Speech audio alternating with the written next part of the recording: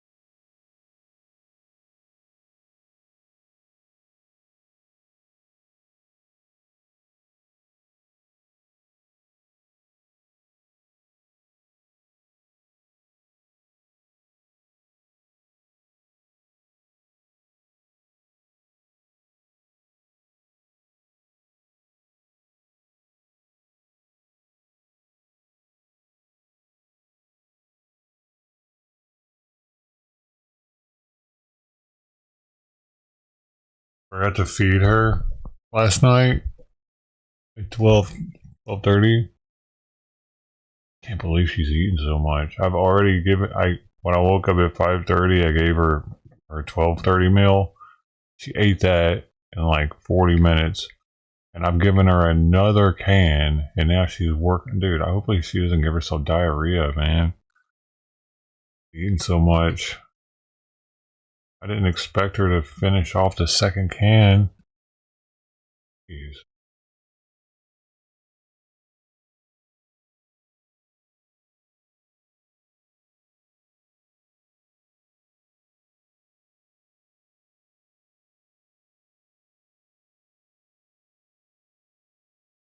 Like, what in the heck, kitty? How can you eat so much?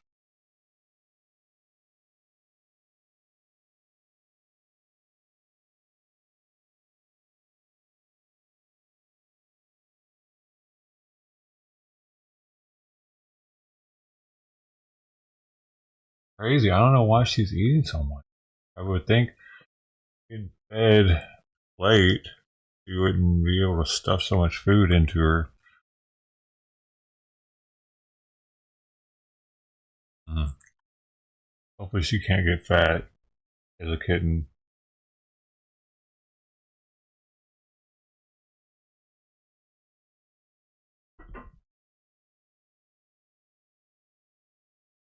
Try to get fat.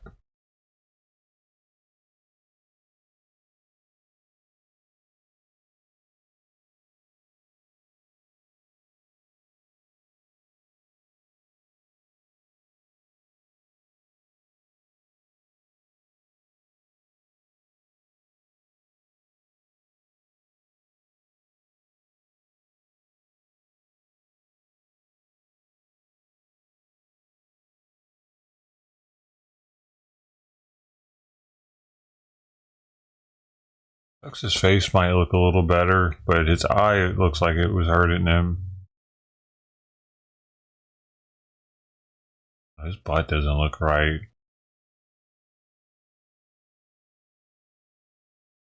Maybe he just never licks it.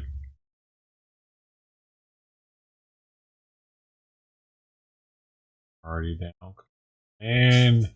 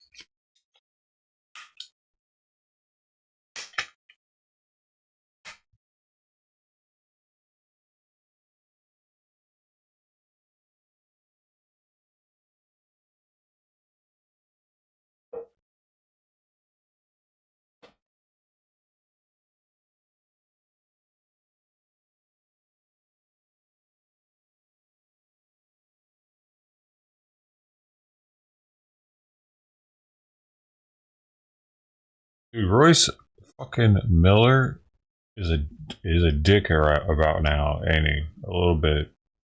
How are you gonna turn on memberships and just stop fucking uploading videos? Well, I'm glad that I know. Like, I wouldn't have known had I not signed up for memberships.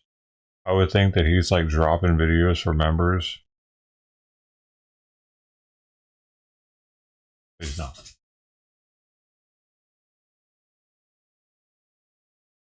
What?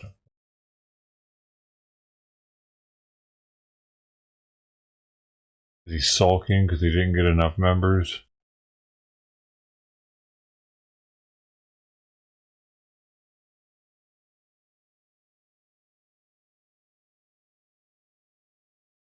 Momma, no.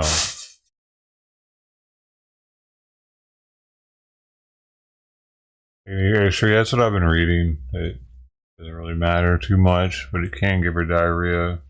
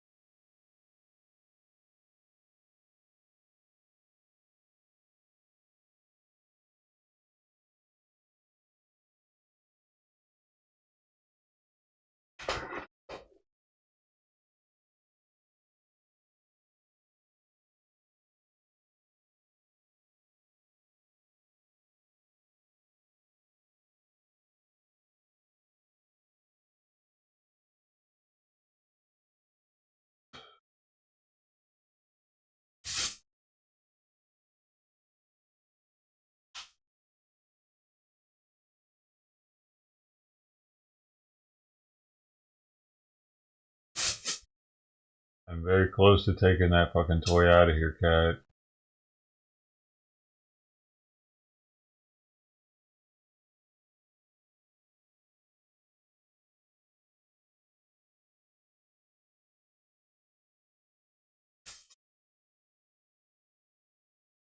Aw, man. The fucking film, the chocolate covered hot dog bullshit won on the poll.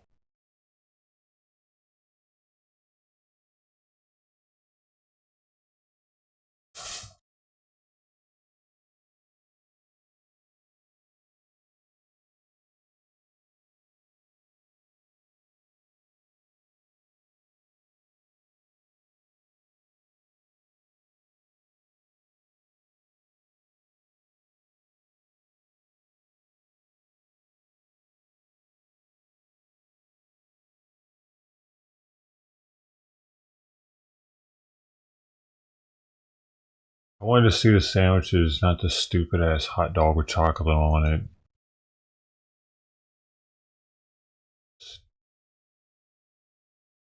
Got a bunch of fucking kids watching this channel is the problem.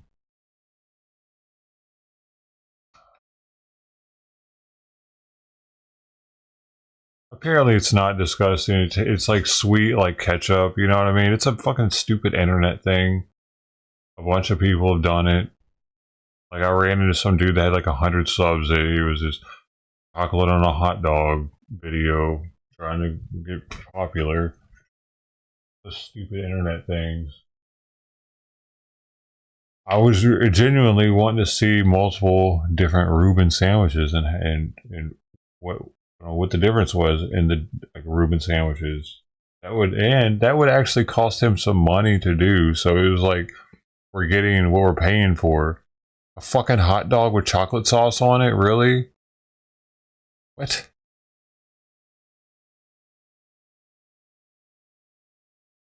Fucking asshole.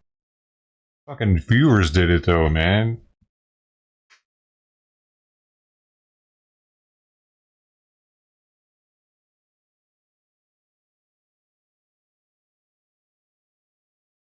I'm never gonna eat a chocolate with fucking chocolate or a hot dog with chocolate sauce on it, but I am gonna eat a Reuben sandwich again one day because I like those.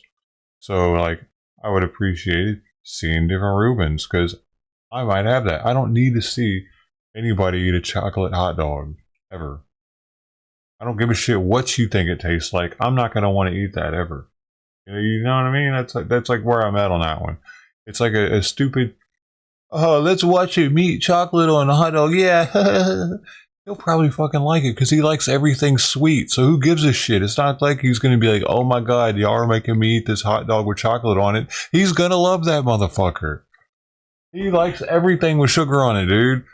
Like when he was a kid, he would get the sweet and sour sauce. There's no sour to the sweet and sour sauce at McDonald's. It's like sugar sauce that you put on chicken nuggets. So it's like they're making him eat something that he wants to eat. He's like, ah, shit. Put a little chocolate on this bad boy. Fuck, if they want to make him eat something, you know what? He should have put fucking salad. Everyone, I'm going to say something. Every one of these lists, there needs to be a healthy food on here that we can make you eat.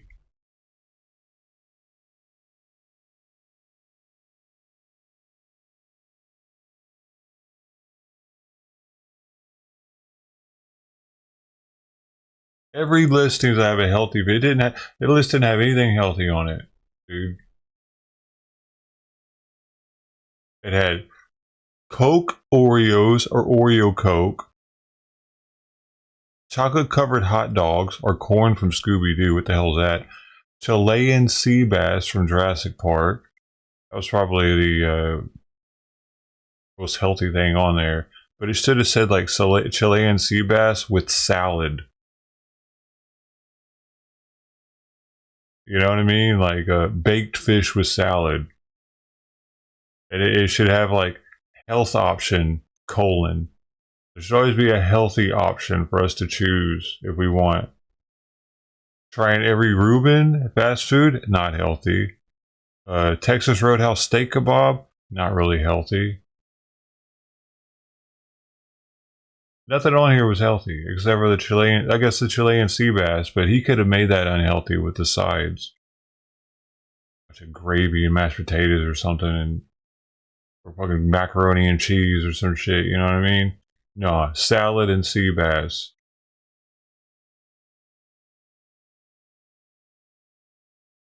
That kind of thing, man. Not fried fish.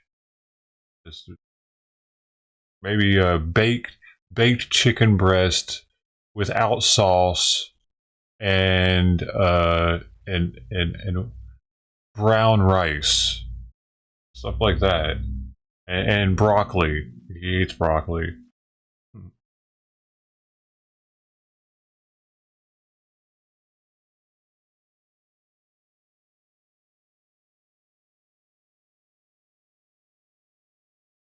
Dude, this camera is fucking pissing me off. All right.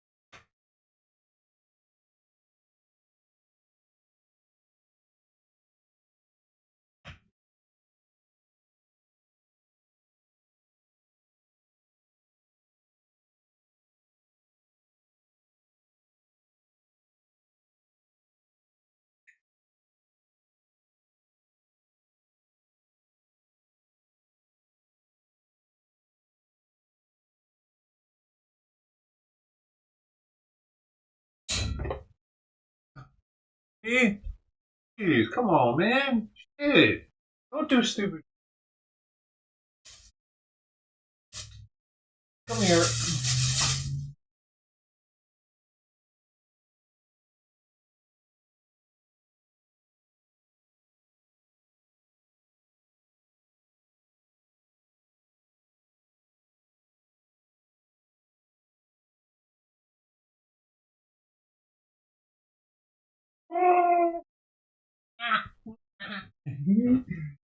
This slippery little booger.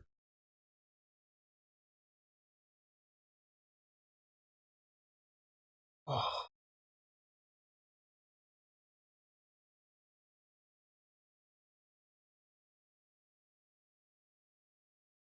And my whiskey club thing ordered. I didn't want to order another whiskey from the whiskey club, man.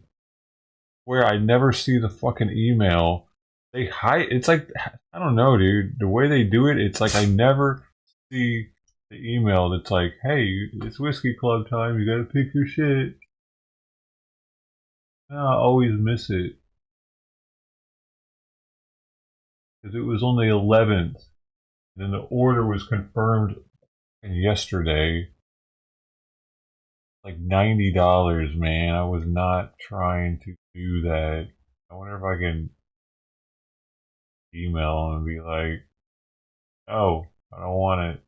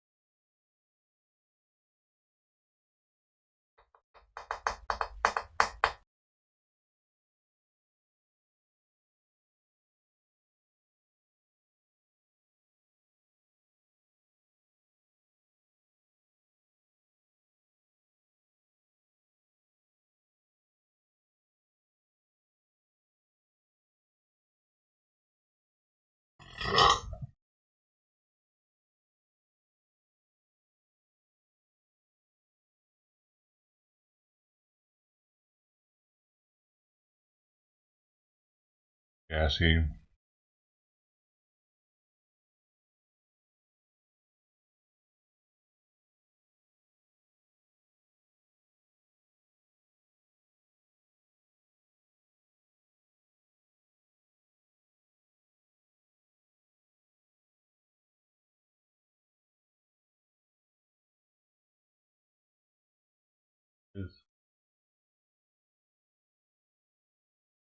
would have wanted.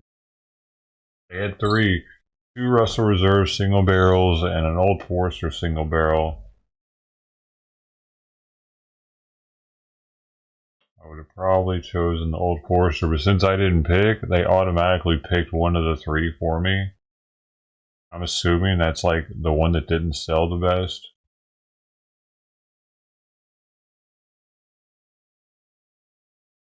That's sucking too much money, dude, for a bottle. But I can get $24 liters every now.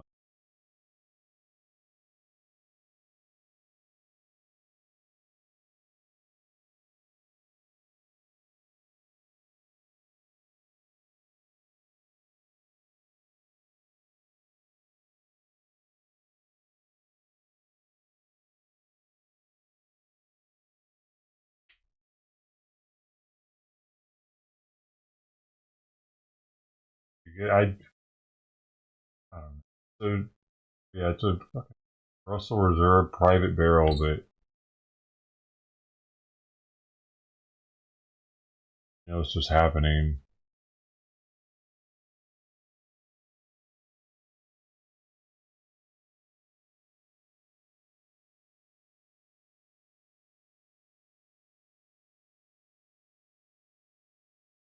It happens, dude. This happens every fucking time. The past like three of these, I get up in the morning and I'll be like on the toilet looking at my emails, and I'll be like, "Oh, what the fuck?" Auto order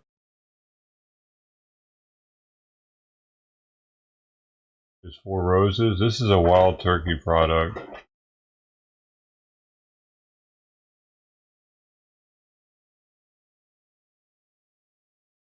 Oh. Which Four Roses?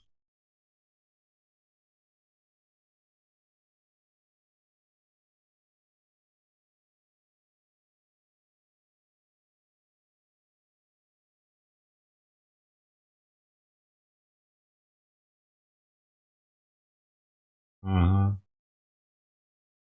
Yeah.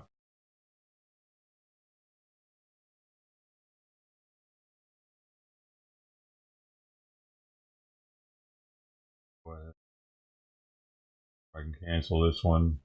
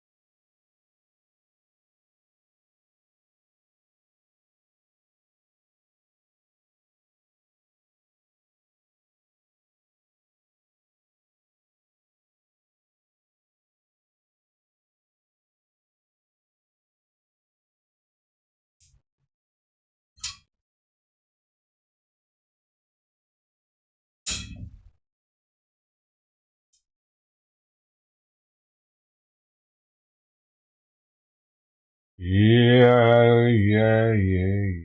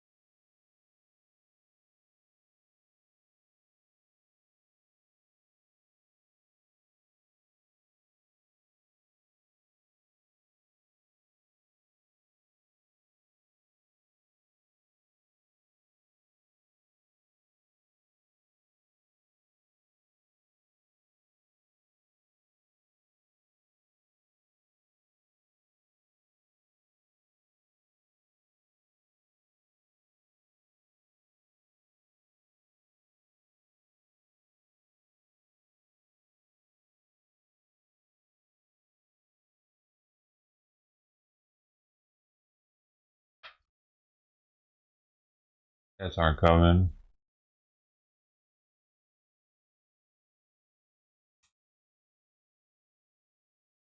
Right, right, right, right. Right, right, right, right.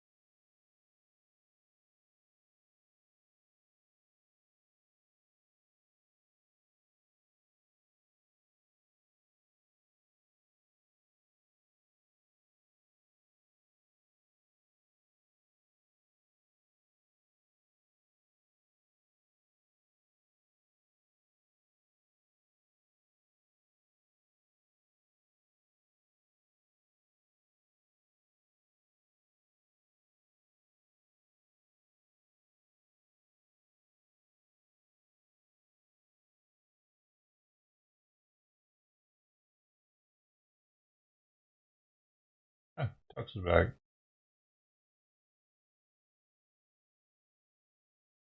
Good. It's just played up.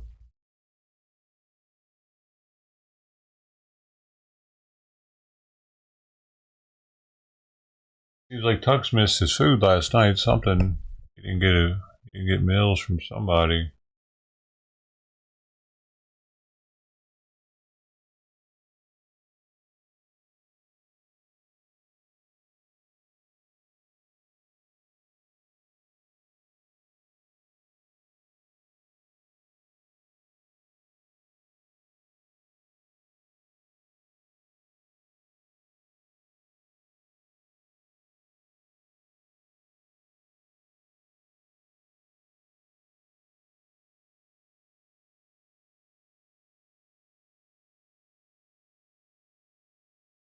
Where's Mama though?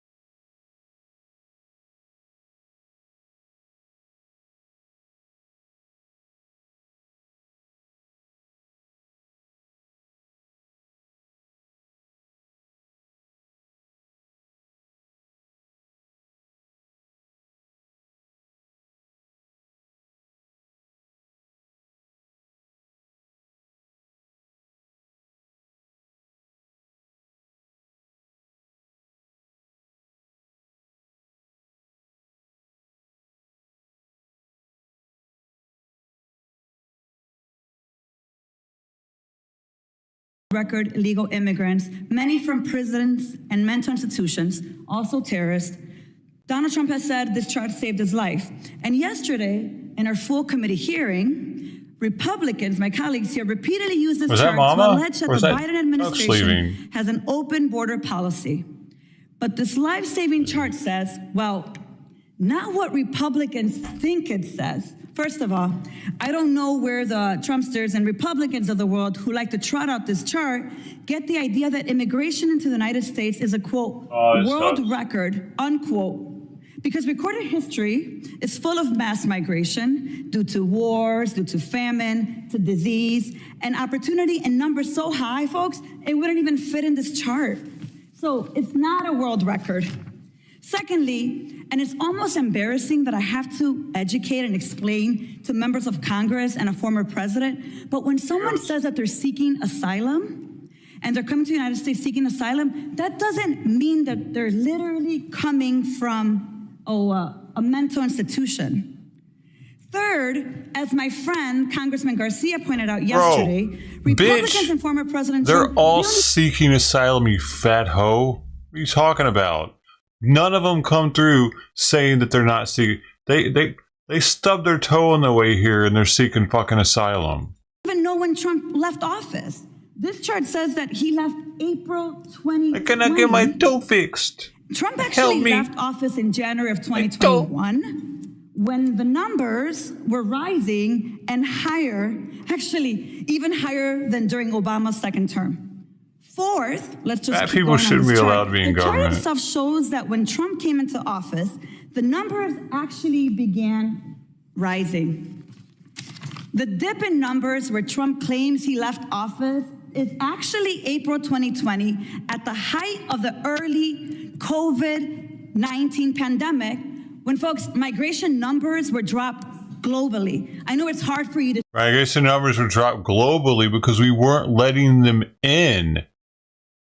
They were trying. They were fucking stacking up at the border trying to get in here sick as shit. This bitch, she has amnesia or something.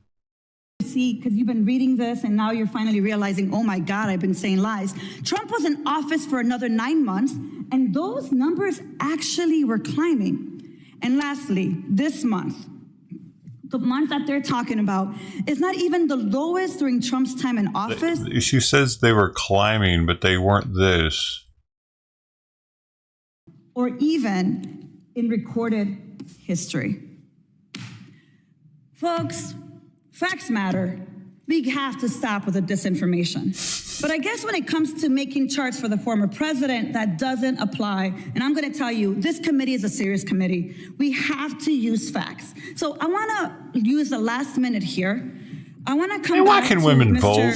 Norasta. Especially be in these positions. Because actually, I think some of my colleagues don't understand. Why are people coming to the United States and risking their lives the way that they are? And how does that help us economically?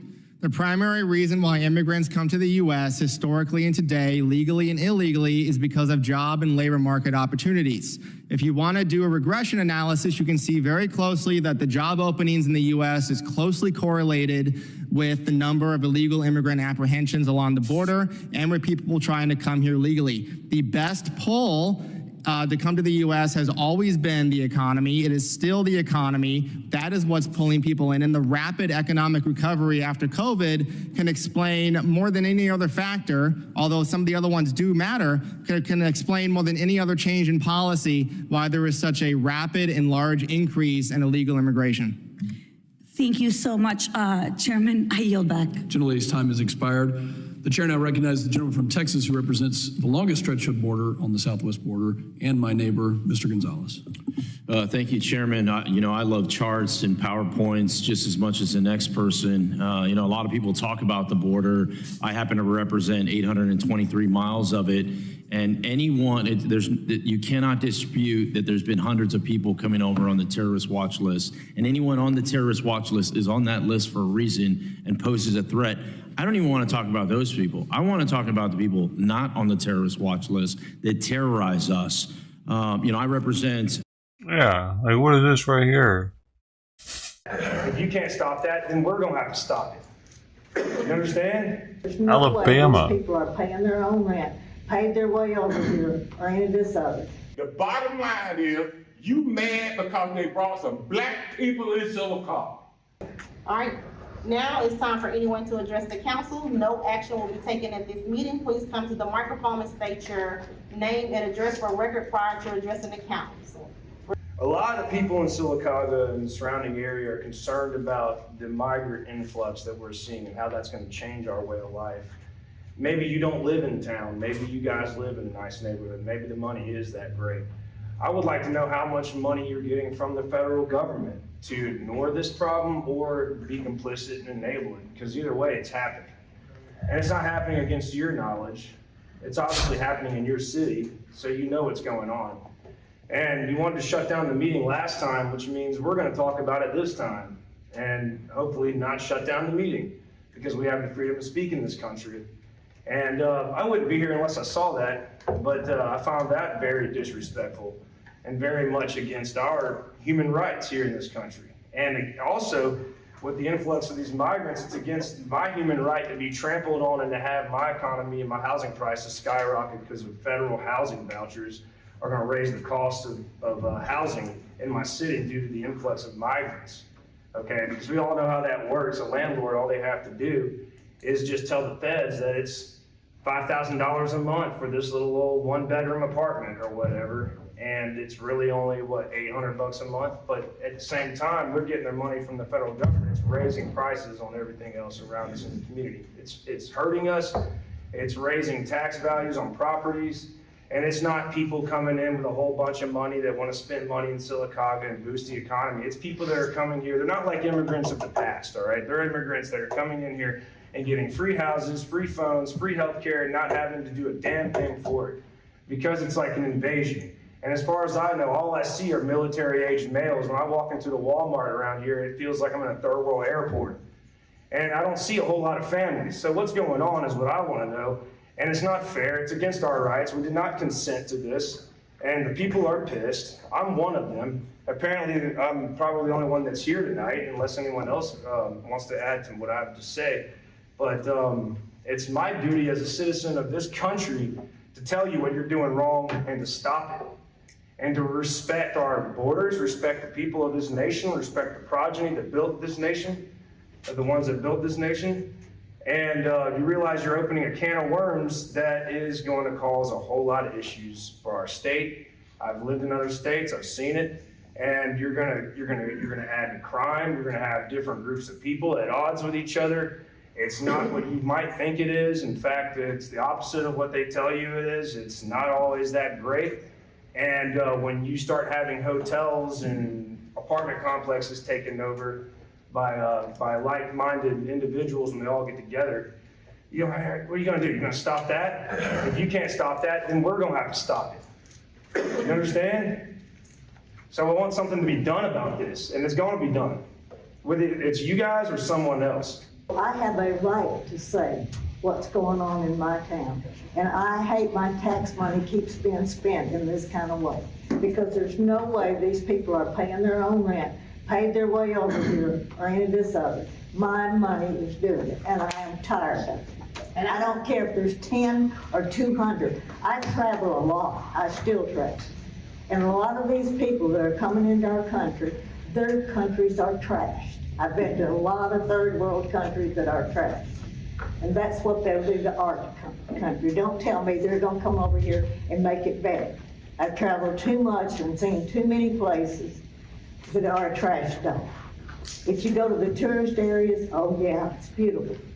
But we always hire a driver and a car and go out to the countryside. Try that. Try that in Belize and the Panama Canal. All those, Costa Rica, all the islands.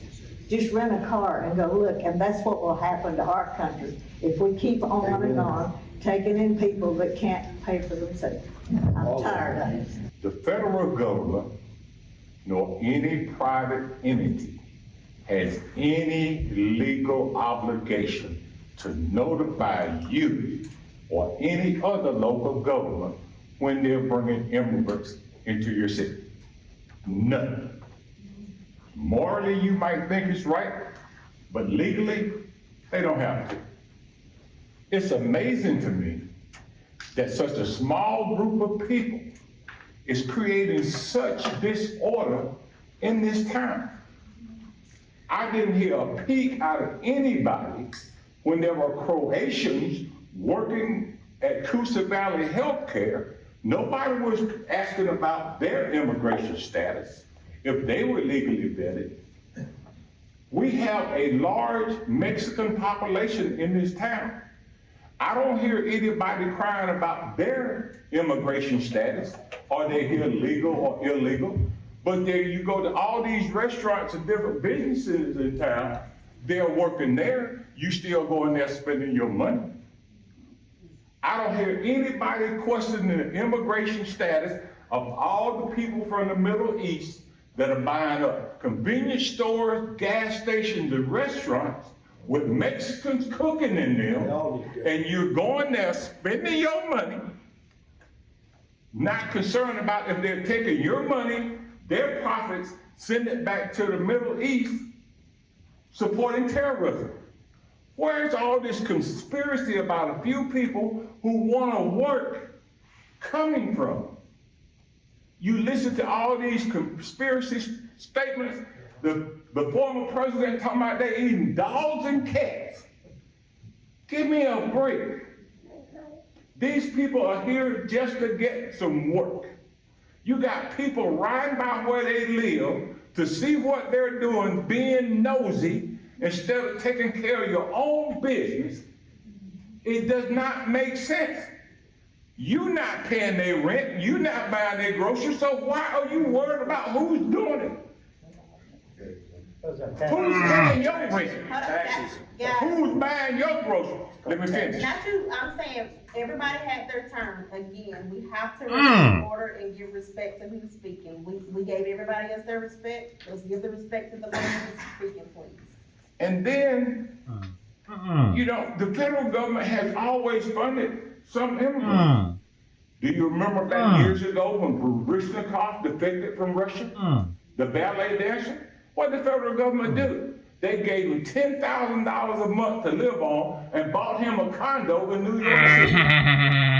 But you're complaining about them giving a few people $2,000 a month. You got people walking around here every day. You want to be concerned or something? You know what scares me? You put the police department on standby. That don't make me feel safe because of Haitians. You know what makes me feel safe? Get some of these people riding around this town with no work, riding on these bicycles and stuff, coming on people's property, opening their car doors, going in their cars, stealing stuff. In these houses that are abandoned with meth labs, riding up and down the street, doing drive-by shooting, killing innocent people. You know what I want the city council to consider? Putting some money into the drug task force so that the police, city and county, can get rid of some of these meth labs and these users around here. I mean, these people aren't bothering us. Why are we in such an uproar about it? 15 to 25 people is not going to upset the apple cart of this town. This is crazy. And to sit here talking about, hear the people talking about, we gonna take care of it? That sounds like a threat to me. What, you gonna threaten somebody because the city council can't do something? So I think if the police department want to be on standby, maybe they should look at them and see what's going on with them. And that's where I am with it. Because the bottom line is, and y'all ain't gonna like it, but I'm gonna say it, the bottom line is, you mad because they brought some black people in Silicon. And that's it. There's been a lot of stuff posted on social media. There's a lot of things that people are saying. So the way I operate, I wanted to go and see them and see what they had to say. So and I also had an interpreter there. There's a guy that made contact with me. He's a pastor in Birmingham, and his original nationality is Haitian. So he's been here since he was small, so he speaks fluent in Creole and English, so he was able to help me translate. So amongst them, there was one that, you know, he spoke the most English. He was kind of just like the representative for everybody else. So the way it works is they are here on a visa. They do have papers. There's an 18-month visa. So they're being employed by a temp service. I don't know which temp service it is, but from what they were telling me, the temp service employs them, and then the assignments only last for 3 months. So when the assignments end, they just go somewhere else to find employment. So, and I also found out that there's like 200, in Talladega that we didn't even know anything about. And so the way they find employment is really just from a word of mouth. So say the people that are here today, they may not even be here tomorrow. So if they can't find work here, then they'll just go to the next city, wherever somebody else is, to just find work. So there was a few, I know the ones that was going to church with Ashton, there was a group of people going to church with Ashton, but this Sunday, only one person showed up, and I asked them, I said, where are they? They said, well, they were in the hotel at Jackson Trace. They're not, all of them aren't there anymore, because they went to a hotel in Elliott City because they got hired at a plant there. So they said just the way it works, whoever calls, like a word of mouth, just say, I moved to California, and I call Nate, hey, there's work here. Nate get on the bus, or we load up in the car, and we go to California for work. So they're basically just here for the American, the American dream, just to work and provide a better life for their families. So, and I spent a good bit of time over there on Sunday. Ashton even came over. He came over with me because I had already been there with over an hour, because I sent the guy that I had made contact with. I actually sent him to church with Ashton so he could just help translate the services. So, and another thing to add too, like these people, they're showing up in different churches. And what's special is they don't even understand what's being said. They don't even understand what's being communicated, but they know it's a place of worship, so they're just going. They're going into the churches, they stay for worship, and they leave. So, I had a pretty good visit Sunday. So, as far as I know, they're just here for work. The same people that are here today, they may not even be here tomorrow.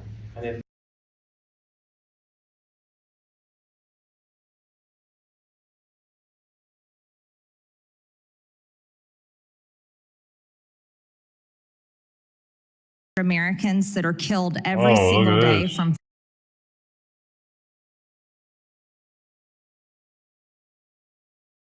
Oh no, I gotta watch Long Beach first too. And that's gonna piss me off.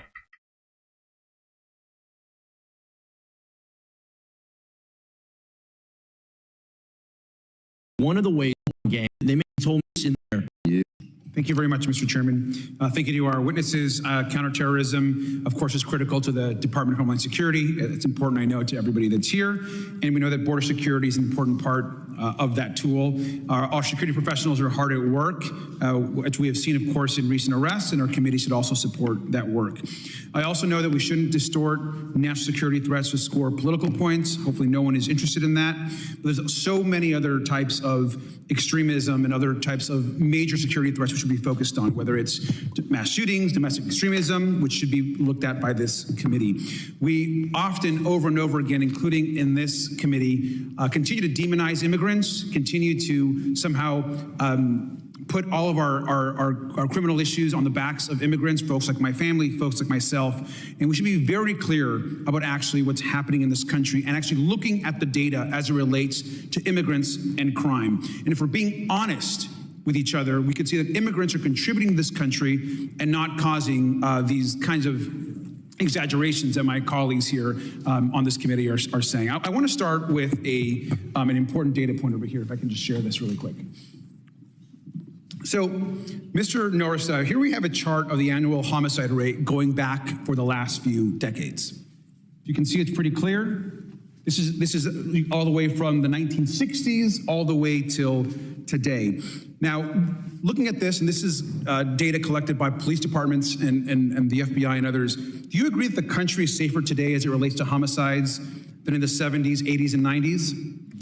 Yes, absolutely. And I want to point out the immigrant population is substantially higher today, too. Thank you. And I want to point out that... Well, that doesn't fucking matter, dude. As if the immigration is what caused the crime to go down. Cameras cause crime to go down. Technology. Fingerprinting databases being more readily available across state lines. What else? What are they going to say it is? Look at this. Clearly, we are safer today than we have ever been over the last few decades. I do want to point out not that we have ever been, because we were safer in the mid 2010s than we are now. So, I mean, what are you talking about? You're safe here in 1963. Why did fucking crime ramp up dramatically? So, after the civil rights movement, that's interesting. Did we give them more leeway to kill each other, or what?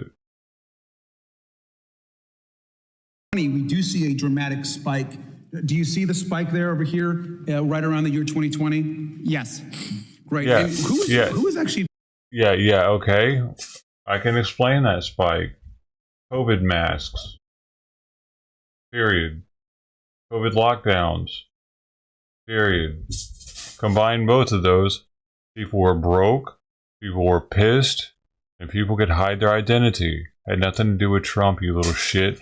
The only thing that it had to do with Trump, actually, was the fact that he was in office, and the leftists, the ones that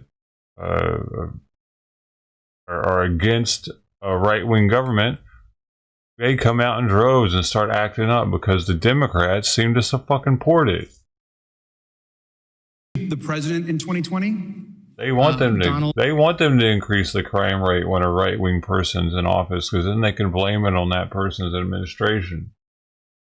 Trump was the president of the United States in 2020. So the largest spike that we see in actual homicides over the last 2 decades is a year that Donald Trump was actually the president of the United States. Is that correct? That is correct. Is it true that under Donald Trump, murder rates surged by 30% to the highest rate since the late 90s? There was a very large surge in the last year of his administration. Right. So here we have crime rates are going down, homicide rates are up here in the 70s, 80s, and 90s. They start to decrease, and then we see the one spike. Who was being killed? Was it leftists killing each other? Like who is doing the murdering? Was it right-wing people doing that murdering? Or was it your spoiled fucking little leftist minions? Donald Trump was president. Then, of course, as we go into 2021, who then got elected president then? Joe Biden was elected. And since that time, if you look at this chart, is violent crime starting then to decrease or increase once Joe Biden became the president? It started to decrease. At that time, COVID was subsiding. People weren't looting as much. See, the thing is, when those looting and shits were happening, the cops were overwhelmed with dealing with that. So, and all the other bullshit protests that they'd had to go to and hang out at. So that send out the police force and allowed for more people to get killed, possibly. There are many reasons why this crap could be doing what it's doing, but they're just blaming it on Trump being in office and Biden getting in office, and that fixed everything. From the elevated level that it was.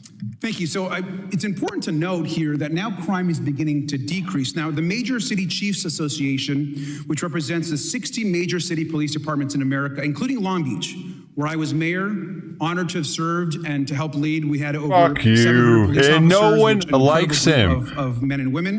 Dude, you know how Reddit is? Reddit's usually pretty soft. They align with leftists on Reddit almost every time. If you're a Democrat, you get aligned with on Reddit. Not him. Every time he's mentioned in the Long Beach Reddit, he gets shit on every time. They say he didn't do shit. He's a sellout. All this shit. It's all bad. They were like good fucking riddance, pretty much. And he's over here bragging about his time here. Through this period of time in 2024 and 2023, we have actually seen a drop in murders and killings, not just back home in California, but across the country. So as we can see in this chart, the gays don't even like him, dude, and he's gay. Actually, I think it's important that we take the word of our police officers and their data, what they're presenting, over what Donald Trump is saying. And I want to show you one other chart, which also is important. Now, again, sir, is it true that the incarceration rate for both documented and even undocumented immigrants is far below the rate for native-born citizen Americans. Yes, it is. So today, immigrants are 60% less likely to be incarcerated than all other U.S.-born individuals. Is that correct? That is correct. Okay. Is it harder to find U.S.-born citizens when they break the law? Or is it harder to find an illegal immigrant who doesn't have an extensive lifelong paper trail with social security number and jobs and employments and addresses, family members here that they can contact and try to figure the case out? It's harder to find and prosecute an illegal immigrant by far. So there's also that. How many of these fuckers are getting away with it? They have to be prosecuted to be claiming that they're doing the crime. If they can't catch them, they can't figure out who they are, they can't prosecute it. So therefore, the numbers are skewed, man. And fuck your cufflinks, you rich bitch. Fucking guy. I wish he would just leave. Now, I only say this because, as you can see, native-born Americans are actually committing crimes and then going to jail at a higher rate than the immigrant population. And I say that not because we should want... At a higher rate. Is this a per capita? This isn't a per capita chart. This isn't showing... Of course there's more of us going to fucking jail, dude. There's more of us. Wait. Okay, no, here we go. Rates are per 100,000 residents in... Okay, so there it is. So... I'm still standing by the original one. They're not getting caught. They're not getting caught. Even documented or undocumented, it's harder to prosecute these people than it is us. And if they don't get prosecuted, they don't end up on this chart. Want folks in jail. Everyone should be accountable to the law. But this idea that immigrants are somehow doing or causing more crime or filling up our prisons more or committing and creating more chaos across this country. For instance, how many of those Trinidad motherfuckers in Aurora got arrested for walking around with rifles? I haven't heard of any of them getting arrested. So therefore, they're not doing any crime in Aurora by bashing people's doors in with rifles and demanding whatever the fuck they're demanding. That doesn't count towards these numbers because they're not getting prosecuted. But they're doing some of the most brazen shit in our country. Like, we don't have videos of American gangsters doing that type of stuff. Why not? Because it's probably not happening. Because if they did it, they would get locked up for it. They would have somebody on the news be like, hey, I know who that is. I went to high school with him. Boop, boop, boop, boop. Is there a reward for this guy? I never liked him anyway. But these guys, no one went to school with him. No one knows who they are. So when they end up on the news, they can't get reported on. So therefore, they don't end up on the chart. And this guy needs to go home and suck his dog's dick. You know what I'm saying? That's what I want him, because he likes human penis. I want some dog dick in his mouth. Actually not true when you look at the data. And so I think it's very important that we call out the lies and the untruths that are happening from folks that are running for president, and quite frankly, also from folks that are on this committee. These fuckers don't even care. Like, they want to give this type of misinformation. They don't care that they don't put thought into the numbers. They just take the numbers and they're like, oh, these numbers are good for us.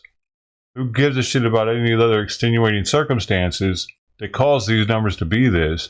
These are the numbers. And when someone watches the news or they see this guy talk about this and they're already aligning with him, they're not going to care either. They're going to be like, yeah, see, look at the chart. Look at the chart, says it all, man. He's cut the chart. We know that undocumented people that are here, that are legal immigrants, are actually committing less crime. That's bullshit. We don't know that. I want to make those points and make sure that we're talking about facts. And with that, I yield back. And hopefully Marjorie Taylor Greene Thank you, Mr. bites Garcia. him in the Ms. Green, ass you have 5 with minutes. her response Thank to you. it. This is Thank such an God- important I am- hearing today. I'm so happy that she's right after him because that's perfect. I don't think it could get any better than that. Talking about terrorism. The definition of terror is a feeling of extreme fear. And it's a very sad day that we live in, that many Americans are living with a feeling of extreme fear. Currently, as it stands right now, the Biden administration does not make known the number of special interest aliens on the Department of Homeland Security website. This is a very concerning figure and statistic that they are hiding from the American people. There have been at least 73,000 special interest aliens arrested at our border. That's a number we know because it was leaked to the media. The number is likely far higher now, but we don't know that information because it does not exist and is not provided to the American people who, by the way, fund the Department of Homeland Security through their taxes. Special interest aliens are from a nation that promotes terrorist activity, harbors terrorists, or poses a security threat to the United States. This does not include the potential special interest aliens among the over 2 million known gotaways. So while we've caught at least 73,000 or more at the border, there are another over 2 million we have no idea who they are, where they are, and what they're planning to do in our country.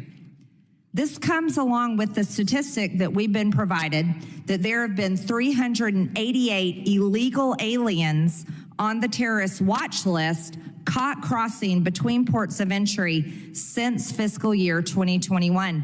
This compares to only 14 that were caught between fiscal year 2017 and 2020 under the Trump administration. I have a very important bill that, if passed and signed into law, this bill would make the number of special interest aliens and countries of origin publicly available on the Department of Homeland Security website for the American people. Dr. Brown, do you agree that the American people deserve to know that number? Yes. Mr. Healy, do you agree they deserve to know? Absolutely, yes. Mr. Narasta, do you agree that the American people deserve to know how many special interest aliens are crossing into our country? The American people deserve to know that, and any other number you can get out of them. Thank you. I appreciate that. I would also like to take just a few minutes to talk about terror and the extreme feeling of fear. That's extreme fear.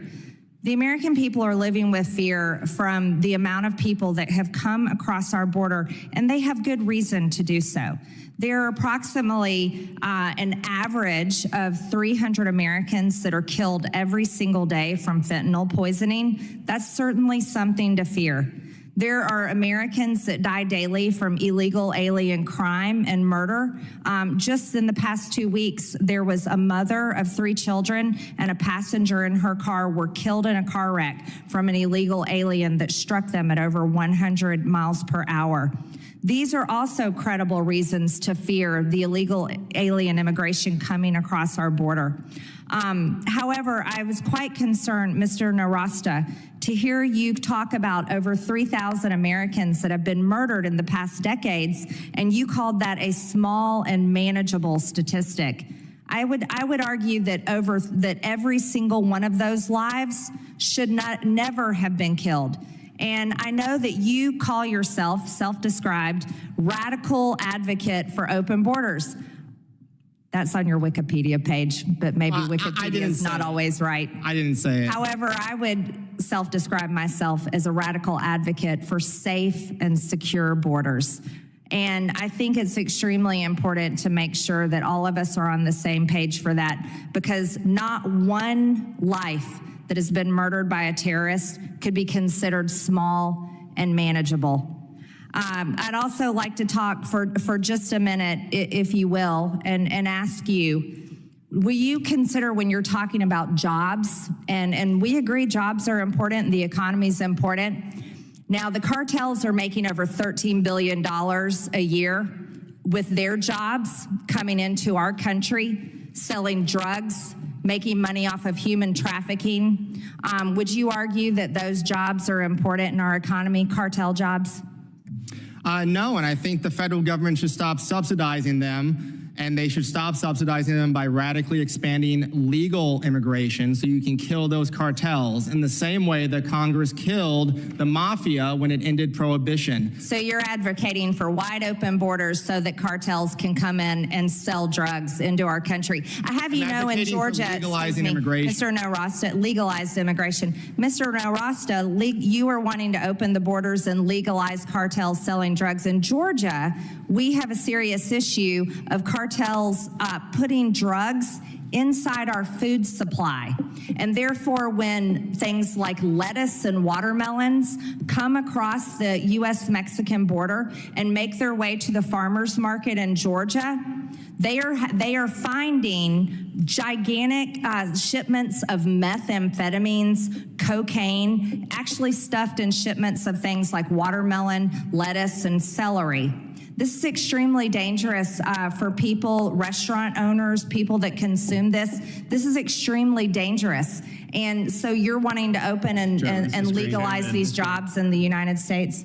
No, I want to, those are consequences of black market. All right, sir, I'm sorry, Ms. Green's time's Thank you, expired. Mr. Chair.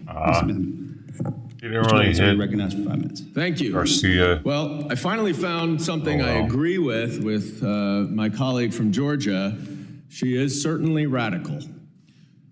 I want to focus on the subject of terrorism that is of this hearing. For this fiscal year to date, CBP reports encountering 96 watch-listed individuals between the southern border ports of entry. Let's put that in perspective. That is 0.007% of all Border Patrol encounters in fiscal year 2024. And we know that being on the watch list is not equivalent to being a known terrorist. There are many ways you get on that watch list, and it is certainly not determinative. But there is no question that there is a problem at the border. Our system cannot withstand the number of people who are trying to get into this country. And I would completely agree with you, Mr. Narasta. Part of that is because the quotas for lawful visas have not been increased in 25 to 30 years, even though, of course, our population has dramatically increased, our economy has dramatically grown. We need people to fill jobs in this country up and down the spectrum. I want to also just focus on a couple of things. Mr. Healy, I'll ask you, do you think that it would be helpful to address our problems at the border if the Department of Justice received $440 million to hire additional immigration judge teams? Yes. Do you think it would be helpful if CBP received $3.8 billion to fund operational costs to manage and enhance security at our nation's borders? Yes. Do you think it would be helpful if CBP received $723 million to hire additional officers and Border Patrol agents? Yes. Do you think it would be helpful if DHS received $424 million to combat the entry of fentanyl and other illegal narcotics from entering the United States? Yes. Do you think it would be helpful if the Immigration and Customs Enforcement received $2.55 billion to fund transportation costs, including increased flights and staging facilities? Yes. Do you think it would be helpful if ICE received $1.29 billion to fund an expansion of the Alternatives to Detention program, which would allow for immediate enrollment at the southwest border to fulfill non-mandatory detention mandates while keeping track of those who come in? I'm not sure of that directive. What about $4 billion for U.S. citizen and immigration services for personnel, facilities, and related costs to meet new operational requirements, including adding 4,338 asylum officers. I'm not familiar with that either. Well, you are aware, of course, that asylum applications take up to 10 years to get through. Is that right? Yes. So you don't think that adding more than 4,000 asylum officers would help streamline that process and stop the incentive for people to try to get asylum here?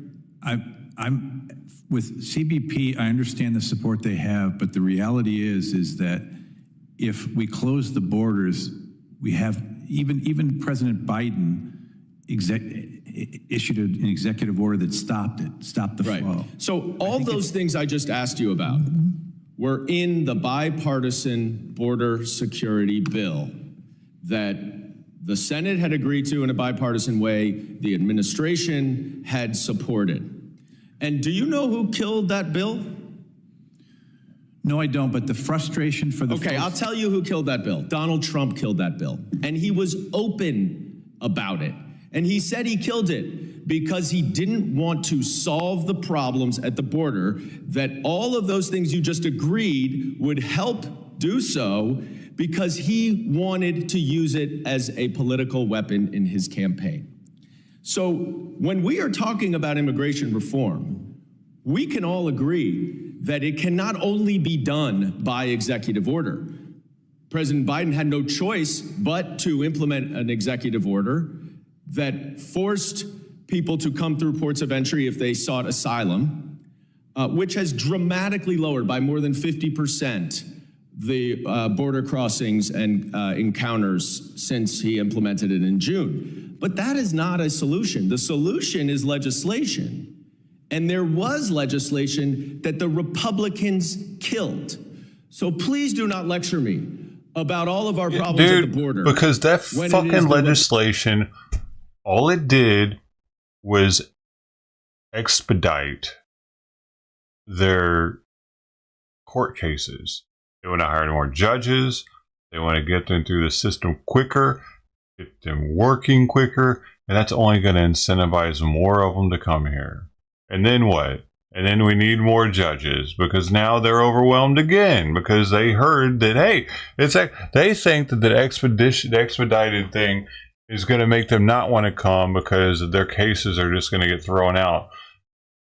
The thing is, they don't actually kick them out if they lose their case.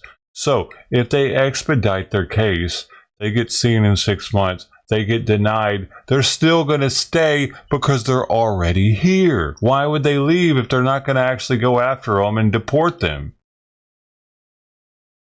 Mission accomplished.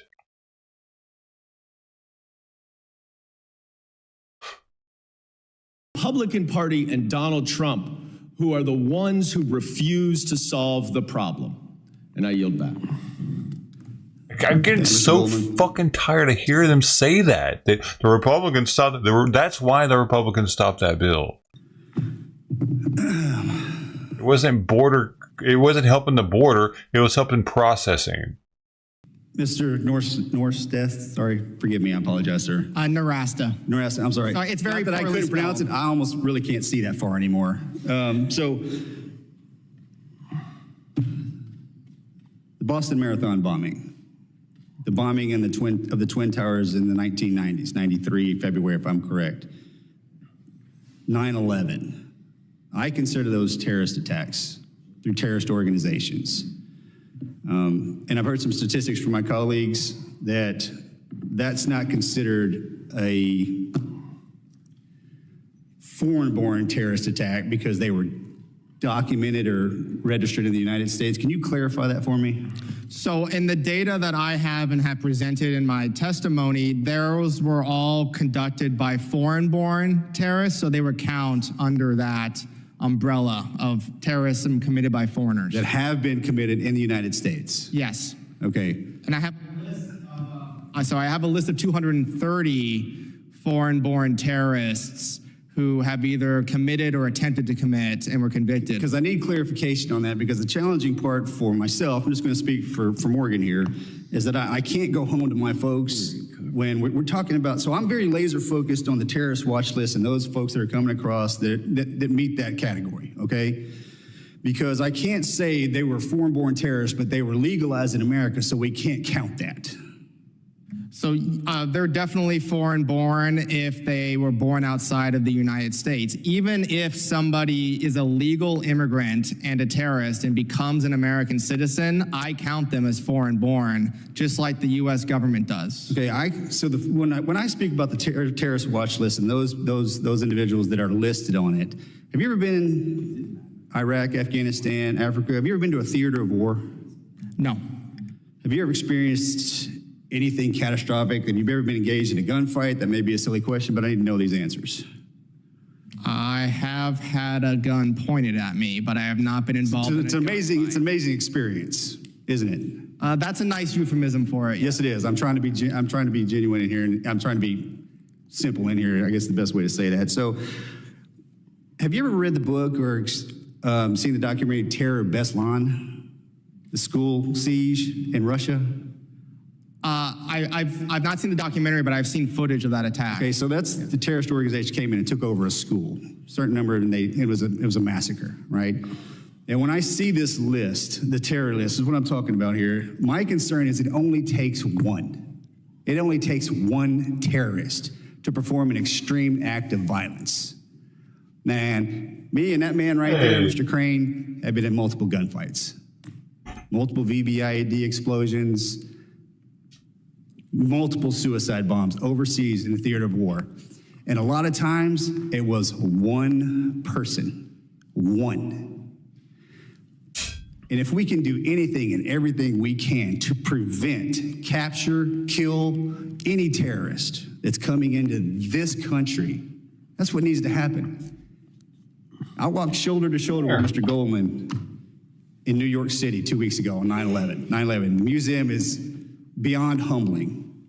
I don't want anything like that to ever happen again in this country. And it seems like and I hate to say this, but we're getting caught in the political jargon right now. That should not happen when we're trying to protect American citizens.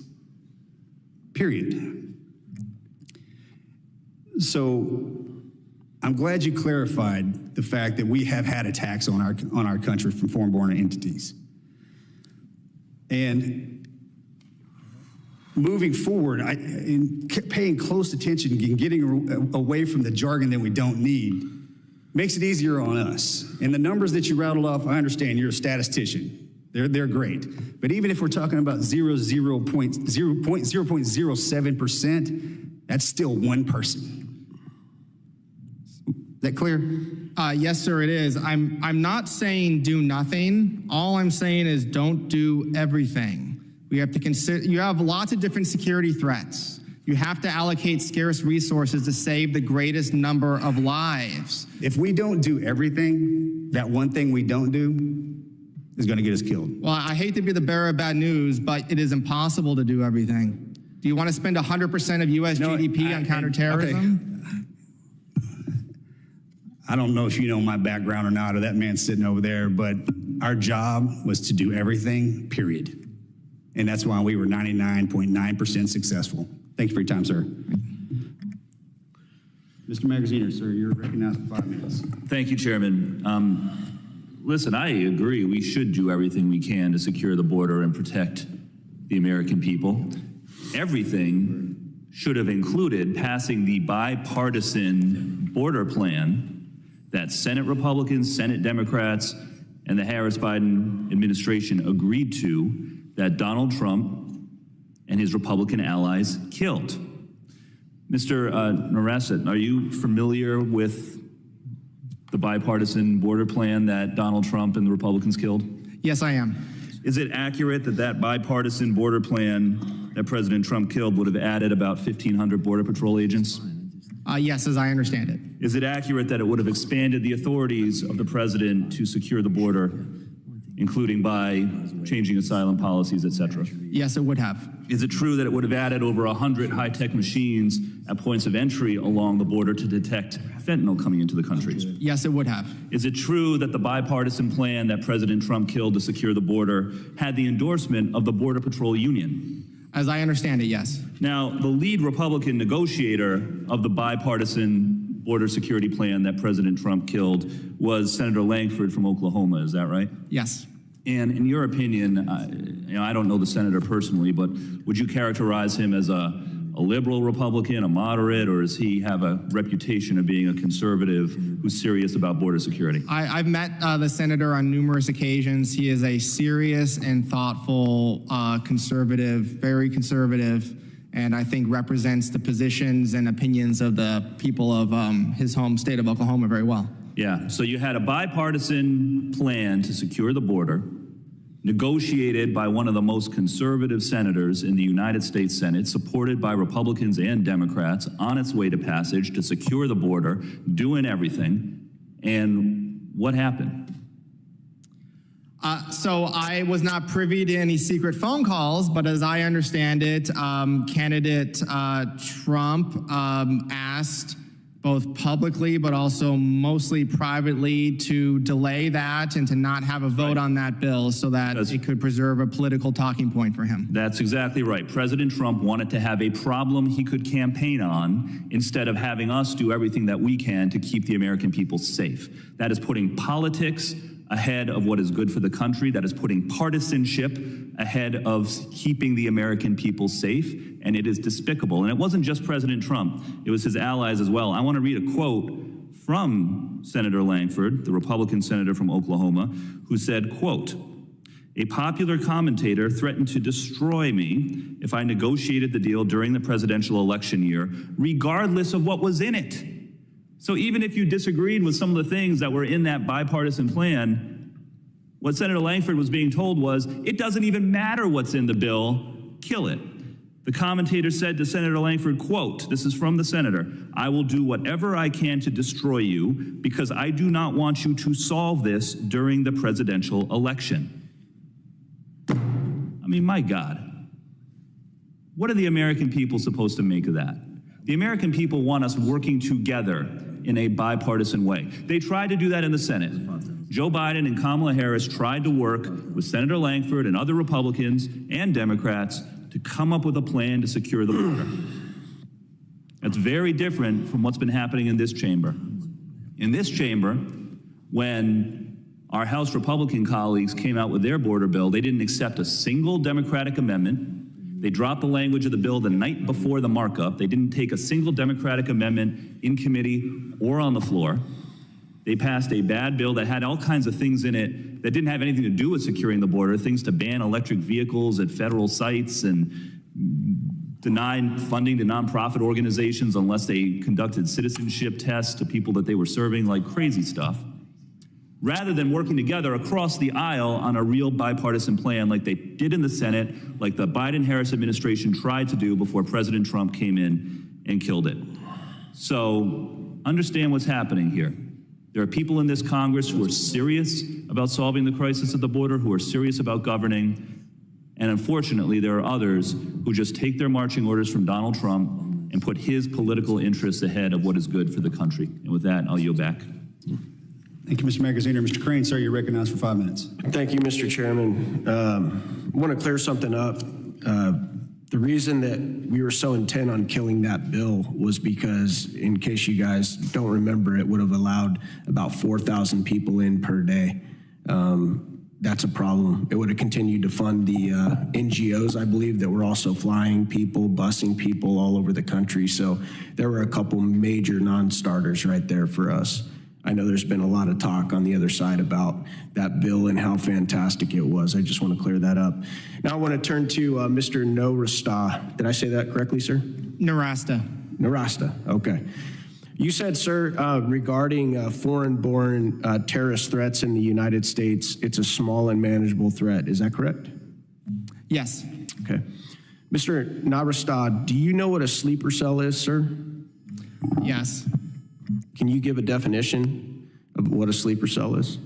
So it's a group of terrorists working together who are laying low for a long period of time in preparation for an attack that will be committed at some point in the future. Yeah, that's actually pretty close. Good job, sir. You're a numbers guy, is that correct? Yes. Okay. Now that we've covered what sleeper cells are, a group of terrorists or spies that are remaining inactive within a target population until ordered to act. And Mr. Healy gave us some great numbers earlier. Under the Trump administration, we had 14 individuals encountered at the southern border on the terror watch list. And under this administration, that number exceeds 380 at this point. Does that make you still stand by your statement that it is a small and manageable threat? It is a threat above zero. It is definitely a threat, but it is still small and manageable, yes. Okay. How about gotaways? How many gotaways have we had since this administration took office? People that didn't get encountered, didn't get arrested at the southern border. So the estimates range, we talked earlier about 2 million. I believe Mr. Healy's estimate was up to 2.4. I've seen estimates as low as about 1.9, 1.8. It depends on the methods, but I think it's fair to say about 1.7 to 2.4 range is fair. Yeah, Mr. Narasta, knowing that, is there a possibility that any of those, let's say 1.5 to 2.5 million people that didn't get arrested, didn't get caught, snuck in through that southern border could have been either on the terrorist watch list or terrorists who aren't on a watch list? It is certainly possible. The chance is absolutely above zero. Are you aware that we have over 100 tunnels that CBP knows of going from Mexico into the United States of America? I bet there are a lot more than that. Yeah. Yeah, we know of about 140 of them, but there's probably a lot more that we don't know about. Is that correct? Absolutely. Absolutely. It's a consequence of black markets. Do you think that could, do you think those tunnels could be used as avenues to bring terrorists into this country? It's certainly possible. We've never seen that. We have no evidence of that, but that is certainly possible that something like that could happen. Okay. Mr. Healy, do you concur, do you agree with Mr. Narasta's claim that it is a small and manageable threat? No. No? I don't. You were in the Marine Corps and then you were an FBI agent for a very long time, is that correct? I was in the Marine Corps. I flew Harrier jump jets for 7 years, and I was an FBI agent for 27. I worked it. I was an undercover agent in it. I helped build the terrorist screening center initially. I was its first deputy director, and I was a director for 5 years. Yeah. And I lived it every day. How many terrorists does it take to cause a mass casualty event? One. One? One. Yeah. How important do you think it is that we do everything possible to stop any attacks on U.S. soil, Mr. Healy? We don't have the choice. We don't have the choice. That's not an option, period. Do you think this administration is taking it seriously at all? I have a problem when numbers go crazy from 2021 to 2024. It's unmanageable. I worked with the team, and I actually attended the Terrorist Screening Center Memorial a couple days, a week ago for 9/11. Those people work every single day, 24 hours a day. They can't leave. Yeah. It's unmanageable. Thank you, Mr. Chairman. I yield back. Thank you, Mr. Crane. Mr. Swazi, sir, you're recognized for 5 minutes.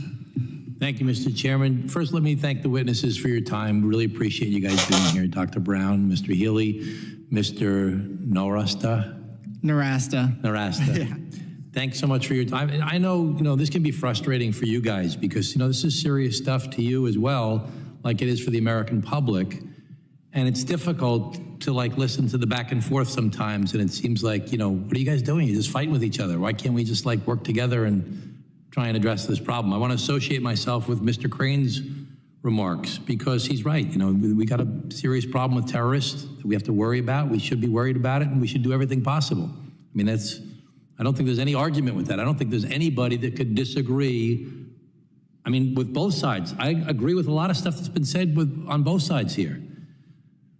The crisis that we have in our country is not just the southern border. It's a crisis of Washington, D.C., that we're not actually putting aside the rhetoric and doing the work that's necessary to find common ground to get this done. And so I don't want to talk about former President Trump or President Biden or Kamala Harris or, all that stuff. We've got to do a few things. We've got to secure the border. And the There were a lot of things in the Senate bill that were great. Mr. Crane didn't like the idea of the 4,000 a day or something.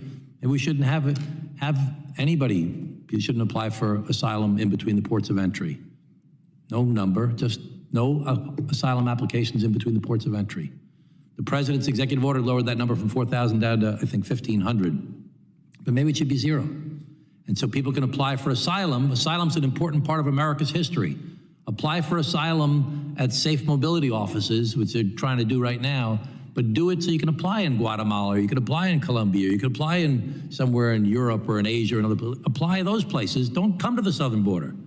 Why subject these people to pay $10,000 to some criminal entity, subject themselves to this awful trek, subject themselves to rape or murder or pillaging, awful experiences, parents and children? Why not just have people apply in other places? Don't put the pressure on the southern border. And let's do all the other stuff that was good in the Senate bipartisan compromise. More judges, more border security, build some more wall, more technology, do all that stuff. But we got to stop this back and forth and back and forth and back and forth. And the people in America are like, what are you guys doing? This is real. Stop. Just work together and fix it. So we got to secure the border. We got to fix the asylum system that still respects the concept of asylum. You know, we used to applaud asylum in America. When someone defected from Russia, or from Soviet Union, I should say, we were like, yes, they're defecting. They're with us. They're not with them. They're being persecuted. We're going to help them. Well, there are still people being persecuted in the world. Asylum is a magnificent thing about America. But let's not make it so that people are using asylum because they've been coached by a coyote and abuse the system because they're just doing it for economic reasons, which we understand that. We have compassion for people doing it for economic reasons, but that's not the purpose of asylum. Purpose of asylum is you're being tortured or persecuted in your country for your political beliefs or something else about you, and you have nowhere else to go, and America is the beacon of light for the rest of the world. So let's keep asylum, but let's fix it from being abused right now. So secure the border, fix asylum, and then let's treat people like human beings. Let's find the areas that makes sense, like a lot of the things that Mr. Norasta was talking about, you know, that will improve our economy. The farm workers, there was a bipartisan farm workers bill. We got to get that back. Let's help the dreamers that have been here for 30 years, these kids that came here, they graduated from college, they're now in the military. I mean, they're now in college or they're working a full-time. Give them a break. Been here for 30, we're not going to send them back to a country they never knew since they came here. We invited people here because they had an earthquake or they had a civil war. We said, TPS, temporary protective, come to America. We'll take you in. We'll help you because of how awful it is in your country. Help those people. They've been here 20 or 30 years. Afghan readjustment, the people that Mr. Luttrell served with, you know, help them to come here. So let's stop the BS. And I'm not suggesting that you guys are doing BS at all. Let's figure out how can we do the things to secure our border, fix the asylum system while still respecting its history, and treat people like human beings. And let's give the American people what they want, because they don't want what I hear at a lot of these hearings that we have, which is just the back and forth, and you're one of those, and you're one of those, and blah, blah, blah. Let's work together and let's actually make the world a better place to live in. So I'm sorry that I did all the talking. I didn't ask you any questions, but I appreciate your service, all of you, for spending the time, not only today, but devoting your lives to these public policy issues and helping to educate. I took the time to read your testimony, and I'm grateful to you for the work that you've all done. And let's work together and make things better. I yield back, Mr. Chairman. Thank you, Mr. Suozzi. Mr. D'Esposito, sir, you're recognized for 5 minutes. Well, thank you, Mr. Chairman, and thank you all for being here this morning. Homeland Security stated in their 2024 Homeland Threat Assessment that, quote, terrorists and criminal actors may exploit the elevated flow and increasingly complex security environment to enter the United States. So let me put it another way. The Biden-Harris administration failed border policies have without a doubt caused a crisis at our southern border that allows, unfortunately, terrorists and criminals to slip into our nation and wreak havoc on American streets. From fiscal year 2021 to date, 378 individuals whose names appear on the known terror watch list were stopped trying to cross our southern border illegally. And these are just the ones that we know about. Just 24 hours ago, we had a hearing in this room where a former chief of the Border Patrol, I asked him, how much information do we have on the millions of known gotaways that have entered this country? His answer, zero. We have zero information on millions of people who have crossed into this country illegally. We don't know where they are. We don't know what they're doing. We don't know who they're associating with. And we don't know what they want to do to this country. You would honestly have to be blind to not to see the crisis that we are experiencing as a nation and the danger that this administration is putting every American in. And it's absolutely unacceptable. Mr. Healy, in your testimony, you stated, quote, "In my experience, the numbers matter." And I agree, they do. Quote, 19 al-Qaeda terrorists on 4 commercial jetliners fundamentally altered our world, forever changing our mindset in the aftermath of 9/11. In this landscape, a single terrorist act has the potential to impact millions of lives. Just last week, we commemorated the 23rd anniversary of the September 11th attacks. Communities that I represent on Long Island in New York lost hundreds of individuals that day. And unfortunately, we continue to lose people related to 9/11 illness. Both the NYPD and the FDNY, the numbers have nearly doubled of those that have died since 9/11 than on the actual day. When you hear some of the numbers that I mentioned related to our border, what are your initial thoughts? Extreme concern, and it's outrageous because we didn't have to get here. This was preventable. This was preventable. And what sort of threat do numbers like these pose to the United States of America? An unknown, a known or suspected terrorist, unknown to the FBI, entering in the U.S. is a threat beyond I can comprehend. When you talk about 1 or 2, it doesn't matter. The issue is that when you have one, that one everybody knows about, and the fear and possibilities of what they can do is incredible. And Mr. Healy, you use the word, you pretty much can't comprehend it.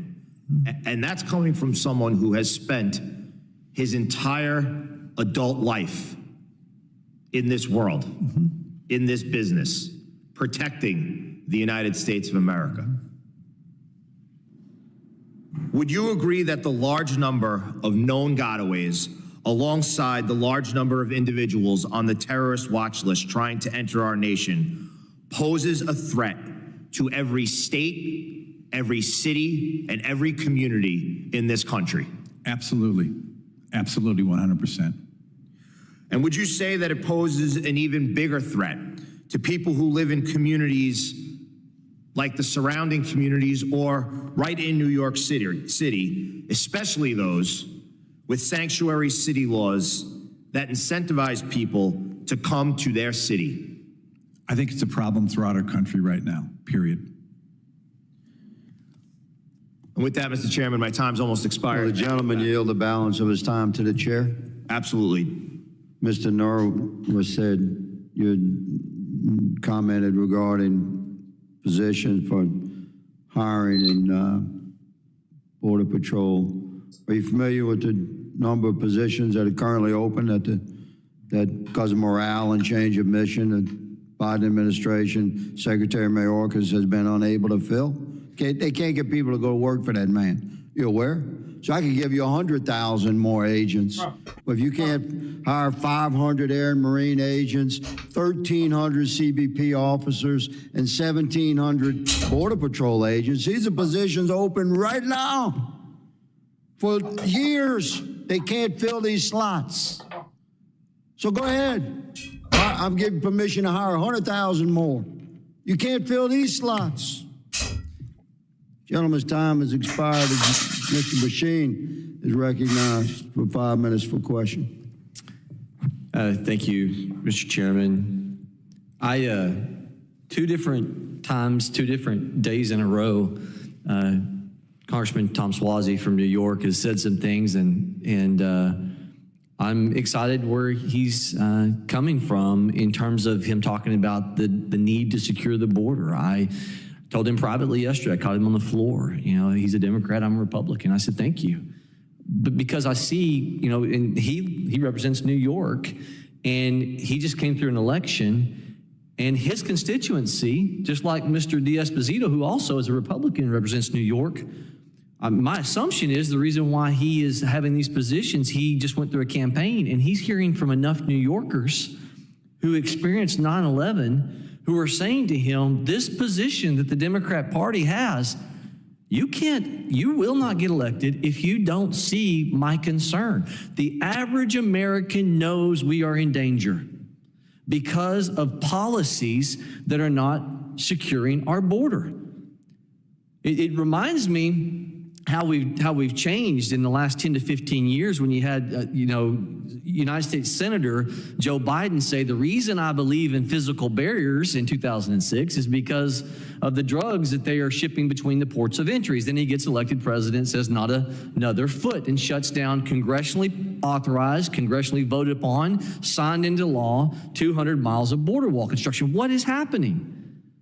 It reminds me of the story of the husband and wife driving down the road, sitting on 2 opposite sides of the vehicle, seeing this 16-year-old couple maybe coming past them on the highway, and they're sitting together, maybe holding hands, and the wife looks over at the husband and says, sweetie, why don't we sit like that together anymore? And he looks at her on the opposite end of the vehicle and says, well, I didn't go anywhere.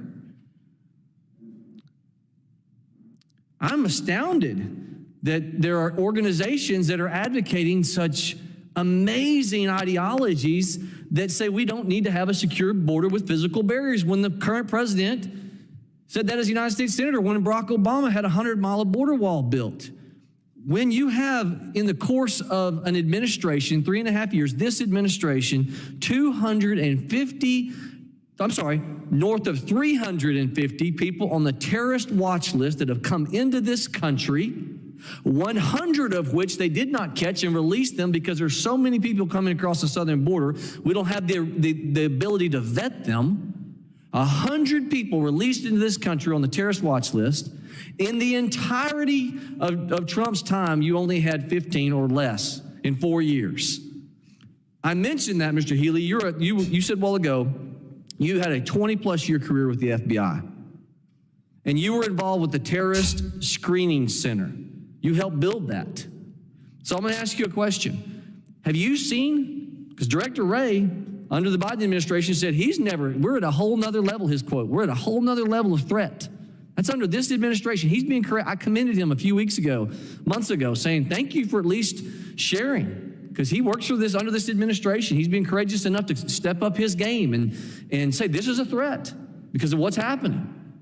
Have you ever seen this heightened threat level in 30 years when working for the FBI that we are today because of insane policies? Never. So I want to look to the gentleman. I wrote it down, Mr. Narasta from the Cato Institute. Thank you. This long down the line in the order of those who get a chance to speak, I've heard you pronounce it a number of times at this point. Look, I've read some Cato things that I like. There are times in the past until I started watching y'all on your border positions. I was a fan at times of Cato positions. I'm astounded at where Cato is trying to take this narrative, and why have you all moved so far to the position that you're at where you don't see that the woman yesterday, daughter raped, was before this committee, rape after murder, and we don't understand we have to do all the above to secure that southern border. And to what Trump is talking about, there are criminals being released. If you're a country and you want to get rid of a criminal population, go north, young man, go north is the mantra coming from many of these countries. And we have policies that are allowing this. Do you think we're safer than we were 3 years ago? There has never been a terrorist attack committed by an illegal immigrant who entered illegally on U.S. soil in U.S. history. It has not happened. I think you should focus on real threats that have actually manifested. Mr. Austin, can I interrupt you because I'm over time? I'll just say, you're saying it's never happened. You're saying it's never happened. Yeah, an illegal immigrant has never What will you attacked. say when Director Ray is proved right and this threat has never happened and it does happen? I have a long list, 50 pages of predictions made about fear of terrorism happening, made going back decades. All of them have turned out to be wrong. I am sick and tired of this threat hyperinflation. I'm going to wrap up, Mr. Sick and Chairman. tired of it. Let me ask you this. If it was a family member of yours that was raped and murdered or murdered by Tren de Aragua, would that statement be different? That you say it's never happened? We should focus 100% of our resources on security threats. We should take Border Patrol away from trying to stop workers trying to come in. We should legalize the flow of labor so we can focus on these. Of course, there are individuals who have committed crimes who are illegal immigrants. They should be punished, removed, incarcerated, and stopped, but we should focus on them. The gentleman yields. I'll let the witness finish because he's sick and tired. All right. Fascinating interactions here today, both sides of the aisle, which you have participated in today, ladies and gentlemen, and what America has witnessed is solid American men and women on both sides of the aisle grappling with this issue. Clearly, what's happening is injurious to our country at the southern border by any measure. Less of a measure from one witness, more of a measure from another. But it's our job to determine, what can we do to work together to mitigate against injury to our country. And so I appreciate the ranking members of both subcommittees for joining us today. And I appreciate the staff that has worked hard to assemble this meeting and the panelists, because ultimately, regardless of our political affiliation, we are Americans and we love and respect each other and we're dedicated to serve our country. So I thank the witnesses for the valuable testimony and the members for their questions. The members of the subcommittees may have some additional questions for the witnesses, and we would ask that the witnesses respond to these in writing.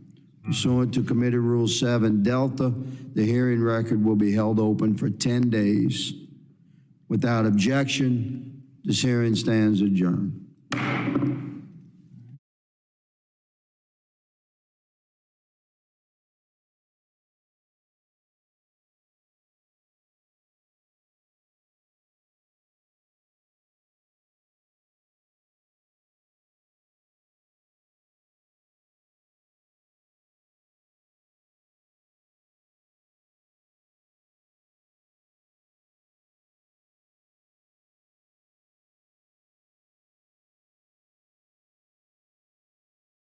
The report card on the border, fail. Unleashing American energy, failing again. Growing our economy, fail again. Support American values, fail. The top leaders of the United States have consistently failed the American people, but it doesn't have to be this way. Let's start at the border, the first one.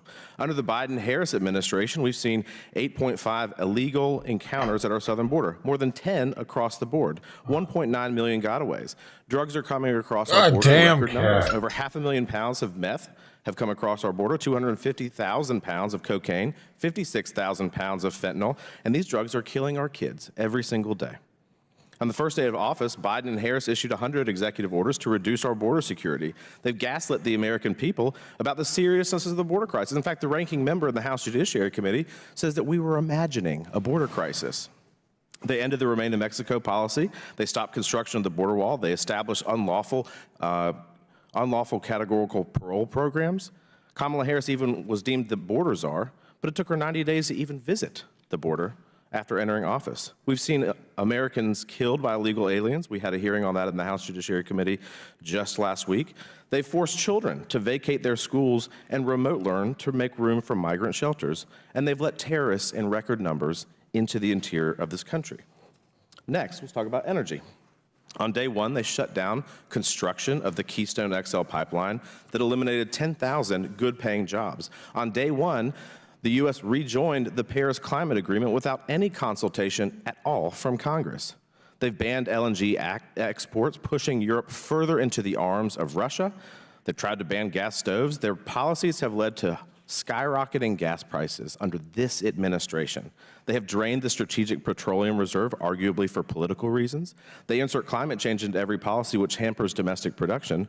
They block domestic mineral development in the United States, again, further pushing the rest of the world into China and getting those minerals. They've restricted energy development on federal land, and they've crippled our domestic energy production, which has harmed our national security. Next, on the economy. Everyone feels it. The only people that seem to be surprised are the ones on the other side of the aisle, but everyone's getting pinched. Overall, prices are up 20%. Inflation has outpaced wages for 26 straight months. The monthly mortgage payment for a median-priced new home has increased by $1,038. Interest rates are over 5%, the highest in over 23 years. Average weekly earnings, by the way, for employees have decreased in that same time, 4.5%. Credit card interest rates are at the highest level they've been in nearly 3 decades, and over a third of families paid a late fee in the last year. Moving on to the next one. Foreign policy. For starters, the Biden-Harris administration withdrew from Afghanistan. I don't need to talk much about that, given what has happened. Given the catastrophe that happened there, that was a huge blunder. Unfortunately, the failures continue. The Biden-Harris administration has been incredibly mixed messaged on whether to stand with Israel. Vice President Harris even went so far as to boycott Netanyahu's congressional address in this country. Biden and Harris have projected weakness on the world stage. That weakness, they have had weakness against the Iranian-backed Houthis, against Chinese aggression. They've handed billions of dollars to Iran, which has funded these terror activities in the Middle East. The U.S. Army has fallen 15,000 soldiers short of their recruitment goal in fiscal year 2022. There have been a complete lack of oversight for the funding of Ukraine. There's been grift all over the place. They allowed a Chinese spy balloon to traipse itself all across the country, eventually getting shot down in my coastal district of South Carolina. They allowed Cuba, a known state sponsor of terrorism, to tour the Miami TSA facilities. They've discharged troops for refusing the COVID vaccine. And let's talk about American values for a second. They've worked to insert DEI initiatives into every aspect of our lives. They allow males to compete in women's sports. Biden and Harris proclaimed Easter as the Transgender Day of Visibility. They have been funding abortions and travel expenses through the Pentagon for military personnel. They have lied to the American people about Biden's cognitive state. I could go on and on and on. And so for somebody who wants a promotion to the highest office in the land, you first have to pass the test. And in every which way, Kamala Harris has not passed the test. She has not upheld her oath of office, and she has failed the American people, and we should not promote her. Thank you, Mr. Chairman. I yield back. Gentleman yields back. Mr. Chairman? Chair recognizes Ms. Green. I'd like to enter for the record a Fox News interview by Brett Baer with Heritage Foundation Kevin Roberts. Kevin Roberts stated for the record, he also published Project 2025, that Mr. Trump is telling the truth, confirming on Fox that Trump never collaborated on Project 2025 and never endorsed it, nor has Heritage Foundation endorsed Trump for president. Democrats are lying over and over and over again about Project 2025 and President Trump. Without objection, we'll enter into the Brett Baer interview. Without objections ordered. Chair now recognizes Ms. Lee from Pennsylvania. Thank you, Mr. Chair. I just want to appreciate for a moment that this hearing my Republican colleagues have called is about incompetence and failure of our federal government, when failure is exactly what they want to happen. Incompetence is their MO.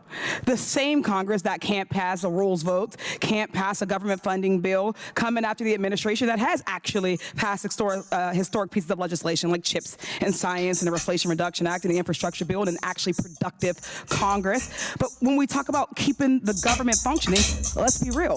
The people who are actually keeping things afloat are not my colleagues, thank God. And it's not even the president. It's our federal workforce. It's the hardworking career professionals across What is going on? What the fuck did she do? Improve our air quality and our water quality. They work to ensure that our medications are safe to take, that Social Security checks get to folks on time, and that our veterans can live with dignity and comfort after their service. These are regular folks who know how to get their job done day in and day out to serve the American people. There's a reason why these people are career professionals. There's a reason why they're not partisan shills.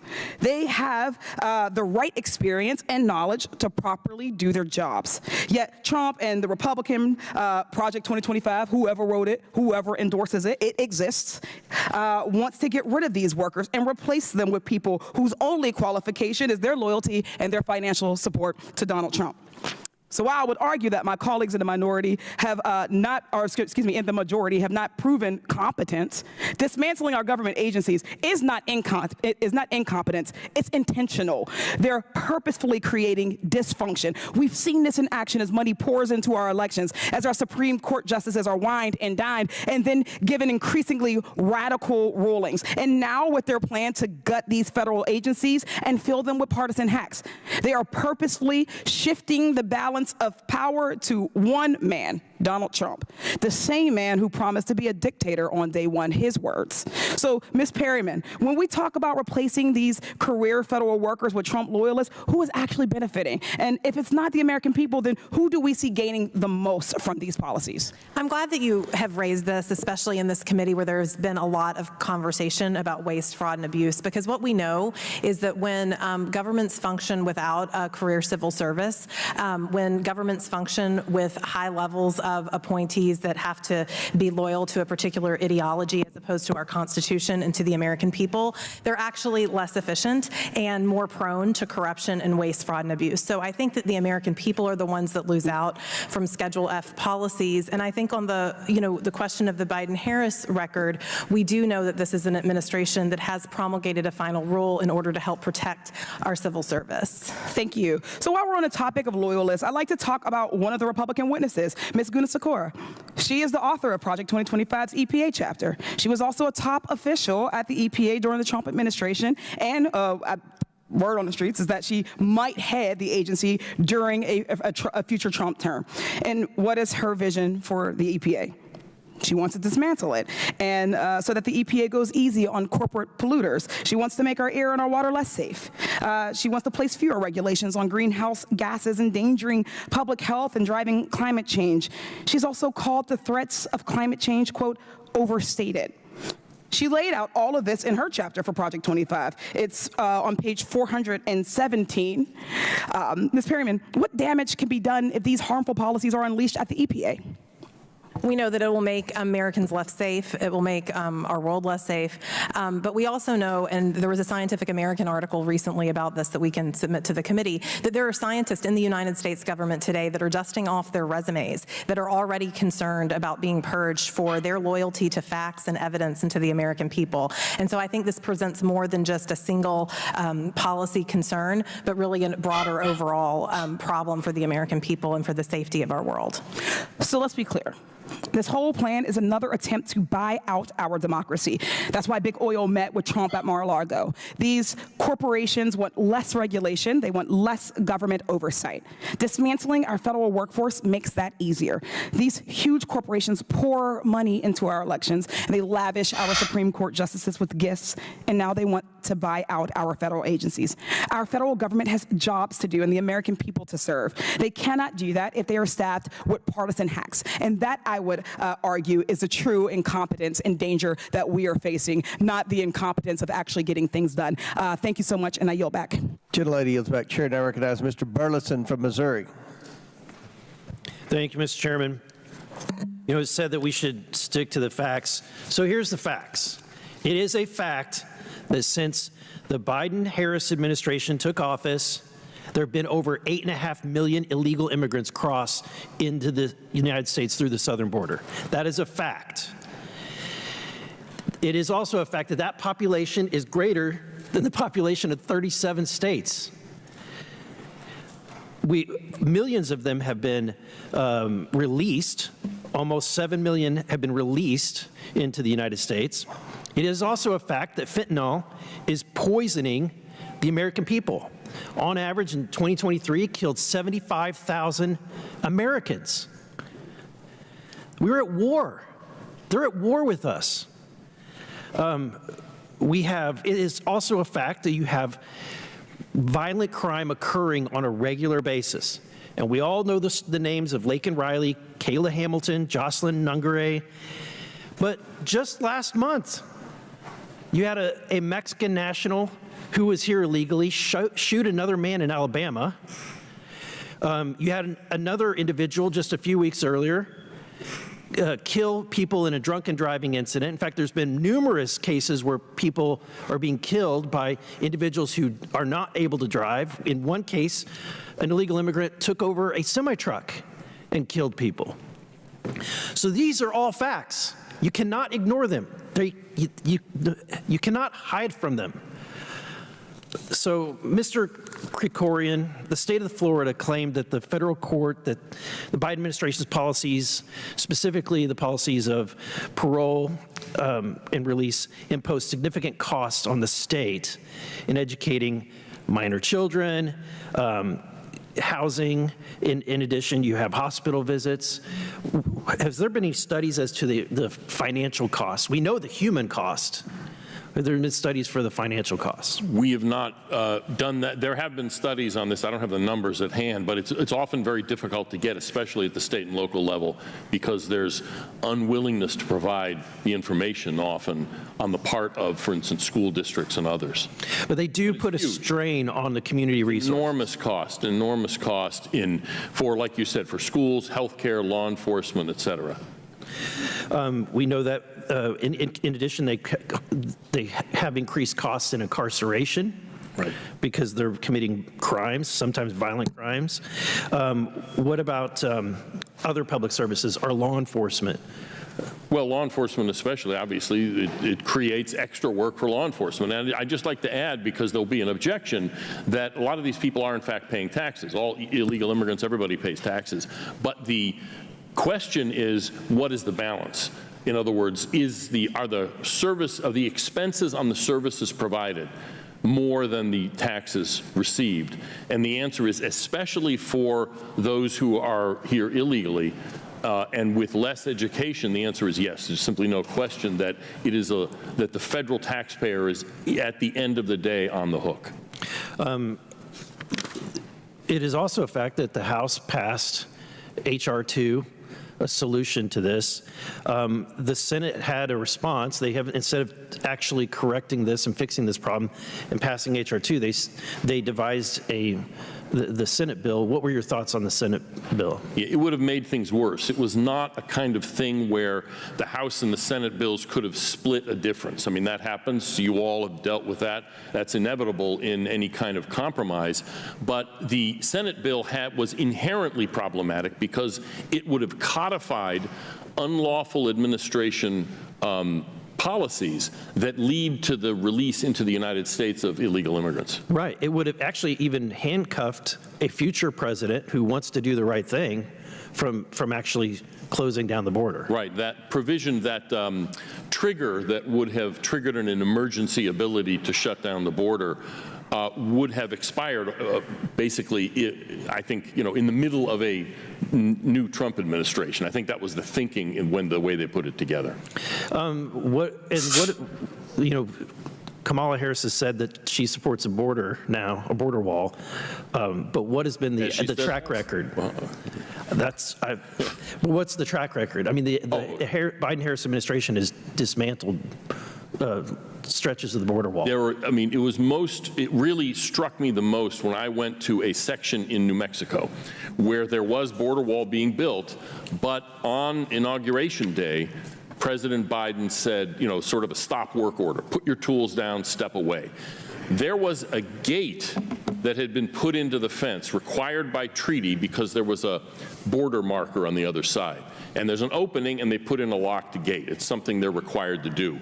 The opening, the doorway was there. The gate wasn't. because the Biden administration had stopped construction. And so there was literally, it was almost like something out of Blazing Saddles, you know, where there's a fence and then there's just this big opening in the fence, and it's because they stopped construction. Later, years later, the administration said, okay, well, maybe we'll plug some of those holes. But, you know, that's a day late and a dollar short. After 8.5 million people come in. Thank you. My time is. Gentleman's time's expired. Chair now recognize Ms. Stansberry from New Mexico. All right, well, thank you so much, Mr. Chairman. I want to say welcome and thank you to our witnesses for being here today.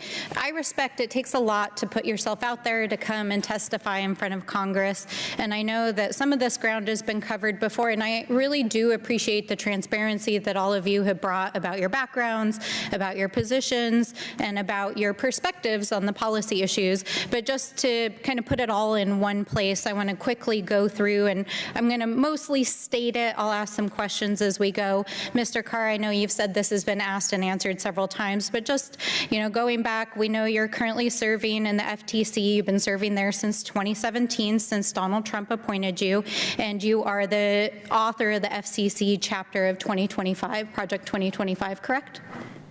It's just a yes or no.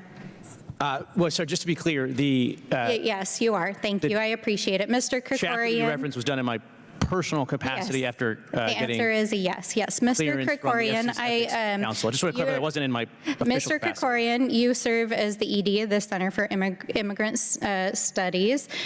You are also on the advisory board of Project 2025.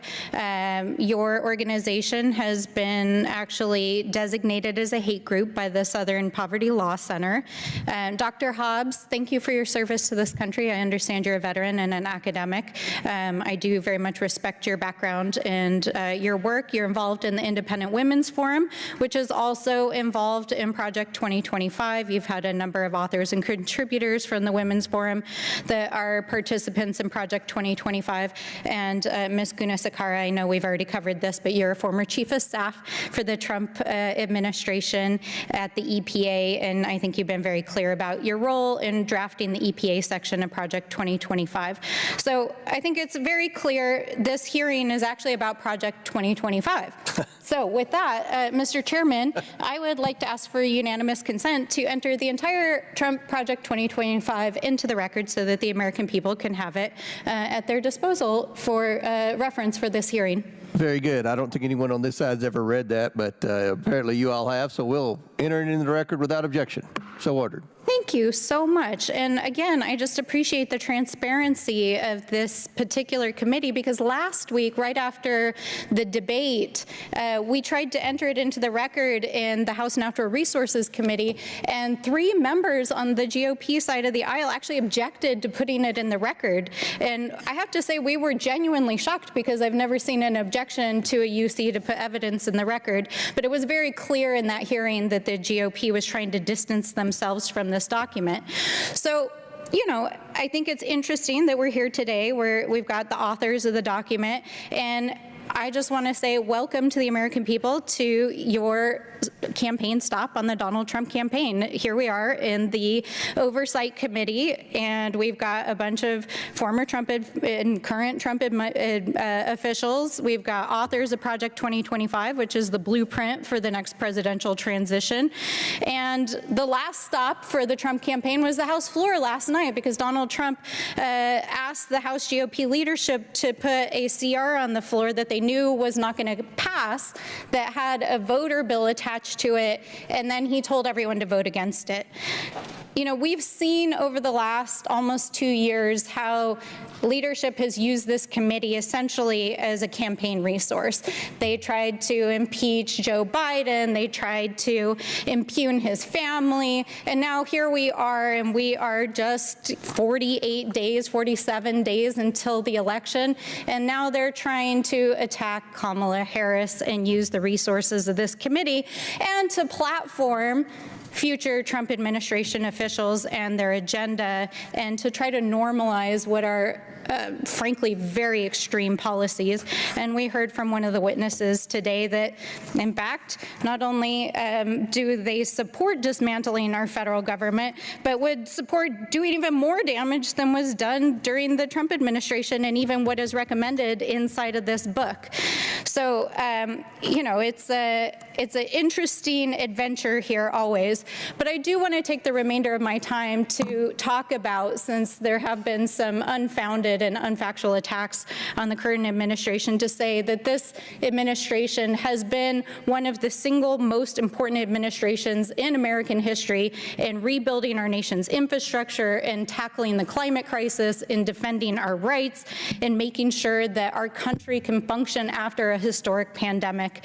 And I think we all look forward to the continued leadership under the next administration in that way. So with that, I yield back. Gentlelady yields back. Chair now recognizes the gentlelady from Georgia, Ms. Taylor Greene. Thank you very much, Mr. Chairman, and welcome to the Oversight Committee, where we focused on waste, fraud, and abuse, not the campaign trail. This hearing is called A Legacy of Incompetence, Consequences of the Biden-Harris Administration's Policy Failures. Policies that do not deliver results for the American people, who are the taxpayers, are complete failures. Spending money and allocating money is not a policy of success. It's the outcome of the money that has been spent based on the policy. So I'd like to talk through this one that I find absolutely shocking, especially given that my district is a rural district in Georgia. This is in 2021. President Biden taps Kamala Harris to lead effort to close digital divide. The White House released their remarks by President Biden, an address to a joint session of Congress. And in the process, it will create thousands and thousands of good-paying jobs. It creates jobs connecting every American with high-speed internet, including 35% of the rural America that still doesn't have it. This is going to help our kids and our businesses succeed in the 21st century economy. And I'm asking the Vice President to lead this effort, if she would. Vice President replied, "Of course." The President said, "Because I know it will get done." Now, fast forward to 2024. Here's the headlines. Why has Joe Biden's $42 billion broadband program not connected one single household? Maybe it's because, this is also in the headlines, that Harris announces plans to help 80% of Africa gain access to the internet, up from 40% now. Talk about a policy failure. Talk about not delivering results to the American people. Spending $42 billion, yet not having one household connected to the internet. Mr. Carr, is that actually true? Not one home got internet? That's correct. In Georgia alone, there's about 257,000 homes and businesses that lack internet today. So that's potentially millions of people that were supposed to be connected through this program. $42 billion was enough money to actually end the digital divide in this country with competent implementation. Unfortunately, we have not cleared that hurdle. We have stories out right now that describe the implementation as chaotic, dysfunction, delays, no guidance, finger pointing, messy, delayed rollout. That's just not getting the job done. That's right, Mr. Carr, and many of those homes and businesses are actually in my district, and they're outraged. You know, we're over $35 trillion in debt. Biden-Harris administration has been in charge for nearly 4 years, but not one home and business has gotten internet. It's outrageous. This is so concerning to me. How can the woman, Kamala Harris, that is telling the country right now she wants to be president of the United States, actually ask for this job if she has not been able to deliver what the president assigned her to do, which was to take that $42 billion and provide internet to the American people? I find that hard to believe because I own a construction company, and when we get hired to do a job, guess what? We deliver it. Let me ask you a question. Under the Trump administration in 2020, 2020, the FCC awarded Starlink $885 million to serve 642,925 homes and businesses that lacked internet. What happened to that program? Well, last year, after President Biden went to the White House podium and said that Elon Musk is worth being looked into, the FCC abruptly reversed course and yanked back that award. And now in other programs, the ones that are actually connecting people under this administration, we're spending dollars on the penalties. Senator Cruz recently had a report showing that in some cases we're spending $100,000 per home for broadband, when with that Starlink deal, it was $1,300. I don't think there's any way to explain the FCC's decision other than to go back to Joe Biden giving the green light to agencies to go after them. So what has happened in the process of $42 billion being allocated for Americans to get internet? Why has that not been able, why can't Kamala Harris Dude, hold up. Wait, look at this. It's in my, I'm gonna play her in a second, but this is very ironic right now. I gotta show this weird shit. Like, did you hear what she said about bringing Africa to the internet? They got Africa's internet use up, right? And that's a good thing, right? We want everybody in Africa to have the internet, right? I just want you to look at my notifications right there. And if you notice anything, just let me know. Just 9 minutes ago, Africa News posted something right there. Hold on, I'm trying to get looking correct here.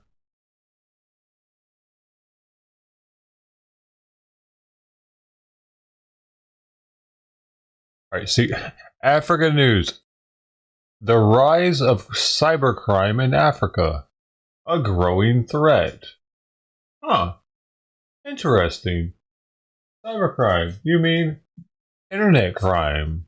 You mean we helped Africa have more internet, and now their cybercrime is through the roof. The Nigerian princes, are they getting more? Are they able to send more emails out now? Like, what the fuck are we doing? Why would we want Africa to have more internet when they're known for scamming people with it? deliver those results? Look, after 1,039 days and no Americans being connected, what they've been doing so far is advancing a wish list of progressive policy goals. They've been pushing for DEI requirements, climate change agenda, preferences for government-run networks, rather than just focusing on getting people connected. You know, thank you very much, Mr. Carr. That's exactly what the American people are so fed up with, is so-called policies that actually never deliver results for the American people. I yield, Mr. Chairman. Thank you. Gentlelady yields. Chair recognizes Mr. Moskowitz. Oh, just unanimous consent, if it's okay. That's fine. This is from Governor Youngkin in Virginia.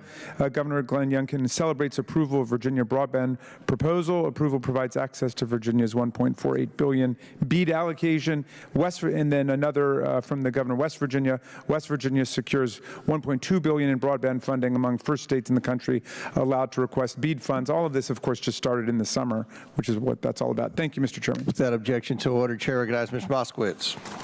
Thank you, Mr. It Chairman. just started in the summer, so pretty much they waited till the very end of their... People have called the chairman many things, different adjectives over the last 2 years, but I admire his courage. I mean, literally, as Donald Trump is running away from Project 2025, trying to put as much distance between him and Project 2025 because the American people know it's toxic, but not our chairman. No. Chairman, with all of his wisdom, he features Project 2025 in the hearing, one of our last hearings, right before the election. I mean, if the Trump campaign is listening, here you go. Project 2025 in a hearing. I'm sure they're real happy about that. But, you know, Project 2025 wants to get rid of NOAA, wants to get rid of the National Weather Service. You know, the people that tell you the weather and help us prepare for hurricanes. So I say that as a former director of emergency management for the state of Florida, for a Republican governor, actually, who responded to hurricanes.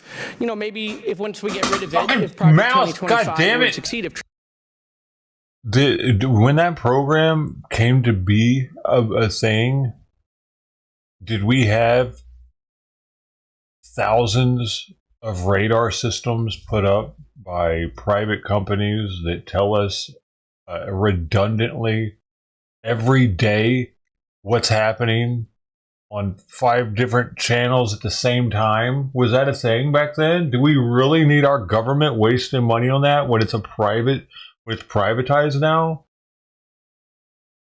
Oh. Trump were to win, maybe we'll just do it with a magic 8-ball, or maybe with a Ouija board, or maybe we'll do hurricane cones like President Trump did, right? Where he just, circled in another state that wasn't in the cone. So maybe what we'll do is we'll do hurricane predictions, like maybe it'll go to Mississippi, maybe it'll go to North Carolina, or maybe it'll go to all 3. Oh, look, I made a smiley face. Maybe that's how we'll do the weather. I could see it right now, right? Trump would come out and say, it's going to be raining cats and dogs. Why do we need the government to tell us what the I can't fucking stand Democrats, dude. They're fucking stupid people in general. Dogs today, please don't eat them. Okay. And they say stupid shit like that. The name of this and this fucking guy looks like a fucking teenager with all these wristbands on his fucking the name arm. Of this committee today is failures and incompetencies. So let's talk about the big Knish, right? The chairman's failed impeachment. Let's remember, we misplaced an informant over a year ago, couldn't find him, didn't know where he went. Another informant was indicted for providing false information that came from Russian intelligence. We used a second informant who was turned out to be an indicted Chinese foreign agent. And to top it off, the chairman was like, who could we find to make it even better? Maybe we could get someone to testify from prison, which actually we did here on Not Zoom. even listening to him Here anymore. is the chairman's 300-page book report on impeachment. He said in his release, it is the strongest case for impeachment of a sitting president the House of Representatives has ever investigated. Wow, that sounds pretty serious. So I want the chairman to show the American people that we didn't just waste millions of taxpayer dollars to issue this book report. Mr. Chairman, the speaker is watching. You could call for impeachment right now, right? We got a little bit of time left before the election. I mean, just ask the speaker. You could ask the speaker right now, or talk to him. Like, when are we going to schedule impeachment? Or is this just concepts of impeachment, right? No? Okay. Well, I mean, here's the thing. I think that the chairman titled this, and I love the title of today's hearing, right? A legacy of incompetence, consequences of the Biden-Harris administration policy failures. I made a couple of edits to the title of today. So the title, I think, really is a legacy of incompetence, consequences of the Comer chairmanship. Okay? Because all we've had in this committee for 2 years is failure. Failed impeachment, failure on this gas stove nonsense, failure on all the Chinese COVID stuff. They did nothing with that COVID committee. It's all failure. The whole House, the whole 118th Congress is failure. They removed the speaker, right? Then they tried to remove a second speaker. Right? That's really great for the American people, right? Then they impeached the cabinet secretary. That hadn't happened in 150 years. They've had multiple CRs fail, right? They can't even keep the government open without both speakers crawling to the Democrats to be the adults in the room to keep government opening. So, I mean, literally, if we're going to talk about failures and incompetencies, we should just look at what we've done here over the last 2 years. And I want to end with this. I mean, literally 2 weeks ago, right? All we heard was about what the Haitian people were doing in Springfield. But no, the chairman wanted to top that. He literally brought a witness who proffered in this committee that the Haitian people would have been better off had they stayed in slavery for several more decades. Mr. Chairman, I want to spare you the embarrassment. You should strike his words from the record. No, you stand by his comment that the Haitian people would have been better off in slavery for 30 more years? Or should we strike that from the record? I just want to spare you that embarrassment. Okay, so the All right, your time's expired. Before I recognize Mr. Timmons, I would love to be a fly on the wall when you find out that Joe Biden dropped out of the presidential election and his son pled guilty for corruption. Why didn't you impeach him? Wait, why didn't you impeach him, Mr. Chairman? Where's the impeachment vote? Thank you, Mr. Chairman. Speaker, when's the impeachment vote? Thank you, Mr. Chairman. I mean, we have a 300-page book report, tens of millions of dollars. Chair recognizes Mr. Timmons from South Carolina. Fake impeachment. Mr. Chairman, I'll begin by pointing out that Hunter Biden is going to be sentenced on December 16th. Hunter Biden's not the president. I bet you money he's Timmons, you need to take your medication and leave. Chair recognizes Mr. Timmons. Mr. Chairman, you're several decades older than me. We know who's taking more medication. All right. Hunter Biden is going to plea guilty on December 16th, and President Biden will pardon him probably days after. So just write that down. Thank you, Mr. Chairman, and thank you to the witnesses for being here today. We're here to examine the numerous failures of the Biden-Harris administration that have led to chaos for the American people. My constituents in the upstate of South Carolina feel deceived by Joe Biden and Kamala Harris's reckless spending and policy positions that are dreamed up by woke Ivy League professors who have no common sense or real-world experience. These policies have led to record inflation, an unprecedented influx of illegal immigrants, and a drastic decrease in our standing in the global community. Many Americans have lost their trust in the government, and they do not believe it's working for them. And why should the American people trust this administration? They have flip-flopped around on policy when it best serves their interests because they know that what they are doing is wrong. And they're hurting the American people. They have deceived us from the start and cannot be trusted to lead our country for another 4 years. So let's start with immigration first. In 2020, the Vice President ran on decriminalizing illegal border crossings and even endorsed the redirection of funds from ICE to our law enforcement agencies. On day one of this administration, President Biden ordered a stop to the construction of the border wall, the end of the successful Remain in Mexico policy, and gave exemption status to millions of illegal immigrants already here with a 100-day deportation moratorium.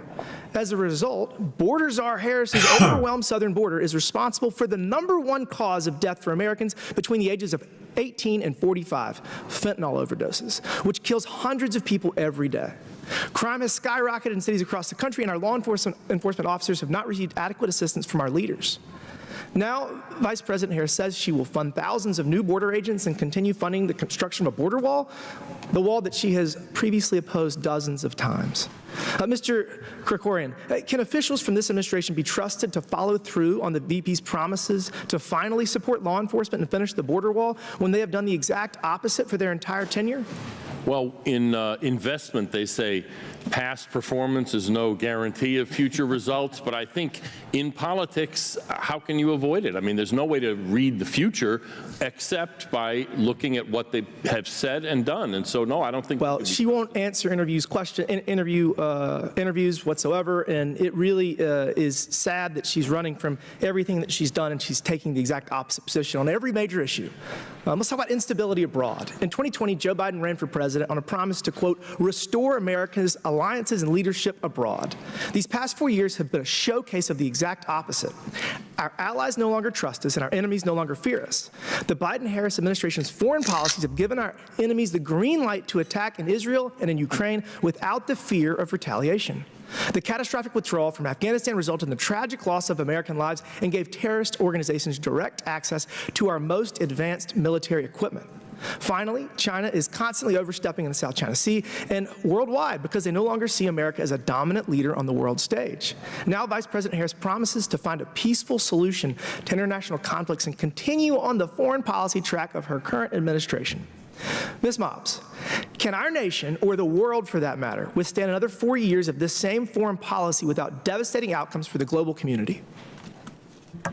No, it cannot. And while we're speaking about facts, I want to address I'm Dr. Mobbs, not Dr. Hobbs, and I appreciate the opportunity to also set the record straight on a couple of different things, as this is critical to talk about oversight. In particular, if you're talking about Ukraine, for example, there have been substantial issues with oversight that I think that we need to address. Now, congressional Republicans should be very proud of the fact that it has been their leadership that allowed 39 oversight provisions to enter into any of the supplementals. However, to your point, Congressman, there has been a refusal to give the weapons that they need, They've done onerous restrictions on that, which is a continuation of Obama policy, will be continuation of Biden policy, and therefore continuation of Harris policy. They also failed to deliver an unclassified version of the strategy to Congress. It was already months late, and therefore there's no transparency to the American people. Thank you for that. Thank you. I got one more issue I got to address, and I'll just say this. When Trump wins in November, Russia will be out of Ukraine and all the hostages will be released probably before he's actually sworn in. Last but certainly not least, inflation. Back in 2021, President Biden told the American people inflation would be only temporary. Then Treasury Secretary Yellen claimed inflation was transitory. Outrageously, in 2022, Biden cast the blame on Russian aggression in Ukraine for rising prices. Listen, the people of my district are suffering because inflation is the highest it's been in my lifetime. Interest rates are through the roof, and that's hitting them in the grocery store, at the gas pump. And look, they're just worse off than they were 4 years ago. It's as simple as that, and I think that's what's on the ballot in November. And Mr. Chairman, I appreciate you having this hearing, and with that, I yield back. Thank you. Gentleman yields back. Chair now recognizes Ms. Presley from Massachusetts. Thank you. You know, this would all be funny if it wasn't so devastating. At a time when the leader of the Republican Party is trying to claim that he has no connection whatsoever to Project 2025, an outright lie, another lie like the one that he spews daily about Haitian Americans in Springfield, Ohio. What the hell is she wearing? Again, the leader of the Republican Party is trying to claim that he has no connection whatsoever to Project 2025, an outright lie. Evil villain outfit. Republican colleagues have invited 4 of the manifesto's architects to testify today. I'm over here. In a desperate attempt to erase all of the ways that the American public has benefited from the Biden-Harris administration, this committee has instead spotlighted what Project 2025 would offer: chaos and corruption. However, we would be ignoring a critical component of Project 2025 if we did not address the fact that its creators have been secretly peddling a, quote, 100-day playbook, unquote, that contains executive orders and emergency actions to roll out in the first hours of a second Trump presidency. Instead of sharing this plan with the public, an indictment of your dangerous policy plans in and of itself, those behind Project 2025 claim it is too controversial to release. Ms. Guna Sakara, yes or no? As a main author of Project 2025, are you aware of this playbook or quote-unquote fourth pillar? And remember, you are under oath. Yeah, and it's online on the website. Can you please detail what exactly it calls for? I think you explained it pretty well. It is a plan of action so that when Republicans and conservatives have another chance at a next administration, there's not lost time, and so that there is a plan ready to go. I don't know if that was specific enough. You are under oath. Can you please detail what exactly it calls for, this fourth pillar, this 180-day playbook? Please detail what it calls for. Again, I'd reiterate what I just said, that I think you summarized it quite well. It includes a plan of action on day one so that you didn't Republicans... say anything, and that's the problem. What is the plan of action? It's to institute a more conservative vision on things that the American people want, because they're experiencing all of these hardships caused by the chaos and corruption of the Biden-Harris administration. Reclaiming my time. Mr. Carr, how about you? Yes or no? As a main author of Project 2025, are you aware of this fourth pillar playbook? Well, to be yes or no? To be clear, I'm here in my official capacity. Yes or no? So I don't want to have any confusion I'm reclaiming my time. You are under oath, and I don't want you to filibuster. Yes or no, are you aware of this fourth pillar playbook? Okay, just so I can be clear, that writing that I did was in my personal capacity after getting the... Reclaiming my time, I didn't ask you that. Are you aware of the fourth pillar playbook, and can you detail, as you are under oath, what exactly it calls for? Again, I've not seen this fourth pillar playbook that you're talking about. Moving on. I find it hard to believe that you don't know the details of this 100. Well, please, you are under oath, and do not waste my or the public's time. I'm happy to talk about all of the policy ideas that I've talked about. I've talked about them in that context. I want to talk about the 100-day playbook, the fourth pillar. Can you elucidate us to that? Again, All right, I'm moving on, sir. I find it hard to believe that you don't know details of the 100-day playbook, but there's one person that definitely knows, Kevin Roberts, the president of the Heritage Foundation, and that is why as co-founder of the Stop Project 2025 Task Force, alongside Representative Jared Huffman and dozens of our colleagues, we sent a letter to Mr. Roberts requesting he testify before Congress and release this 180-day playbook. We sent this letter on August 8th. The next day, he delayed his book launch, went into hiding. Kevin Roberts, what are you so afraid of? I am disappointed but unsurprised that the authors and leaders of Project 2025 are hiding their 180-day playbook. So today, Congressman Huffman and I are announcing a new, fully confidential tip line. Any person can visit huffman.house.gov/tip-line-form to submit any information you have about the secret playbook behind Project 2025. That goes for conservatives with a change of heart, workers at the Heritage Foundation, and our witnesses here today, who will perhaps find more courage when the cameras are off. I yield. As is the gentleman from Tennessee, Mr. Burchett. Thank you, Mr. Chairman.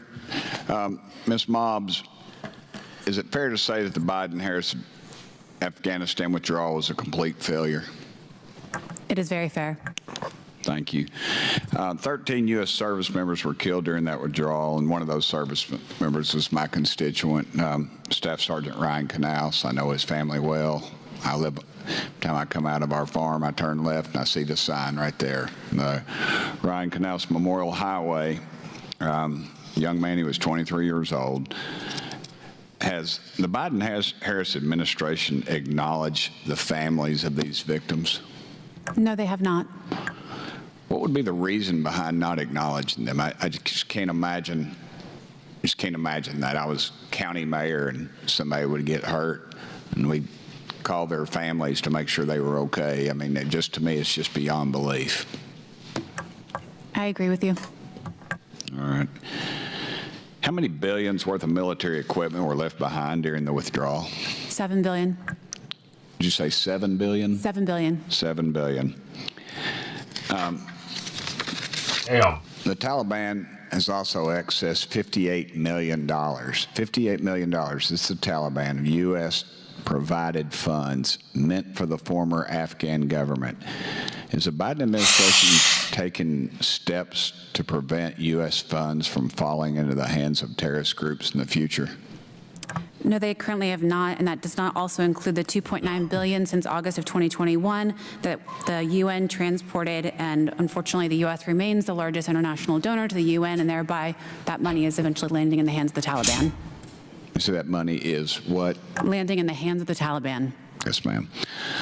A close friend of mine who's on a podcast with another really good buddy of mine, Sean Ryan, he said that this other friend is a former U.S. Army soldier and citizen of Afghanistan. He recently revealed that the U.S. continues to send the Taliban $40 million weekly. Are you aware of this?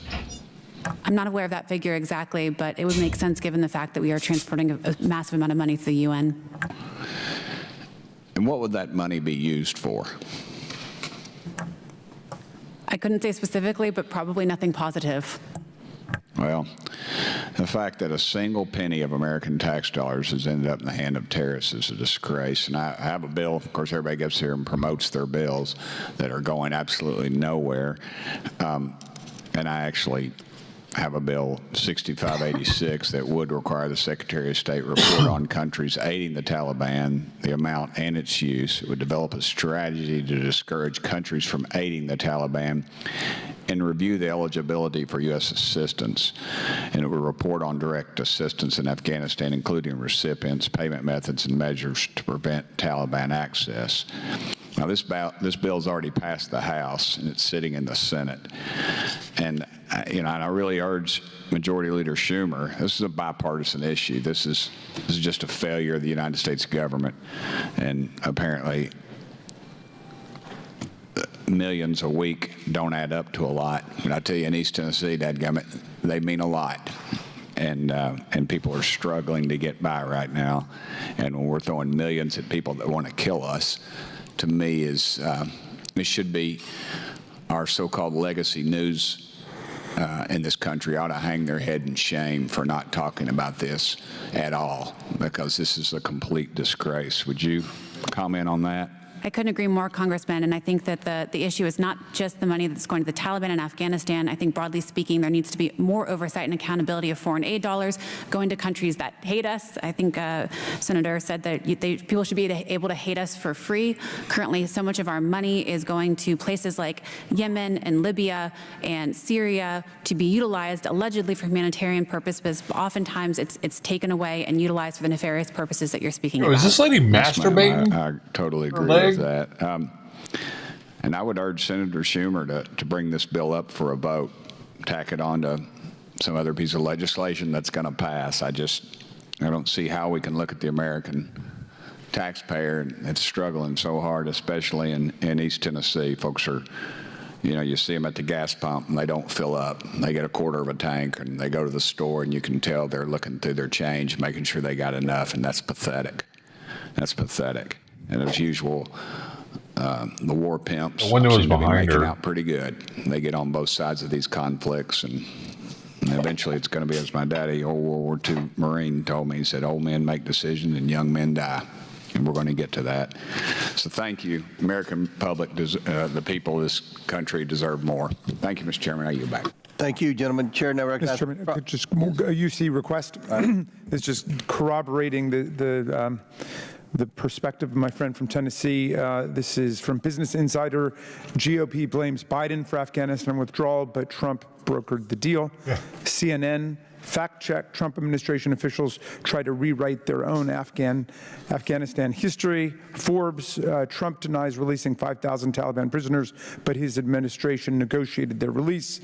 And The Hill, former Afghan President Ghani agrees Trump's deal with Taliban on U.S. withdrawal was a complete disaster. Without objection, so ordered. Chair now recognizes Mr. Frost from Florida. Thank you, Mr. Chair. So this is the House Rules Manual, and at the start of Congress, the House approves the House rules. Every Republican member on this committee voted yes to it. On page 640, Rule 11, Clause 4B, it states that this committee, quote, may not be used for any partisan political campaign purpose, end quote.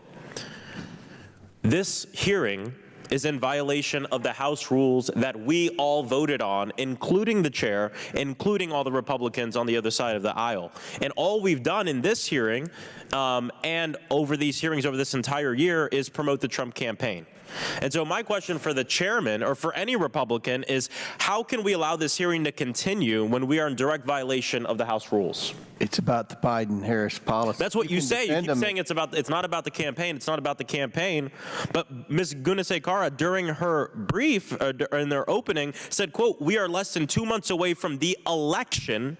Democrats are working overtime to rewrite the truth of the Biden-Harris admin. One of my colleagues put up a report card to make the point that Vice President Harris should not be elected.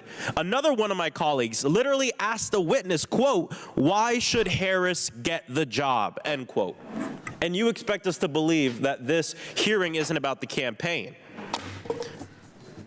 This committee functions as an extension of the Trump campaign. First, we went after President Biden with a nonsense impeachment hearing. Then we went after his son. Now we're going after the vice president because she's the nominee. And my question is, Mr. Chairman, are we going after Tim Walz next week? Because I hear from my staff that you're planning a hearing on Governor Tim Walz, even though he's been governor for 5 years and his name hasn't been uttered in this room or in this committee until something happened recently. Oh, yes, he became the vice presidential nominee. Is he next? His son's going to jail. Oh, okay. I'm talking about Governor Tim Walz. Oh, okay. Are we doing a hearing on him next week? I'll have to check the You'll calendar, have to check. but I'll Okay, let you know. we'll see what happens next week. Someone whose name has not been uttered in this committee, but now that he's the Democratic vice presidential nominee, we're going to do a hearing on him. A complete blatant use of official resources for a political campaign is what this committee has been. And anyone who's taking part in that should be ashamed of themselves. Ms. Perryman, we worked together in 2023 when I hosted an ad hoc hearing to spotlight different issues in the state of Florida. Mr. Chair, I ask unanimous consent to enter into the record the ad hoc hearing memo and testimony. Without objection, so ordered, and we're not doing a hearing on Waltz. I just got confirmation. Oh, okay, okay. For those concerned about Project 2025, people should know that Project 2025 is Florida 2024. Ms. Perryman, there are policies and lawsuits that have been popping up all over my state and across the South. Book bans, abortion bans, voter suppression that are now in the Project 2025 plan for the entire country. The architects of this plan want us to believe that this is some sort of organic grassroots movement, but you and I know that this is really a small group of people. What is so dangerous about this trend for people in every state across America? Well, Project 2025 would take away rights of the American people and beneficial programs that we have come to rely on in communities across the country. And so I think that, you know, it really presents a profound threat to individual Americans. We've heard a lot about today about the plight of the middle class and the plight of workers in this country. And we know that it is hard for people to make ends meet. But Project 2025 would seek to undermine things that the Biden-Harris administration have done, for instance, to qualify millions of American workers for overtime pay, and it would reduce a lot of programs that working families rely on. Yeah, I mean, there's 2 people in the state of Florida are responsible for about 50% of the book bans across the entire state. That doesn't sound like an organic grassroots movement to me. Ms. Perryman, of the policies these extremists are testing in Florida, which ones do you see these same groups laying the groundwork for at the national level, and how are they doing this? Well, certainly attacks on the freedom to read, attacks on public education, attacks on just very basic ideas and history we see in Florida. We've also seen, of course, the governor of Florida seek to establish a state military and to try to deploy those individuals for his purposes, and we see a variety of those themes in Project 2025. And we see it happening right now with Amendment 4. Absolutely. I don't have much time left, but I just want to say Trump is trying to make it out like he doesn't know anything about Project 2025, but I do not buy it for 1 second. Not when this committee that functions as an arm of the Trump campaign invites Project 2025 authors to be their credible witnesses to attack the Biden-Harris administration.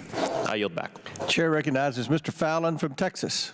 Thank you, Mr. Chairman. You know what I want to focus on today? The truth. Not your truth or my truth, but simply the truth. That would be a novel idea, and I won't be talking about the big boogeyman, Project 2025. All right, how about this? Ms. Perryman, would you describe Kamala Harris, her role as the border czar, to be a success or a failure? I don't agree with the premise of your question. What premise is that? You're calling her a border czar. Okay, so let's just say this. March 24th, 2021, the quote from President Biden: "I've asked her, the vice president, today, because she's the most qualified person to do it, to lead our efforts with Mexico and the Northern Triangle, and countries that are going to need help in stemming the movement of so many folks, stemming the migration to our southern border." So whether or not you want to call her the border czar, the boss, the don, the grand poobah, or the vice president of the United States, or the person that the president of the United States put in charge of the border, and this is what he tasked her with. One thing's undeniably clear. She was tasked with mitigating and reducing the flow, or better stated, the flood of illegal migrants from 4 countries: Mexico, Honduras, Guatemala, and El Salvador. Do you agree with that? Do I agree with what? That the president tasked her with mitigating the flow of illegal migration from those 4 countries. And I think, as the president called on Congress from day one of his administration to do something about our immigration crisis, Chairman, I think it's also You're under oath, Mr. Perryman. Mr. Chairman, I reclaim my time. So Ms. Perryman doesn't want to answer a very simple question. Everybody just saw it. The American people just saw that quote. He gave her, that was her task: get these numbers down. So did she get those numbers down? Did she succeed or did she fail? Because since its inception, it was known as the Biden-Harris administration. Now she wants us to forget about the hyphen and the Harris. So Ms. Perryman doesn't want to answer. Mr. Krikorian, did she succeed or fail? No, I'm not sure she even tried, but she didn't succeed. Let's put it that way. Okay, so this, again, let's talk about truth. This can be objectively ascertained because we have data. Donald J. Trump was in office, and the Biden-Harris administration has been in office. Under Donald J. Trump, the illegal migration from those 4 countries was 1.8 million. Under this administration, it was 4.3 million. It's a 239% increase, and by any empirical measure, that was an abject failure in reducing illegal migration. So Joe Biden, Ms. Perriman, on numerous occasions, along with Kamala Harris, has asserted that the border was secure. Do you believe the border is secure? I believe we need a border bill. Yeah, that this it's not a trick question. Not a trick question. Yes or no? Is the border secure right now? Is our southern border secure? I'm not here to testify about the Okay, so I'll take that as a yes. It's we all know it's not. In fact, the Homeland Security Secretary Alejandro Mayorkas testified under oath in front of God, country, and Congress, and I quote, "The border is no less secure than it was previously." And then he also said, "We don't bear responsibility for a broken system." But here's the thing: we've got data, and I'm glad he was impeached because he deserved it. Under even Barack Obama's administration, 4 years, illegal migration, illegal encounters was 1.7 million. Under Donald Trump, it was 1.9 million. So commiserate numbers, they're close. Under the Biden-Harris administration, that figure was 10.6 million, a 557% increase. That was an abject failure. The Homeland Security Secretary was inaccurate, he was wrong, and I believe he was lying under oath. In the last 20 years, so we got this, the New York Times, or was it New York Times? Washington Post said that we had 172,000 illegal crossings in April. We hadn't had a month in 20 years that we had over 200,000 illegal border crossings. Hadn't happened in 20 years. Under this administration, it has happened 28 times. We had Chinese communist migrants, people from the Chinese communist China, 1,282 in 2020. In this past year, it was 27,000, a 2,100% increase. People on the terror watch list. Under Donald J. Trump, 4 years, there were 11 people that were apprehended on that list. Under this administration, it was 375. Fentanyl deaths have doubled, and the people of Texas have had to bear the brunt. In the last decade plus, we've had 299,000 criminal aliens arrested, charged with 513,000 crimes, and convicted of 187,000 of them. We're talking about murder, rape, kidnapping, burglary, etc. The big and the greatest task, Mr. Chairman, any of us have in this dais is to keep Americans safe. Because if you're not safe, then you're not free. And it's very clear that if you want more of the same, chaos, crime, cartels, corruption, then you keep the same people in power. But if you want change and you want to be safe and you want to put America first, you have an option to do that too. Mr. Chairman, I yield back. Very good. Chair now recognizes Ms. Ocasio-Cortez from New York. Thank you very much, Mr. Chairman. Days like today are really deeply felt. I'm going to speak briefly as the highest ranking Latino or Latina on this committee. We hear a lot of rhetoric on both sides about the issue of immigration. And it is precisely because it is seen as a border issue that millions of people suffer over and over and over again. It does matter that Vice President Harris was not the quote unquote border czar. And let me explain to you why. Because what Vice President Harris has been tasked with under President Biden's administration is addressing the root causes of immigration. Once you have millions of people at the southern border of the United States, you've lost. We need to understand why people are coming to the southern border of the United States and mitigating that in the first place. Yeah. And frankly, when we turn the page and why don't we stop giving them all these fucking fee programs? Hey, maybe then they would stop. Maybe if we didn't just let them come in our country, come on in, maybe then they would stop. What is she talking about? What does she want us to do, dude? Make their countries better? Why can't they make their fucking countries better? How much money do we have to spend to these countries to make them good enough so they don't want to come here? What is she talking about? Look at what happened in the Trump administration. We have to see where folks are coming from.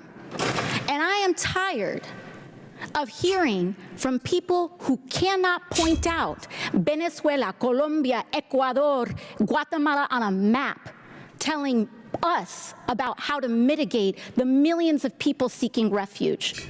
We should be eliminating the reasons why people are seeking refuge in the first place. Under the Trump administration... Like what I just said. And why the fuck do I need to know where any country is to know that they're taking complete advantage of us because we're letting them? I don't need to know where they're at to know that.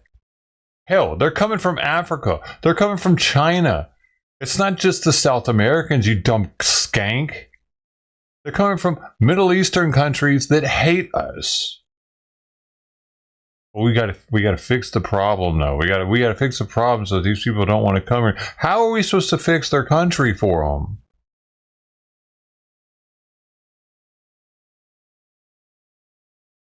Any answers on that? Where's the fucking... Can't I just get a dumbass Democrat in here every now and then that tries to fucking argue with me about this shit?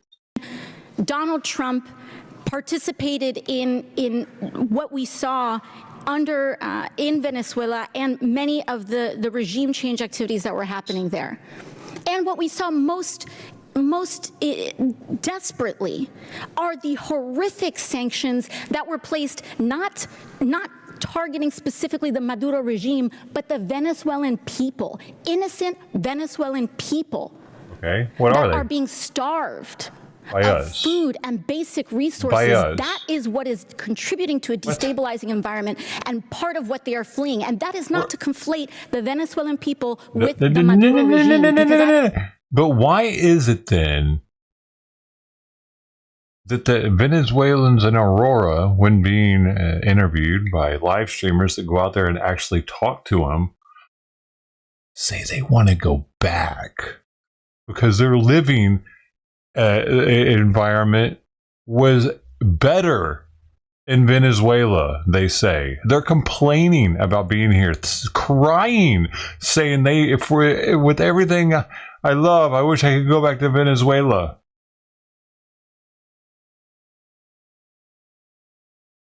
I oppose the anti-democratic measures in so it's which not that bad even there, just recently apparently. in the election, Maduro's refusal to make public the results of a free and fair election. You want to know how else Republicans have contributed to the immigration crisis? Marco Rubio has been sitting and sat and stalled and delayed. They even asked him, is it this bad in Venezuela? And they're like, no. Key ambassadorial appointments of the United States across the world. I myself led a congressional delegation to Latin America and sat across in the Colombian embassy where we had an acting ambassador because Marco Rubio refuses to allow U.S. diplomacy to proceed. You tell me what is destabilizing. What is destabilizing? People have no idea. Legislators who are claiming to understand the issue of immigration don't have the slightest clue as to what is happening in Latin America while supporting the very policies that are driving people to here in desperation in the first place. So don't talk to me about how Republicans have an answer to the issue of immigration. And they want to send their money back home also, by the way. They do. That's what they're doing. They're sending their money back to Venezuela so that one day they can move back to Venezuela once they saved up enough. All this is real, man. And they don't give a shit that we're being completely taken advantage of. How is it helping our economy when most of the jobs being created are for illegal immigrants? The jobs that are being lost are American citizens for the illegal immigrants, and the money that they're making is being sent back home and sometimes not even taxed. Mr. Krikorian, you advised the Trump administration and Stephen Miller quite closely while President Trump was in office, correct? No, I mean, we talked to him. He called us for information, and we gave it to him. Okay, so he called you for information, you talked to him. I don't know how you interpret advising. That's how I would interpret advising. Now, you mentioned earlier that it was your position, we disagree, but it is your position that you believe Haiti should have been colonized for longer, correct? It's not a position. It was a musing, a speculation on my part. It is your musing that Haiti should have been. Sure. Do you believe that the oldest colony in the world, Puerto Rico, should continue to be colonized as well, just as your position with Haiti? Again, personally, CIS doesn't take a position on this, but I'm for independence for Puerto Rico. Okay. Strongly in favor of that. So you believe, do you believe in the Trump administration when Donald Trump raised selling the island of Puerto Rico?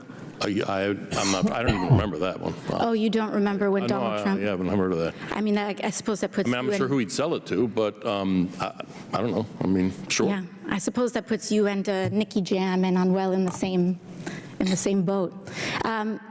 President Trump did raise and consider selling the island of Puerto Rico.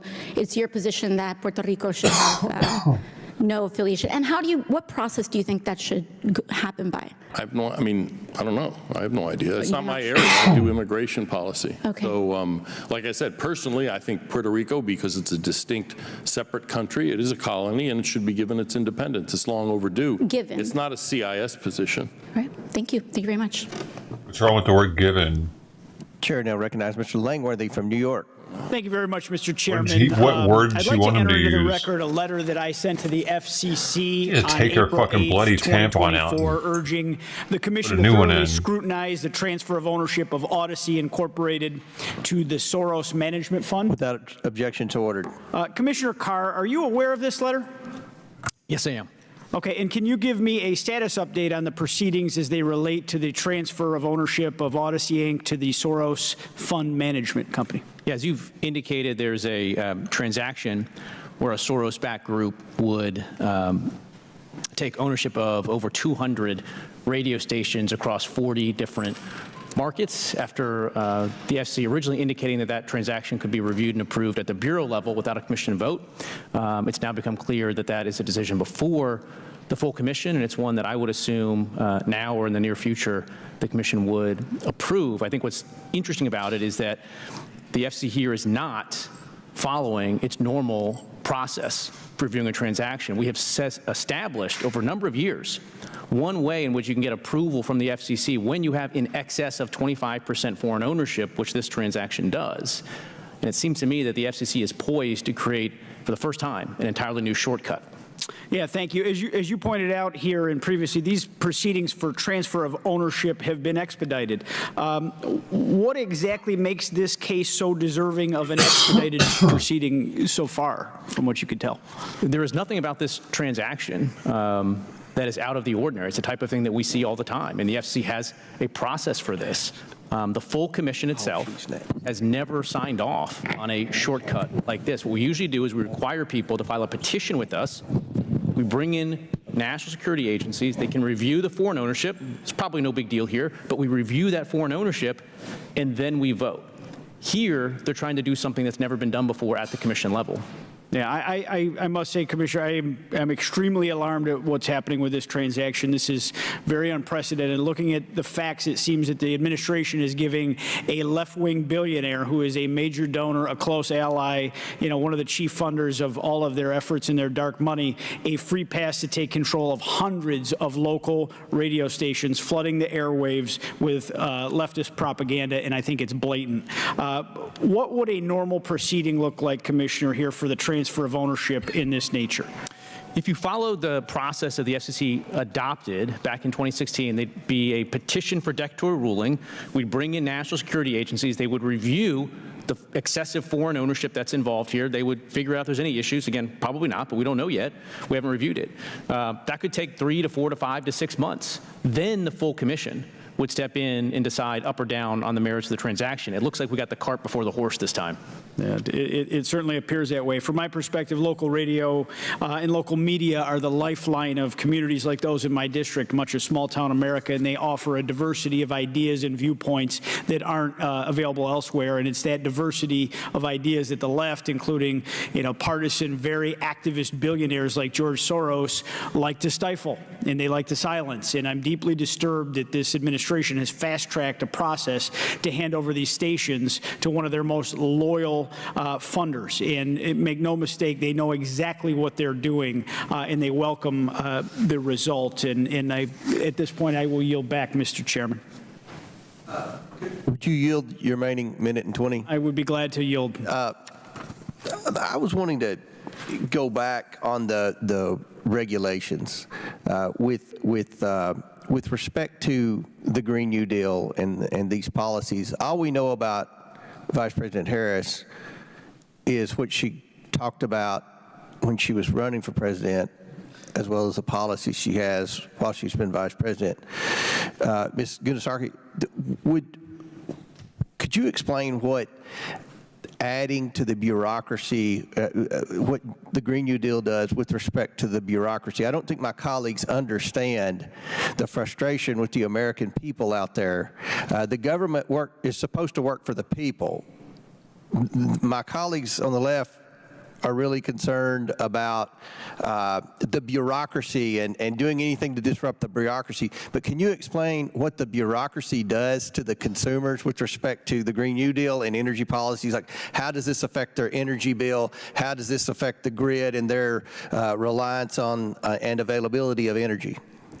The bureaucracy right now has the power to determine what businesses succeed or fail, what industries succeed or fail. And what increasingly we have seen in the Biden-Harris administration is they use that authority to push out and squeeze out of existence business and industries that have fallen out of political failure. And what this ultimately means for the small business owner that's trying to get a permit is that they never get that permit. Right. What it means for investors who have put up millions of dollars of capital investment, that is frozen. And so the jobs and the economic development affiliated with that never manifests itself. And under this administration, those decisions are made whether or not that business, that industry, or the person aligns with the ideology of the left.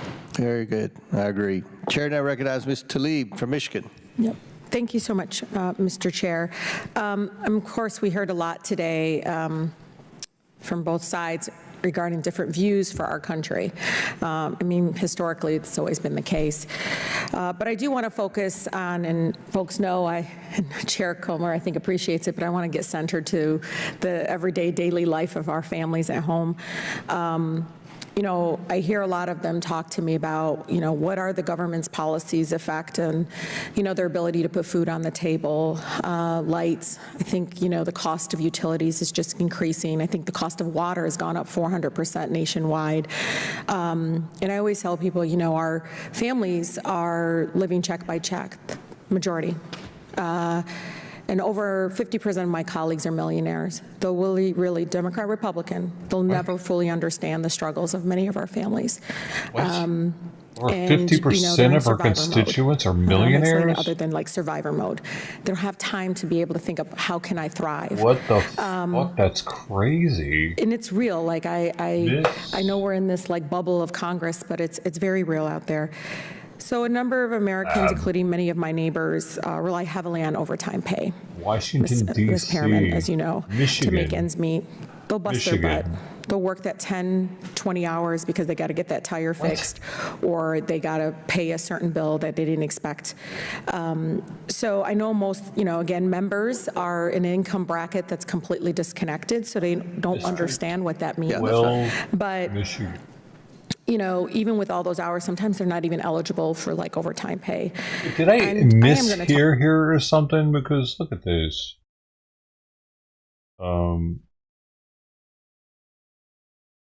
She's about to change what she's talking about, or she's about to like tell you what she's going to talk about. So I paused it at a perfect time.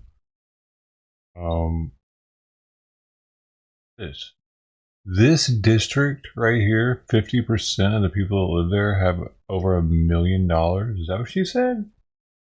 I need to rewind that. Because next to Detroit doesn't seem likely. But that's a big ass area. I gotta rewind her too because that didn't make sense. Survivor mode. They'll have time. They'll never fully 50% of my living check by check. 15, maybe. Majority, and over 50% of my colleagues. Colleagues. Oh, over 50% of my colleagues. What? 50% of my colleagues. Who are those people? The people that are in government with her? Like the people that are sitting next to her are all making over $1 million a year? Are they really?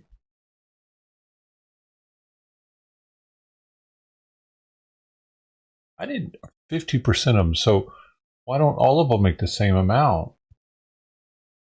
So why did some get paid more than others? Is it states pay differently for these people? Millionaires, though really Or Democrat, millionaires. Republican. Well, are millionaires, so it's not necessarily that they get $1 million per year, but they're millionaires. They have $1 million in the bank. 50% of politicians have $1 million in the bank. Yeah, they're probably, maybe. Y'all saw that one dude that had all them gold bars and shit. He just got in trouble for taking what's the word? You know the word. You know what I'm talking about. He took it. They'll never fully understand the struggles of many of our families. Right. Egypt. And, you know, they're in survivor mode. I don't know how to explain it other than like survivor mode. They don't have time to be able to think of how can I thrive. And it's real. Like I know we're in this like bubble of Congress, but it's very real out there. So a number of Americans, including many of my neighbors, rely heavily on overtime pay. Ms. Perriman, as you know, to make ends meet. They'll bust their butt. They'll work that 10, 20 hours because they got to get that tire fixed, or they got to pay a certain bill that they didn't expect. So I know most, you know, again, members are in an income bracket that's completely disconnected, so they don't understand what that means. Yeah, that's fine. But you know, even with all those hours, sometimes they're not even eligible for like overtime pay. And I am going to talk about, what is she getting at? What is it, page 592 of Project 2025, where it says, quote, Congress should provide flexibility to employers and employees to calculate overtime period over a long number of weeks. Sounds great, right? Like, oh, flexibility. But when you actually go look down and implicate, you know, the implementation of it, this means you be forced to work long hours, 1 week, then have your hours dramatically cut later in the month so your boss doesn't have to pay overtime. Is that correct, Ms. Perriman? It is. It is. What do you think the impact would be here? We know it would be devastating, and that's not the only thing that's in Project 2025 that's devastating to working Americans who need to be paid for their work. It also would seek to revise the threshold. Wait a second. Let's see what this says again. So she's saying that it would give the employer the opportunity, if they wanted to do that. Completely disconnected, so they don't, sometimes they're not. Page 590, employers and employees to calculate overtime period over a long number of weeks. Sounds great, right? Like, oh, flexibility. But when you actually go look down and implicate, you know, the implementation. And I am going to talk about say that part. Page 592 she doesn't of Project explain 2025, where of it says, quote, Congress should provide flexibility to employers and employees. Okay, provide flexibility to employers. Okay. Here's the thing, man. If you don't like it as an employee, you can always quit and go to a job that offers it. It's not like all employees or all employers everywhere, and they couldn't. They might not even be able to, because it would probably be state law. Or like California's got state laws that are in place for minimum wage and shit that are higher. Many states have a higher minimum wage than the federal minimum wage. So yeah, you might give that option federally, but state will decide whether or not that's actually going to be a thing, and then that's taking it back to a constitutional republic. Because if you don't fucking like it, how your state's handling things, you can't get your overtime anymore. And Detroit, where she's at, because that shit happened in her area, then it's time to move. It's time to figure out how to get to one of them red states. And that's how our country is supposed to thrive. Because eventually, if too many people leave that state because they're not getting the overtime, and that country's getting flooded with immigrants, well, that's another thing, though. Holy shit. That's bad then. Fucking hell. See, this is how they come in. It could actually help them, and they're not thinking this through. Democrats, it could help them, this happening. Because if the blue states ended up saying, you know what, no, you're not getting overtime anymore like you used to, boom, because we're calculating this shit differently, then the OG hardcore blue collar workers will start moving to places like Texas and other right wing states where they could still get their overtime, and then the immigrants are going to move and because they'll be okay with getting what they're getting, but then they got them votes in those blue cities. The blue states will get more votes, more electoral votes. See, they're not thinking it through. It would actually help out Democrats if they did that, I bet. To calculate overtime period over a long number of weeks. Sounds great, right? Like, oh, flexibility. But when you actually go look down and implicate, the implementation of it, this means you'd be forced to work long hours, 1 week, then have your hours dramatically cut later in the month so your boss doesn't have to pay overtime. Is that correct, Ms. Merriman? It is.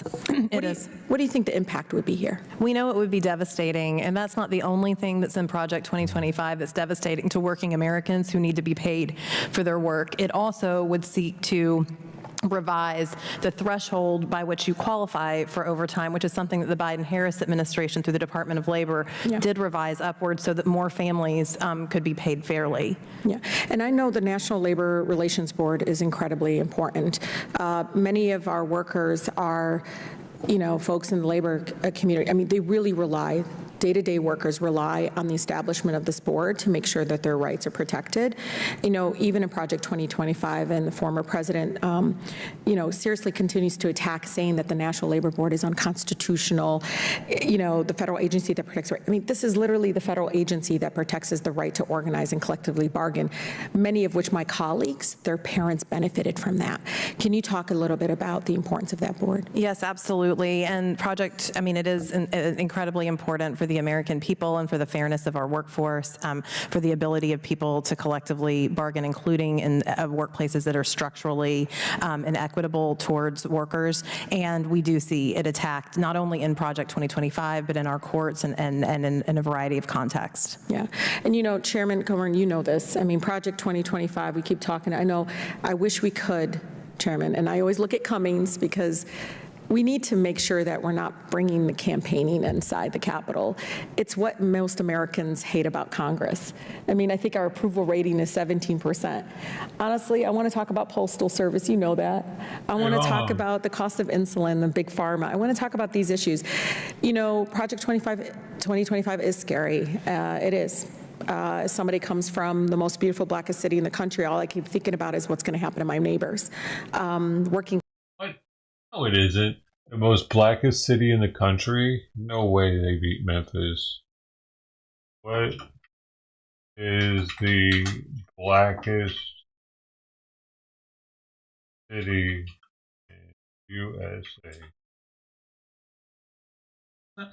The town in Alabama called Black.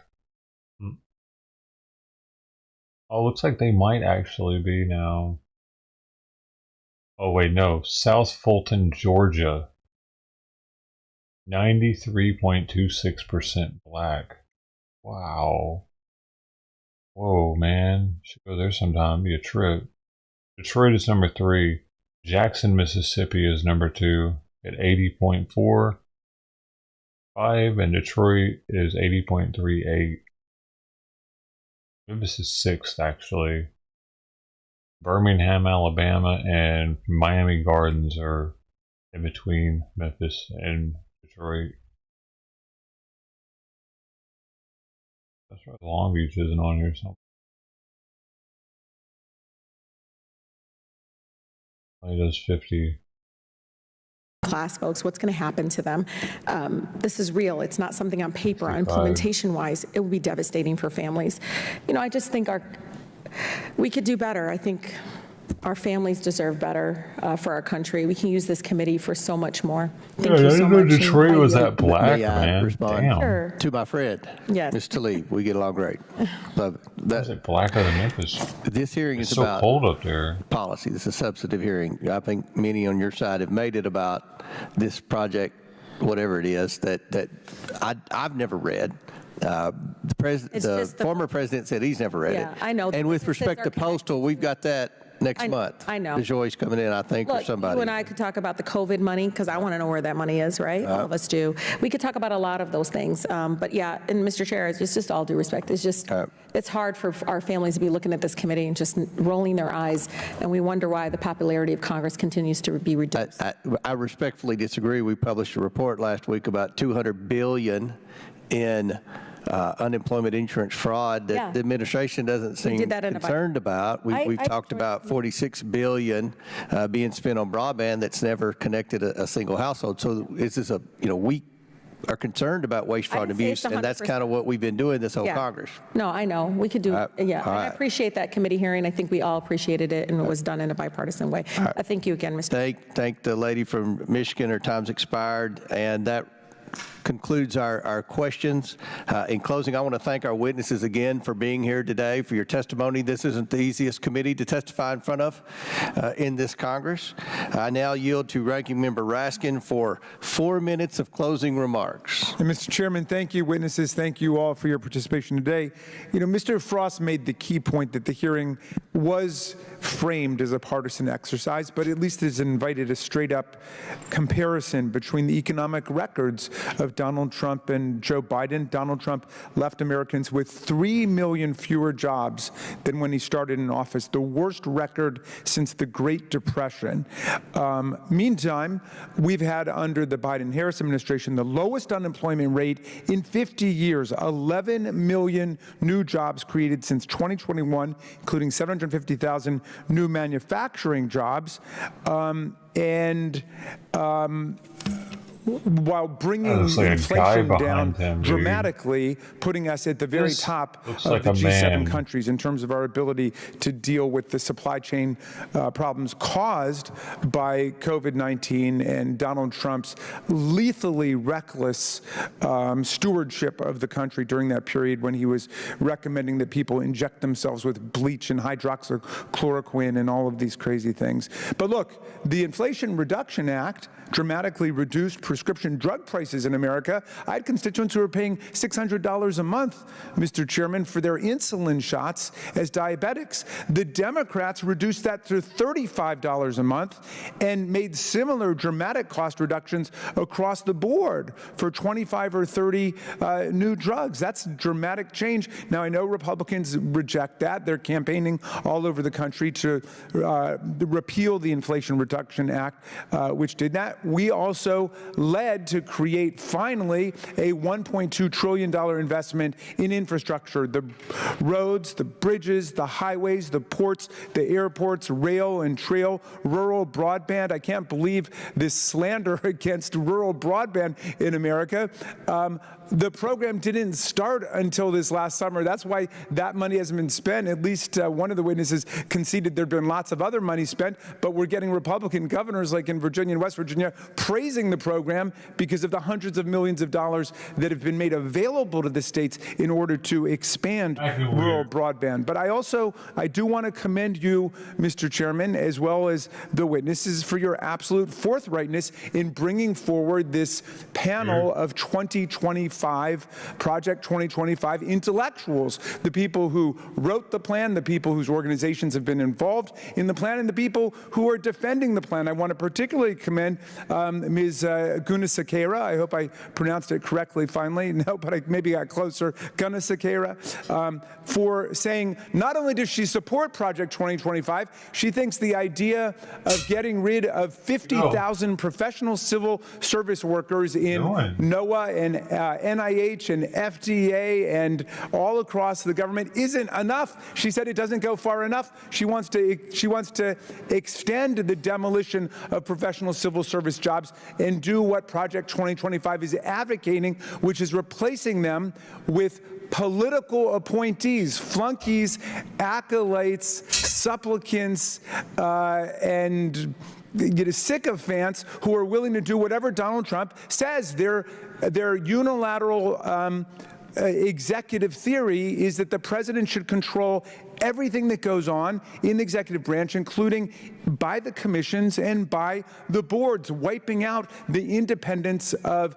federal regulatory commissions and boards. So they want to slash reproductive freedoms. That includes IVF. It includes birth control, abortion. Of course, they want a national ban on abortion in America. That's the reality of what we're talking about. And you've put the politics of it front and center today. And I'm glad at least you've not been abashed about it the way Donald Trump is now running away as quickly as he can from Project 2025. You've put it forward, and I thank you for that, Mr. Chairman.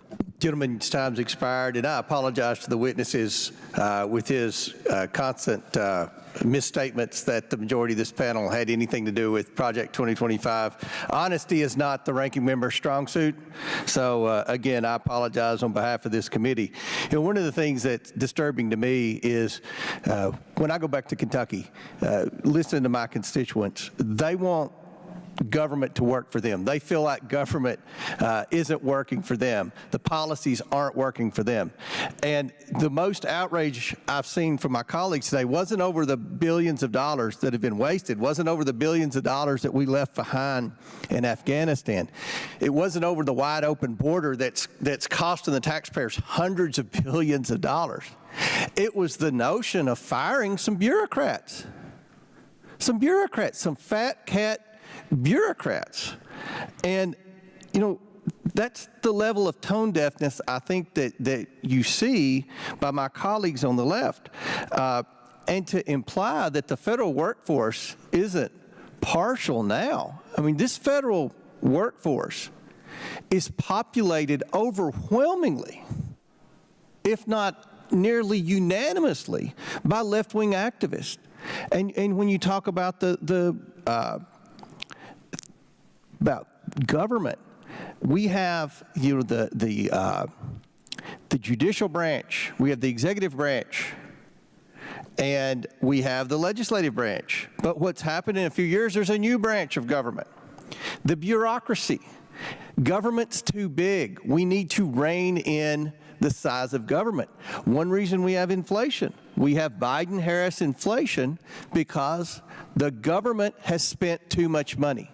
And there are necessary expenses of a government. It's necessary to fund Border Patrol. It's necessary to fund our military. It's necessary to fund social programs like food programs. I've always been a strong advocate for food programs. But it's not necessary to continue to grow these bureaucracies and to continue to hire these federal left-wing bureaucrats that will not comply with the directives of the American people. If the American people make a statement this election that they want a different kind of policy with respect to energy policy, is the EPA, the way it's populated now, situated and willing to comply with that new direction, the mandate that the American people say that they will voice? No, the answer is no. And, you know, Ms. Stansbury, I want to thank the witnesses for their transparency on background and policies. I appreciate that. Where's the transparency among my Democrat colleagues? What is the vision for the future for the vice president? All we know are the policies of the past. And the policies of the past, as we've outlined in this committee hearing, have been a huge failure, primarily to the American consumer who's having to struggle to pay for their grocery bills, who's having to pay more for rent, pay more for gasoline. pay more for every expense to the tune of $11,000 to $13,000 more per year for the same goods and services. The salaries did not increase $11,000 to $13,000. That's what inflation is. And we have inflation because of the bad policies of the Biden-Harris administration. I want to conclude with this. The ranking member mentioned the strong job market. His constituent, Jerome Powell, cut the interest rates yesterday by and I come from a banking background, by about as much as I've ever seen at one time. And he said the reason they did that is because of the weak job market.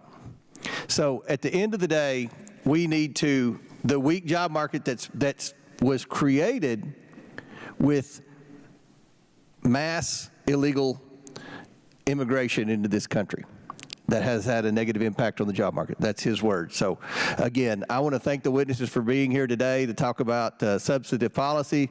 I appreciate your willingness to come before this committee. And with that, without objection, all members have 5 legislative days within which to submit materials and additional written questions for the witnesses, which will be forwarded to the witnesses. If there is no further business, without objection, the committee stands adjourned. All right.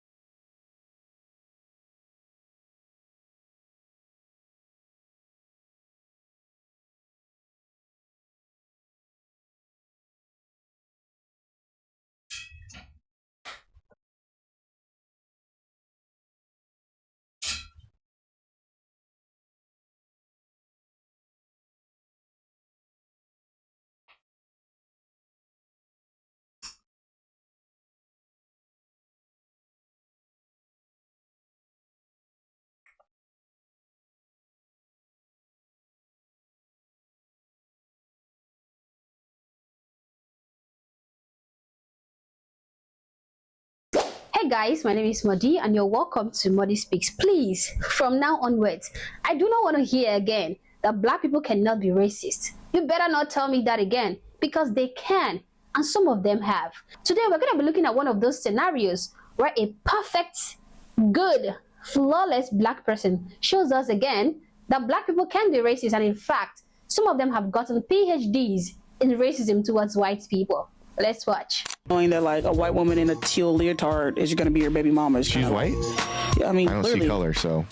I love black people more than anybody else. Now, before we move on with this clip, I want you to notice how she declared that she loves black people more than any other race. And I want to say that I understand why a lot of people might genuinely feel the same way she does. I understand why a white person might say that he or she loves people from their race more than people from other race, okay? And I understand why a black person, an Asian person, Hispanic person would share the same sentiments. Most of this unconditional preference stems from the fact that you are naturally linked to these people, okay? They look like you, they come from you, and you come from them, and you are inherently bound to them. I understand that, but I also understand that there isn't really a need for me to say that I love a particular race more than the other, okay? I mean, what is the essence of doing that? But let me not get ahead of myself, okay? Let's continue with the video, and then we'll come back and talk in earnest. I love black people more than anybody else. I love black people and Asian people and Native American people and Pacific Islanders. I love Pacific Islanders. I love Middle Eastern people. And this is no particular order. You know what? Your mouth kind of reminds me of like a person from Whoville. That's because fine. you like lip is not there. Well, I can't help that. I'm sorry, I can't just stop pausing the video, okay? Because I don't want to forget what I want to say. Did you notice how the guy kept trying to pacify her and please her by saying he loves black people, Asian people, Native Americans, Pacific Islanders, but never for once mentioning that he loves white people? I mean, he was obviously trying to be in her good books, to the point that even though he is white, he never included that he loved white people. He tried his best to make her happy, yet she came for him because he doesn't love black people more than other people. He loves, like, other people, other races.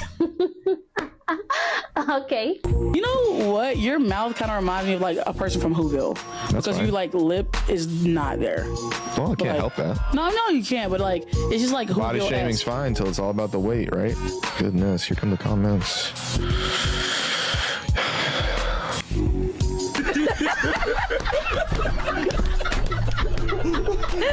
Payback is the best. Don't go about throwing stones if you live in a glass house. Like, why is it that people who are always quick to criticize other people all the time are almost always extremely flawed?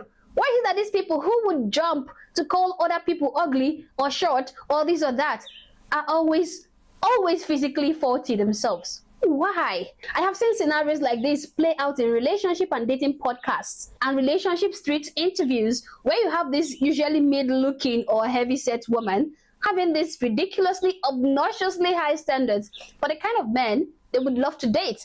But when these same standards are applied to them, you find out that they don't even measure up. They don't even come close at all. How much should a guy earn for you to date him? Over 500K, close to $1 million. If he doesn't, I'm not gonna say yes. Do you hear me? How much should the guy pay for the engagement ring?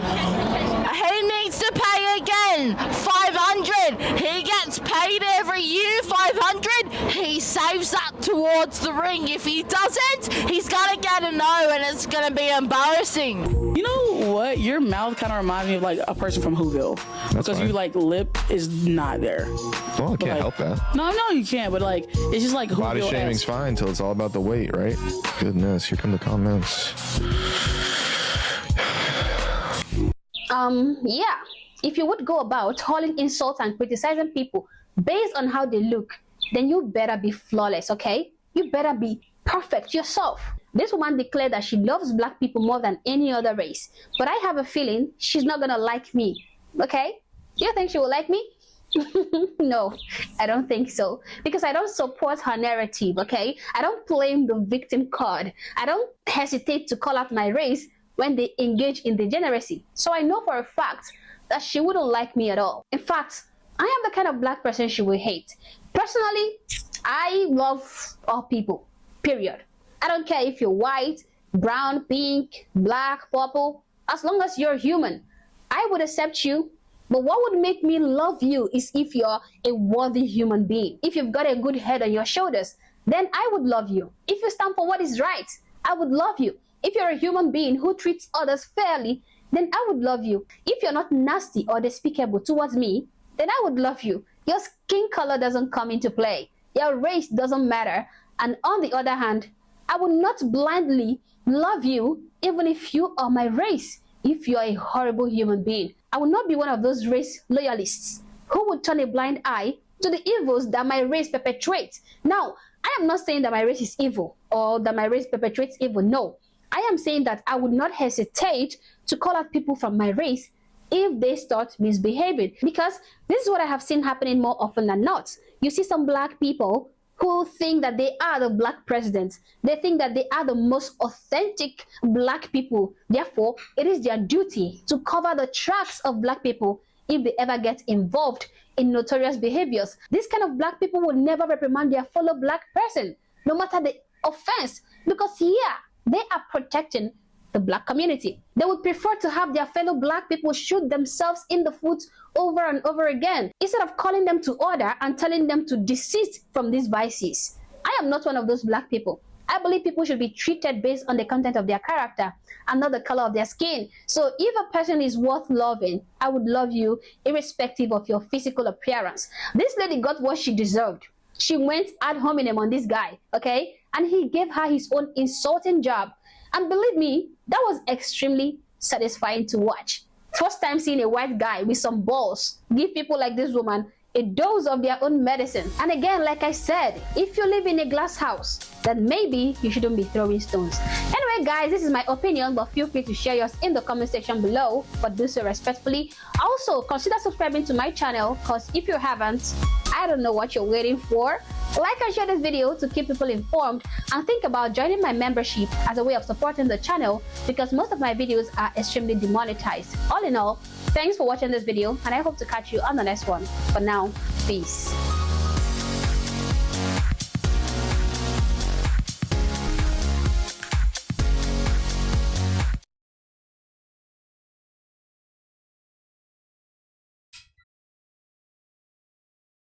Uh-oh. Get diarrhea, didn't you? You're acting kind of weird coming out of there.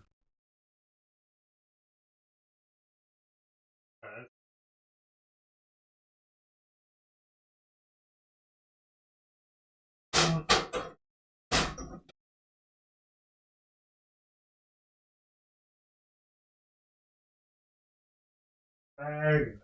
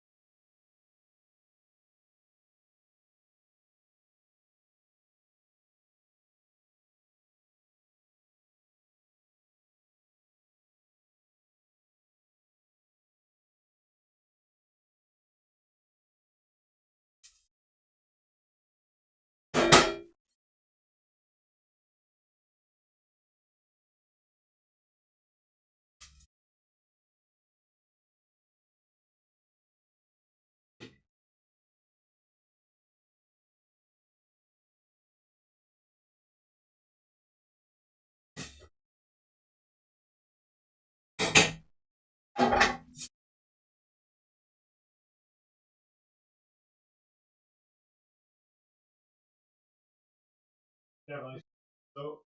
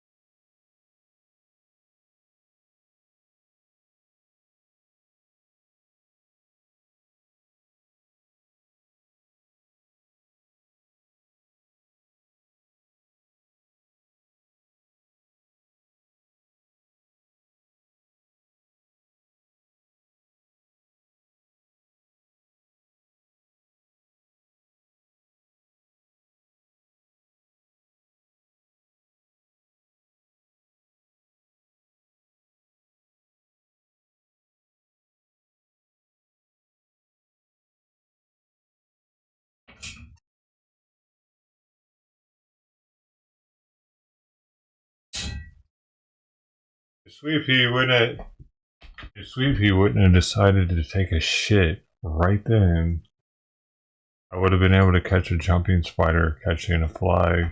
That's why I was in a hurry. I came back in here to get my phone, so because I saw this jumping spider on the trash can, and there were two flies in front of it, and I was like, oh my god, this thing's about to try to get one of these flies, because it was like this far from them.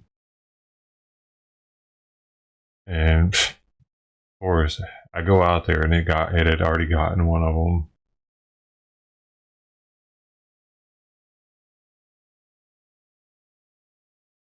I got a little video of it walking off with it.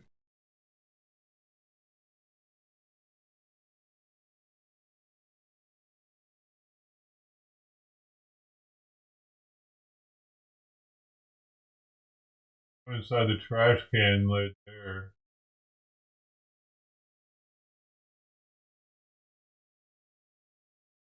But then I found its lair.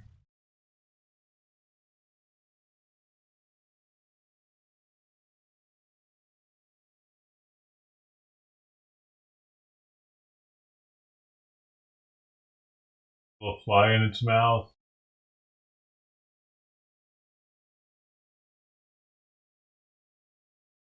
Like focusing.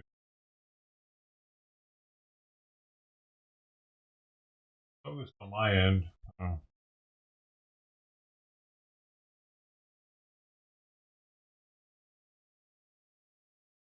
You'd easily see the fly there. Eyes, all red eyes.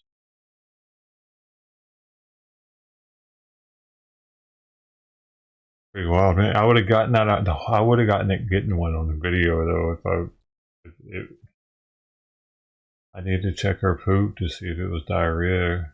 Well, I kind of wanted to see it. It was barely too late. That would have been a pretty wild video.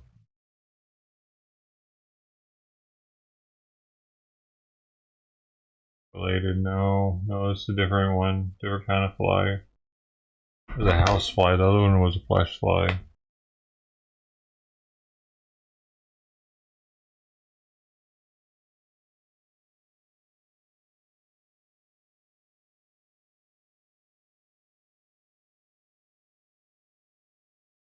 It's pretty with those orange spots on it though.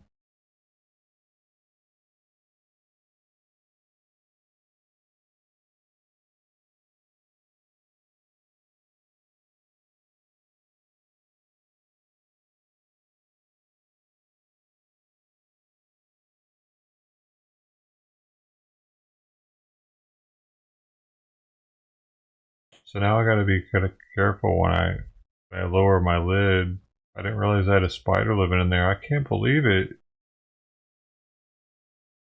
Because trash day was yesterday, man. Was it in there for trash day? How did the trash truck slamming around not jostle it out of there? Unless it built that overnight.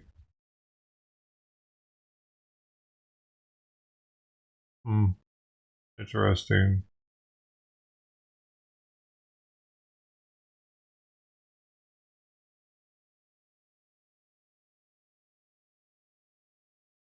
Now I don't know if I'm gonna want him to be in there next Wednesday. I could kill him. It's kind of cool to have a little fly assassin in the backyard. I said that before. I think that either that's the mom. I don't think they grow that fast, but there were a bunch of baby jumping spiders in my backyard about a month and a half ago. They were tiny.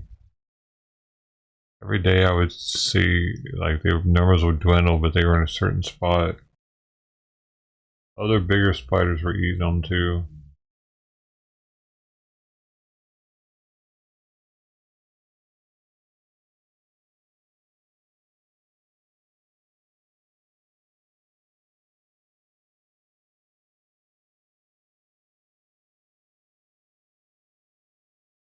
That spider might be related to the jumping spider I had in here at one time, though.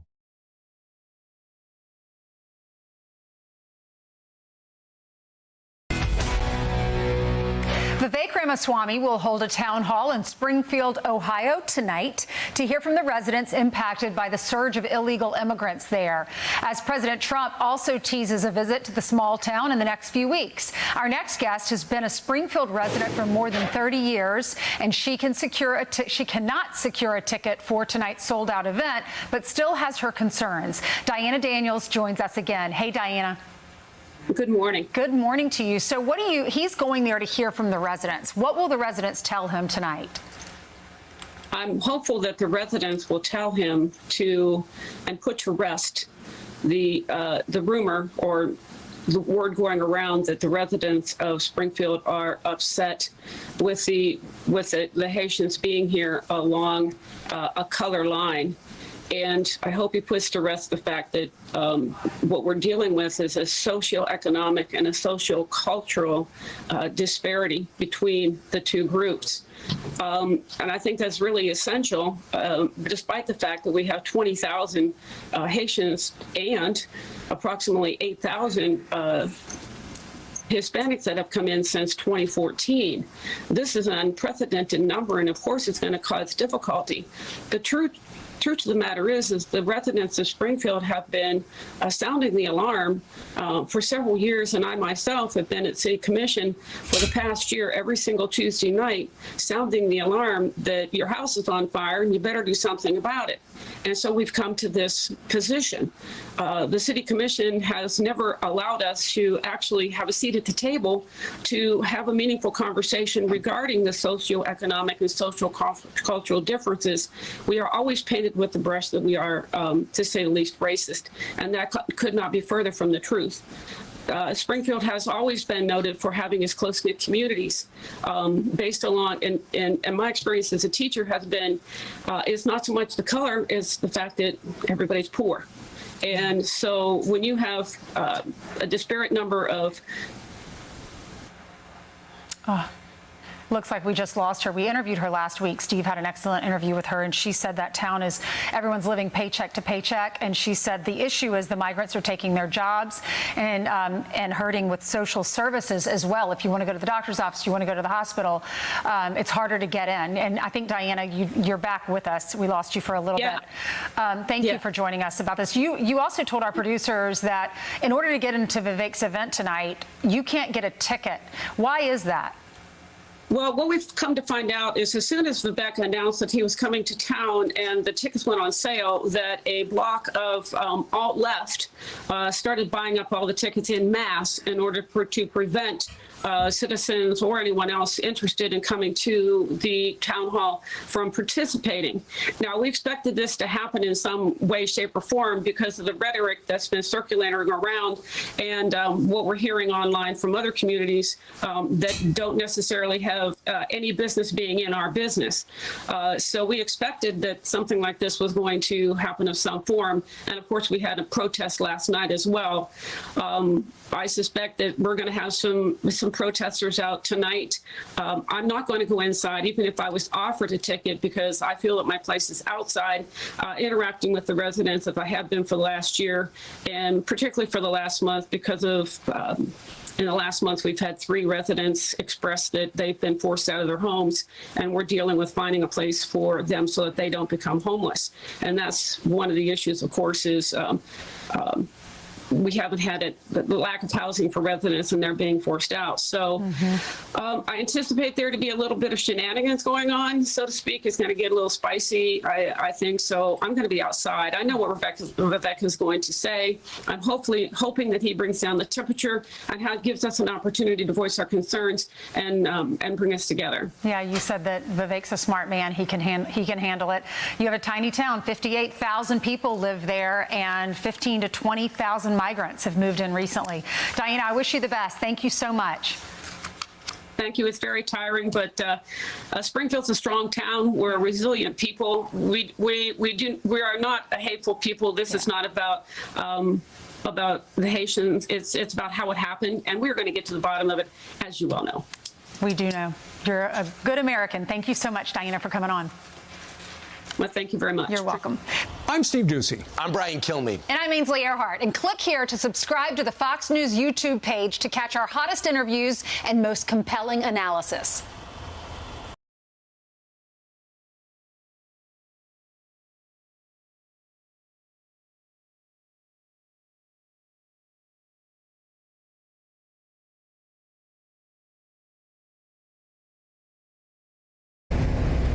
JLR investigates, boots on the ground. I am at Love's Truck Stop in Springfield, Ohio, Clark County, Ohio.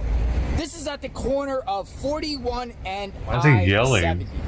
Why am I here at Love's? Well, there is a controversial issue going on right now in Springfield, Ohio, dealing with the Haitian migrants. This area in the last few years has received 15 to 20,000 Haitian migrants. They come to Springfield, Ohio, fly into most likely Cincinnati and Columbus. From that point, it seems like they take a Greyhound bus. And the Greyhound bus station is right here at this location. And numerous times throughout the day, buses of Haitian migrants will be dropped off via buses. Little in this area, the employee at Love's told me goes right over there where those trailers are, and they come out. Then they work their way to downtown Springfield, which is a few miles away from here, and get involved with some of the local NGOs. Let's talk. Let me spin the camera around and show you. So this location here is where they get dropped off. Also, a lot of Haitian migrants I see in vehicles getting gas around here. But the bus station, right around there where that trailer is over there, is where, yes. Okay, thank you. Thank you. All right, so Love's just told private property, gotta leave, which is very interesting. Private property, gotta leave. See what I'm saying? What is going on here in Springfield, Ohio, dealing with Love's? Manager came out and said private property. Those people didn't like being filmed when he first started. He was yelling and shit. Now another employee told me that's what I just saw. Shoplifting occurs inside Love's. Now I'm not saying all people are bad that come in this way, but there is a lot. And it seems like here and Big Lots is the area, and I'm leaving, she said leave, is the area where these individuals come in. We're out here investigating. We haven't seen any buses here today yet. They supposedly come through here, and we're out here. We got our eyes on Love's. Welcome to Love's, but I wasn't welcome. Okay. I clickbaited on that one.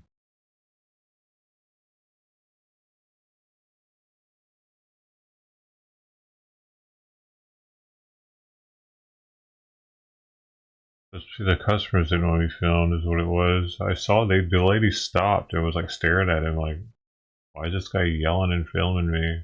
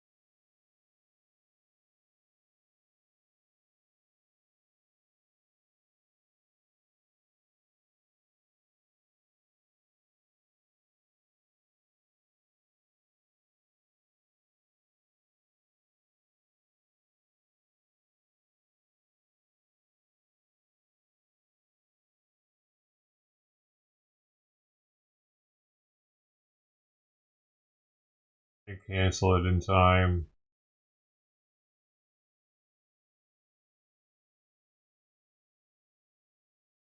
Realized it was going to ship out before they opened. It.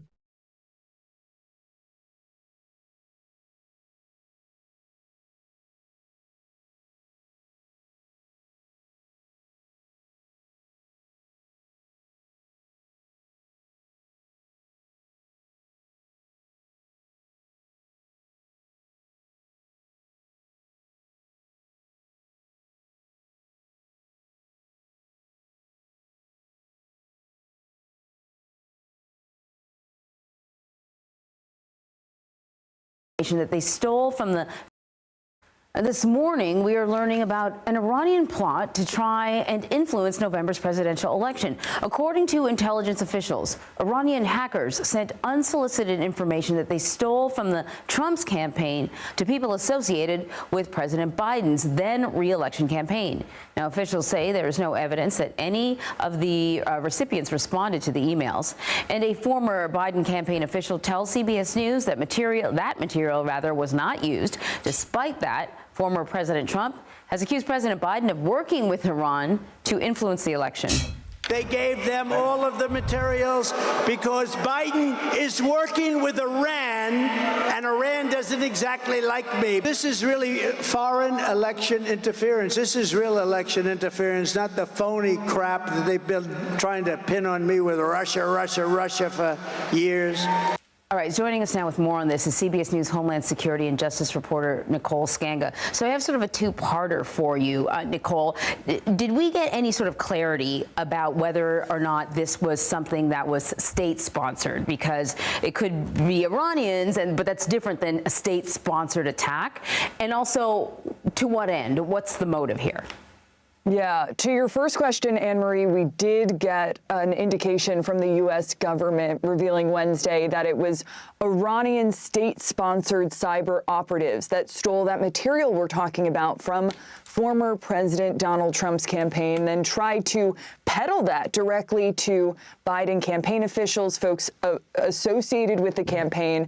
And while they did not say exactly what the Iranians stole, in a statement, the Department of Justice, FBI, CISA, the nation's top cybersecurity agency, said Iranian state actors had sent Biden campaign officials unsolicited emails containing stolen, non-public material that's pretty explicit from the former president's campaign back in June and July when Biden was still running for president. And according to the statement, there's no indication that the Biden team responded or even engaged with those emails. The Biden campaign said in a statement it condemns any election interference in the strongest terms, adding that the Iranians here targeted the personal email accounts of those folks associated with the campaign, and adding that those emails really appeared to be scams or even just phishing attacks.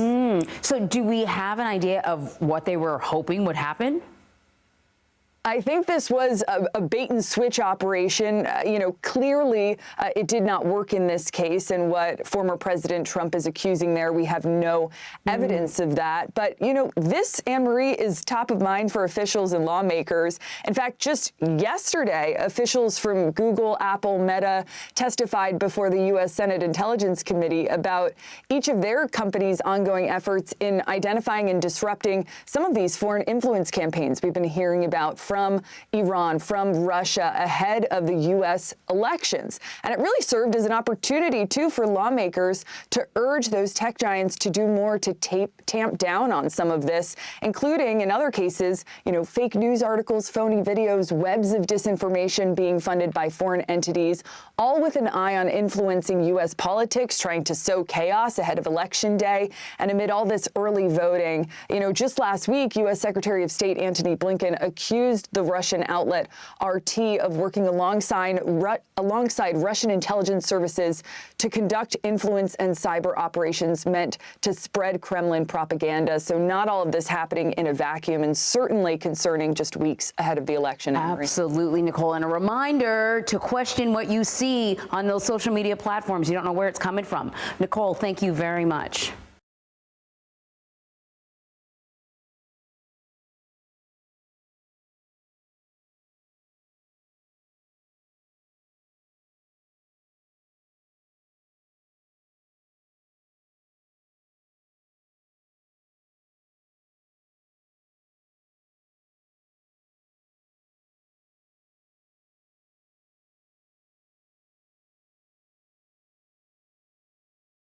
Okay, now to our other top story. A Fresno police sergeant is feeling the sting of an investigation as he sits in the Fresno County Jail, booked on charges of an attempted lewd act on a child and communicating with a minor intending to commit an unlawful offense.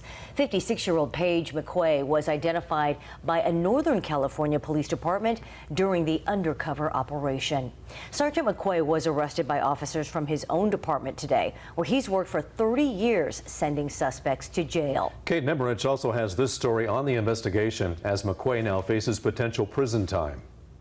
A Fresno police officer's return to work Wednesday turned into a trip to jail. 56-year-old Paige McQuay returned from his normal days off to find out he was on paid administrative leave, and he was wanted by the Roseville Police Department on charges of an attempted lewd act on a child and communicating with a minor intending to commit an unlawful offense. Roseville police alerted the Fresno department on Tuesday that McQuay had been caught in a sting operation. The next day, McQuay's own coworkers conducted the arrest and delivered him to the Fresno County Jail. Obviously, we have a vested interest when somebody in our police department is accused of these kinds of crimes. The last thing we want to do is expose the public to any kind of risk with them being out there. McQuay has been with the department since December 1993 and was promoted to patrol sergeant in 2023. Over the years, he's been recognized for his work in the community. Action News interviewed him back in 2014 after he started a GoFundMe for a little girl who lost her foot in a lawnmower accident. Nearly a decade later, McQuay could be facing several years in prison for the charges he was booked on, according to criminal defense attorney Jeff Hammersmith. So one is communication with a minor for an illegal purpose. So if the final text between them were, let's meet up at this place to have sexual conduct with it. And then the other charge was an attempt to actually carry out that act. And by traveling to the location where the suspect expects to meet the minor for sexual purposes, by simply showing up, that shows the attempt to actually go forward with the sexual act. He says because McQuay didn't have contact with an actual minor, the sentence could be lighter, but he would still be required to register as a sex offender if convicted. Kate Nemrich, ABC 30 Action News. Action News reached out to law enforcement in Placer County and we're waiting for a response. McQuay is being held without bail. Hey, Central California, stay up to date with all the most important news and weather. Don't forget to smash that like button and subscribe.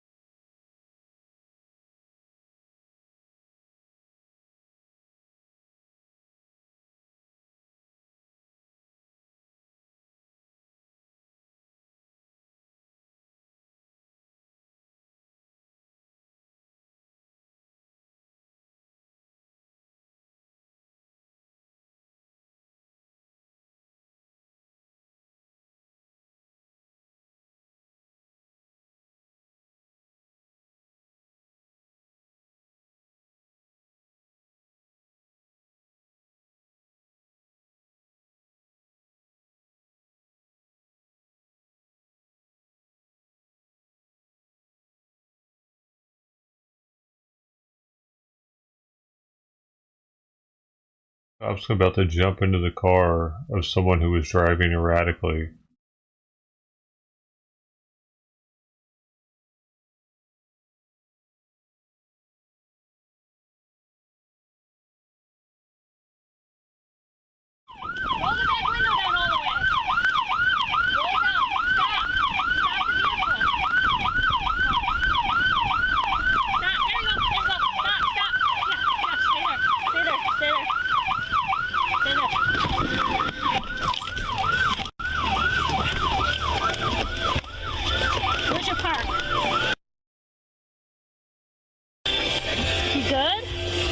Okay, is this park?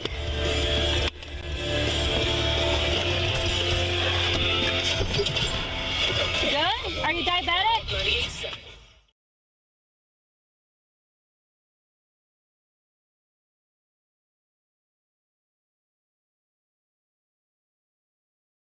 Was he diabetic or drunk?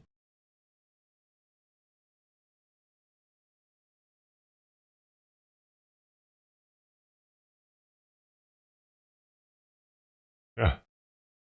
Interesting. Well, that's something women are good for. They're smaller. They can fit through window holes. Huh? So we need a woman for that. Get her out. Get her on there. Hurry. Get her in the...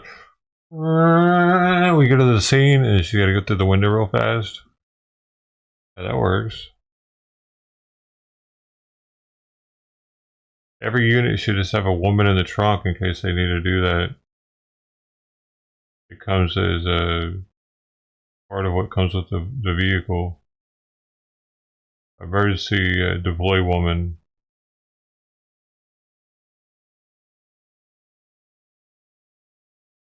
What do you think, guys?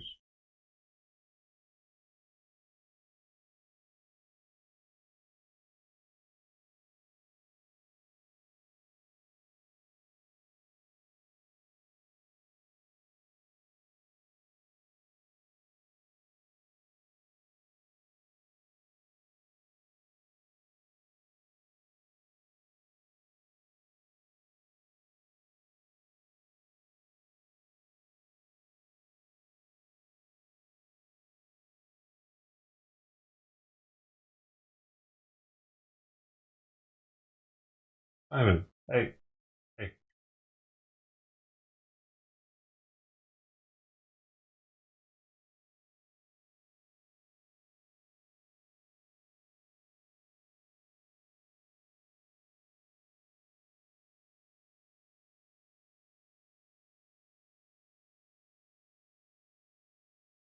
San Francisco is caught up in the nationwide battle against the fentanyl crisis, and the federal government's involvement in trying to stop the epidemic also means some suspected drug dealers are facing the possibility of deportation. ABC 7 News reporter Luz Pena spoke with Mayor Breed about the city's stance as a sanctuary city and is in the newsroom with the story. Luz? Yes, Dan, San Francisco has been a sanctuary city since 1989. This means city employees are prohibited from using city funds or resources to enforce federal immigration policies. But after drug dealers are convicted in federal courts, that's outside the city's jurisdiction and could lead to deportations. 2023 was San Francisco's deadliest year on record for drug overdoses. Over 800 people died, according to the city's medical examiner. 2024 is trending down, but there are still close to 500 overdose deaths so far this year. This leading to an increase in enforcement, where even the federal government is getting involved. We have been working hand in hand with them in order to help address this overwhelming crisis that exists not just here in San Francisco, but it's all over the world. Mayor Breed confirmed San Francisco continues to stand by its sanctuary city policy, which means the city can't work with ICE on facilitating deportations, but the federal government still has the ability to deport drug dealers if they're undocumented. Fentanyl is killing people, and our own sanctuary policy in our city does not protect violent crime. And so the federal government is using this as a tool because they don't have the restrictions that we do in terms of our sanctuary city policy. In the Tenderloin, Del Seymour is the founder of the nonprofit Code Tenderloin. He says he's noticed more drug dealers getting arrested, and that's led to some improvement. Doing more activities in the Tenderloin. We've noticed that in the last 3 months. They're actually going out and intervening with drug dealers and drug transactions. San Francisco's District Attorney Brooke Jenkins confirmed her office is heavily prosecuting drug dealers, adding, "I am grateful to all local, state, and federal partners who have come together to share resources and work collaboratively to close open-air drug markets and to work to create safe neighborhoods for our residents and families." The DA's office has convicted 168 people and 96 guilty pleas in other cases this year and currently has 571 felony narcotic cases pending. They don't keep record of immigration status. The nonprofit Central American Resource Center, which offers legal services to undocumented immigrants, wants the city to keep in mind its duty as a sanctuary city. Sanctuary city in San Francisco also guarantees people's right to due process. As if somebody is acquitted after having their day in court and are found not guilty of the crime that they were charged with, they should be free to go. After drug dealers are convicted, they have to serve their time in federal prison. If they're undocumented, then they can get deported. We contacted the U.S. Attorney's Office to see if that is happening right now. They told me they don't keep record of how many convicted drug dealers are getting deported. In the newsroom, Luz Peña, ABC 7 News.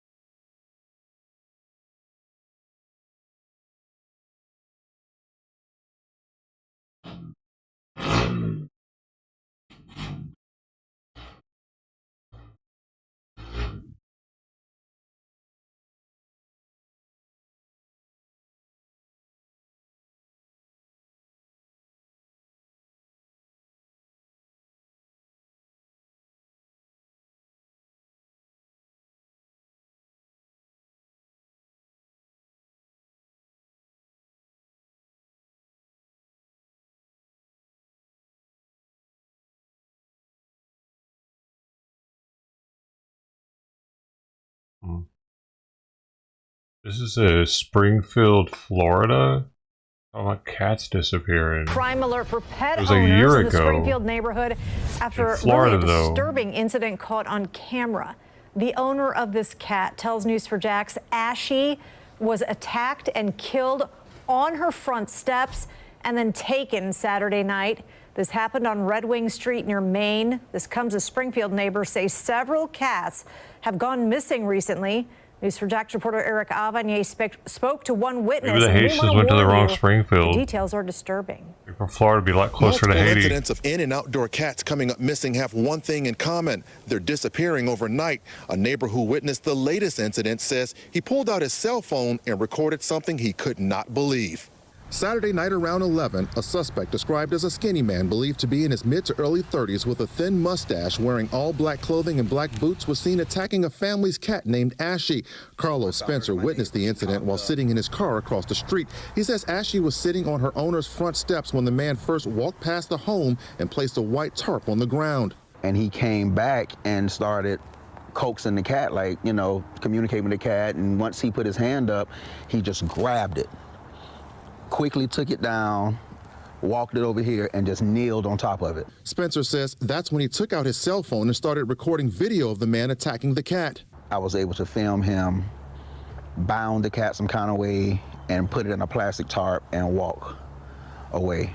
This is a surveillance video from another neighbor's house showing the man walking down Red Wing Street. He's still holding the tarp. Spencer says he didn't intervene because he didn't know if the man was armed with a weapon. So he ran across the street to alert the cat's owner, Heather Golden. The two called the police and then got into a car to go look for the man. We actually ran into him. She says, "That him?" I say, "That's him." So she hopped out. And I was like, "Where's my Did cat?" you yell at him or something? Like, "What cat?" And then he just. You could have fucking yelled at him. They never saw him or the cat. Hey, again. what are you doing? Police never located the man. The incident has neighbors worried because many of them either own cats they allow outdoors or feed neighborhood cats that have been spayed or neutered and then released back into the neighborhood. What a fucking Neighbors pussy. say in recent weeks, many cats have come up missing overnight. Neighbors also say the bodies of two of the missing cats were recently found in a nearby dumpster. We love the animals in our neighborhood and we want to care for them, and we hate that someone's going around and hurting them. Tell me, how concerned are you hearing about this news? Very concerned, very gravely concerned. It's been just concentrated in Springfield, like between 1st Street to so far 11th, and then from Liberty to Silver. Until the person responsible is captured, cat owners are advised to keep their pets indoors, and if they are feeding neighborhood cats, they're being asked to put down food in their backyard and not on their front porch. Anyone with information about the individual in that surveillance video or the cell phone video is strongly urged to contact police. Reporting in the Springfield neighborhood, Eric Avanier, Channel 4, the local station.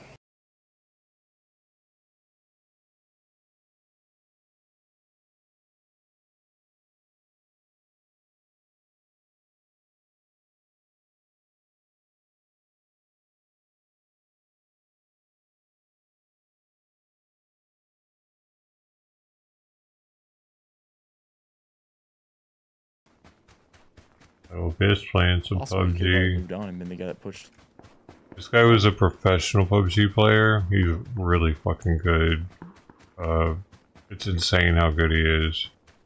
His aim. He's a PC player though. He plays with Dr. Disrespect sometimes. GTFO, man. GTFO. That's how good he is. Go, go. Dr. Disrespect, him and him do duos Go, go, go. together. It's called Disrespect. He starts. Look at how he starts this shit off, dude. Wait, oh, I can't. I got over here. I'm not talking about his intro. Let's get 7, 8. Talking about. This is what he does to get warmed up. You'd have a damn. Just says it all right here. Coming in with a. Yo, Spot. Appreciate you, man. Appreciate you, baby.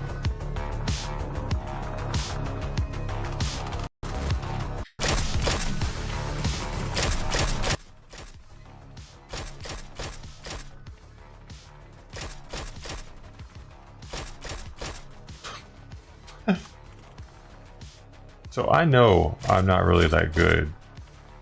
Because I know that there's people like this. Holy shit.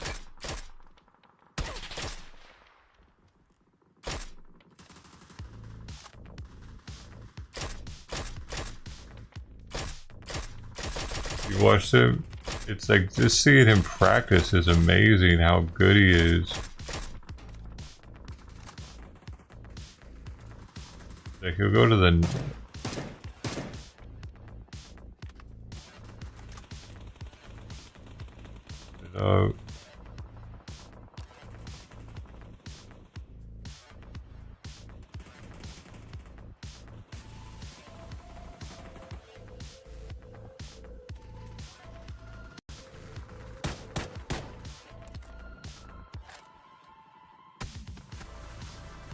You dialing that Cronus in? How'd you know, man? How'd you know?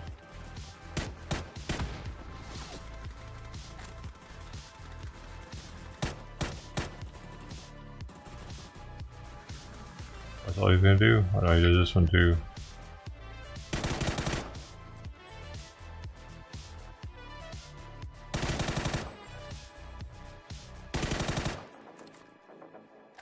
Ricochet, what's up, baby?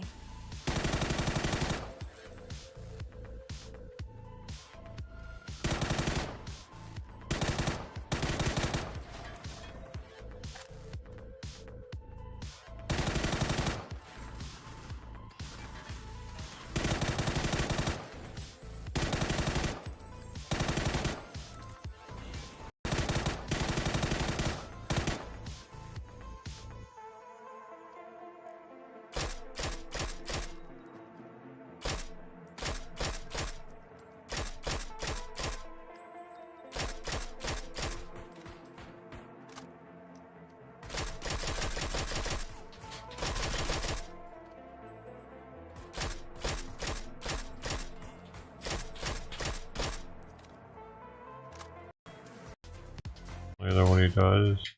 All right, man. I think we're ready to rock. Do it out there on this fine Thursday.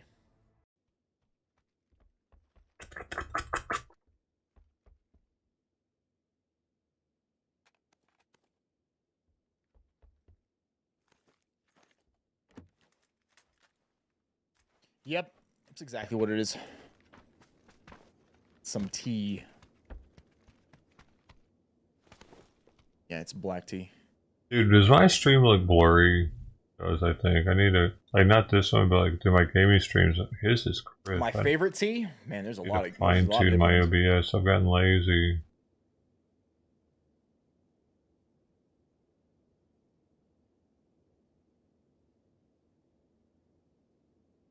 It's just 720. It's crisper than mine.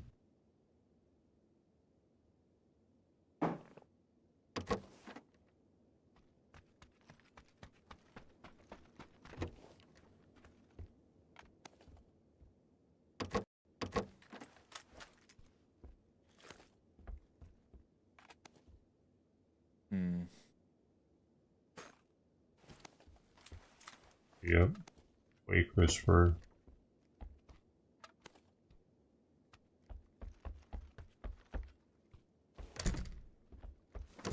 Yep.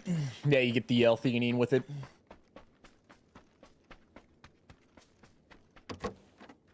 Wait.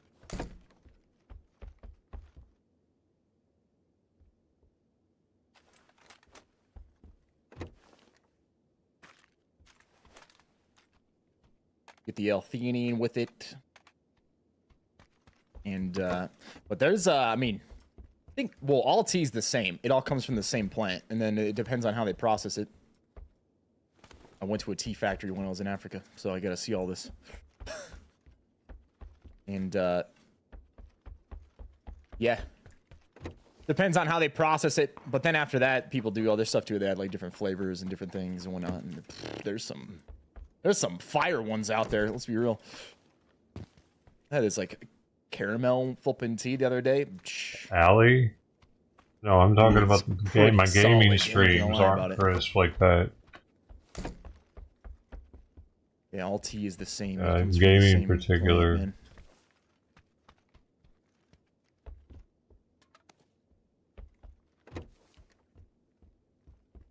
I probably need more bit rate. Which doesn't like more bit rate.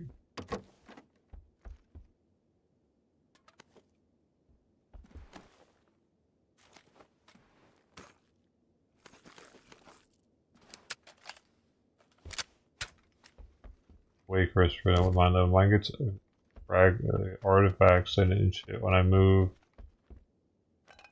It's staying pretty crisp.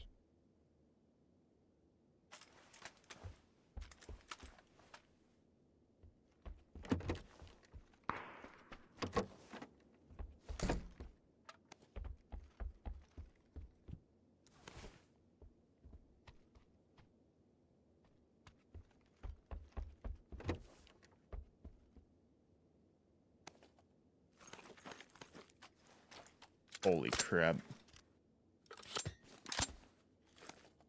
So many smokes.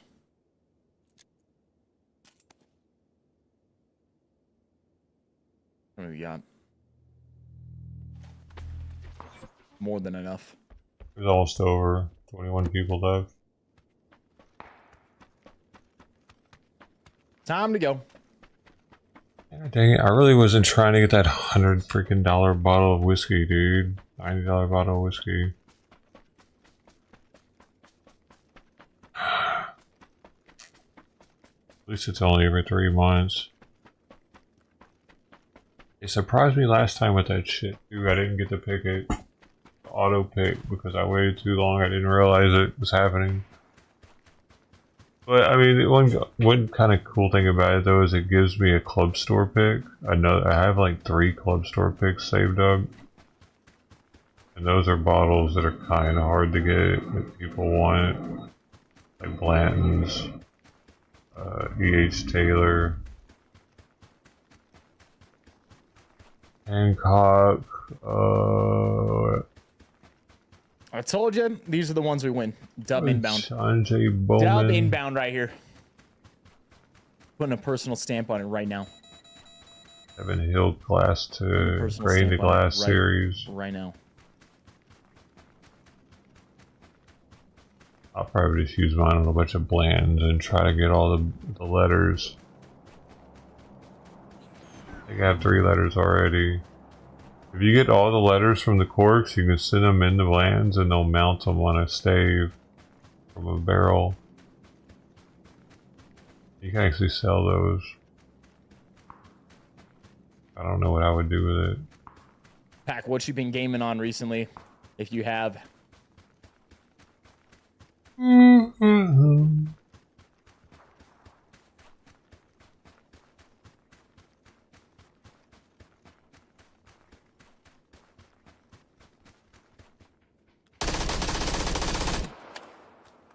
Miss Cheddar.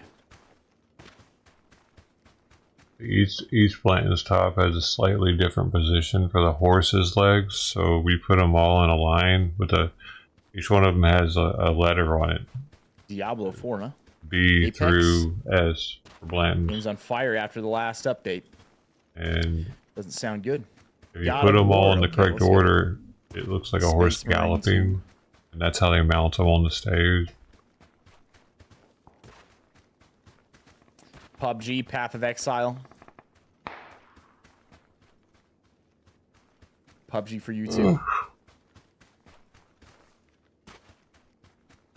Delta Force is the 14th of October. Hey, let's go, baby. I'll be gone during that time, but once I get back, we'll definitely be jumping a lot into Delta Force. Warhawk coming in with the Prime. Appreciate it, Warhawk. 10 months primed out of your mind, man.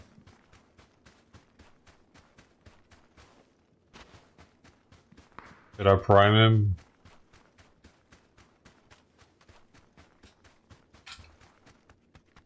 I always forget to use my prime.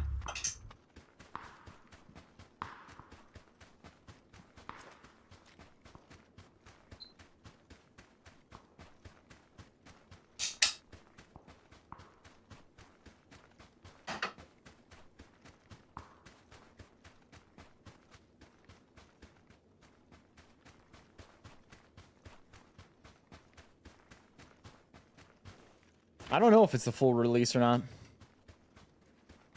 I also heard something though where they had said something about a release in that time frame around October.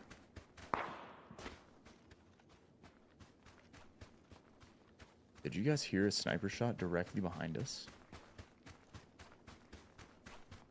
Lighter? No.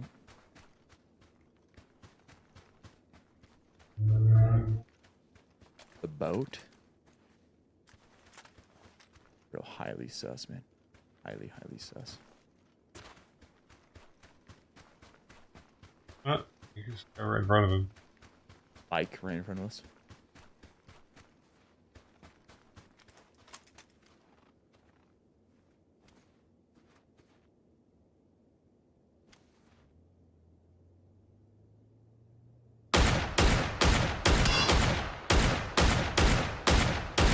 Oh, that was close. I think there is a dude in the boat, and he's hopping in and he's hiding behind it.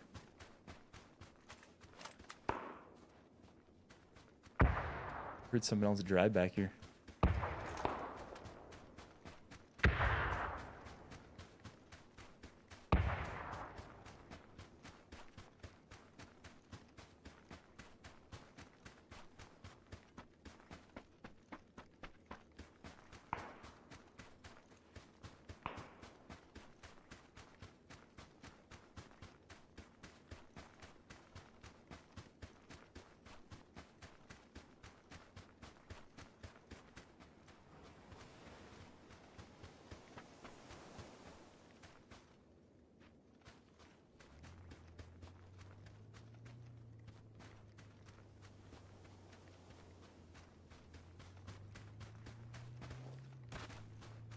Eight players left.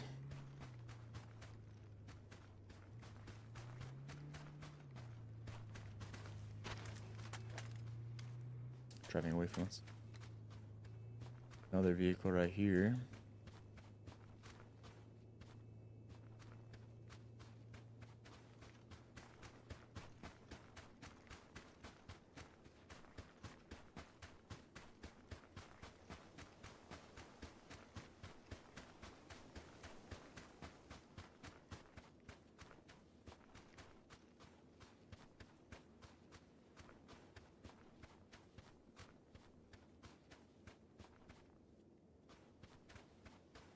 Man, sorry, hurry the hell out. This.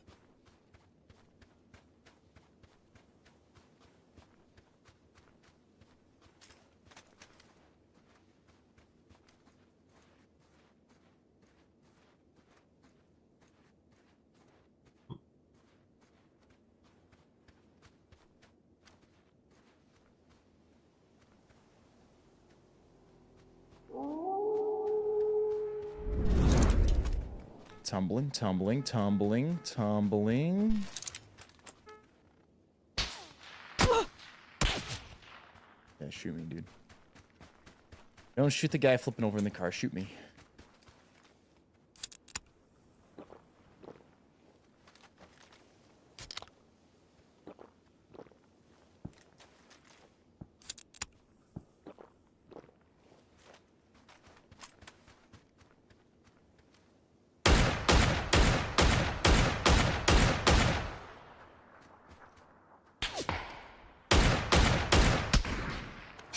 fucking hiding back here the whole time with a sniper. I knew I heard someone back here.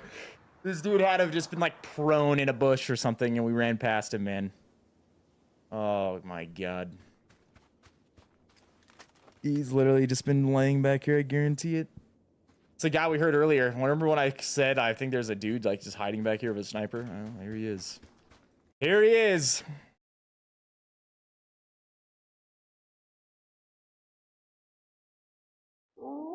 Appreciate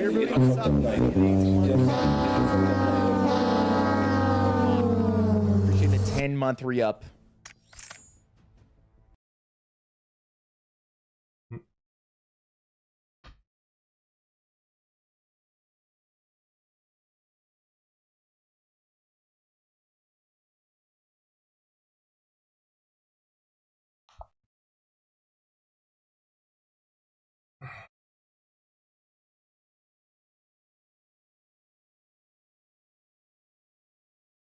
Surveillance video shows the female postal carrier putting items into a mailbox in front of a home in Dublin Monday afternoon around 4:30, when suddenly a masked man followed by a second person comes up from behind her. The postal worker, who asked not to be identified, describes being robbed at gunpoint. Somebody came behind me and boom, just hit me and put a gun to the back of my head. And he said, give me your keys. The terrifying robbery was caught on camera. This surveillance video shows a man walk past a USPS mail carrier. He then turns around and approaches her. Pulled out the gun on his hand toward my stomach area, and he said, I'm gonna get your key and don't do anything. She put up her hands as the man stole her mailbox key from her belt before he walked off. A massive case of mail fraud, landing 5 Delray Beach men behind bars on Monday. 3 cousins, Robbie, Dario, and Billy Cadet, Jordan St. Val, and Sean Padavani. They all discovered the all-important, quote, USPS Arrow key stolen last November, a universal key used by postal workers for area cluster mailboxes. They are conducting armed robberies of postal carriers to obtain the key. The key then opens up the mailboxes where they're obtaining the mail, and then they take the checks out of the mail and use those to counterfeit. They're washing the checks, they're creating new checks. A warning from police, especially in Boulder. They say do not put checks or any type of mail with personal information into these blue USPS mailboxes. 40 cases, 4 months, and nearly $400,000 taken. Officers were watching, waiting. Last Wednesday, they saw an individual drive up to the box, open it with a counterfeit key. An arrest was made and a search of the suspect's car uncovered more counterfeit Arrow keys, IDs, and mail that didn't belong to him. None of us were told about it. Not far from Boulder, we spoke with Vanessa Ewing in March, who learned her Westminster neighborhood had unknowingly been a target for thieves armed with those keys for years. People come whenever they feel like it to steal from the mailboxes. When you can't really feel comfortable mailing something in the United States, that's when you know we have a problem. Jeff Hawes runs a business on a side street in Mechanicsburg, Cumberland County.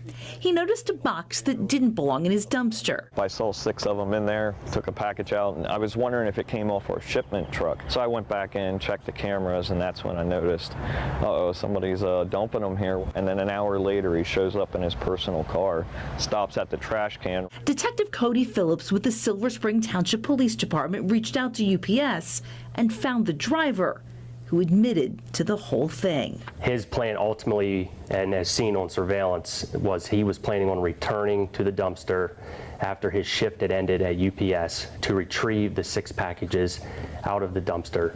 The clerk at the downtown San Jose 7-Eleven was surprised to see this recently. A delivery company called Core-Mart providing an armed guard with its truck and driver. Gurdev Singh says, unfortunately, he understands why. Facing so many problems just because of the crazy guys. Flavio Lopez works for another delivery company and says he wishes he had a guard as well, or at least a second person to help him keep an eye on the merchandise. Lopez hasn't been robbed, but he has had his run-ins downtown. It has a pallet just like this, little stack, and somebody just came over and knocked it all over Starbucks glass. I had to pick it all up, and he just ran, so it's stuff you gotta do in downtown.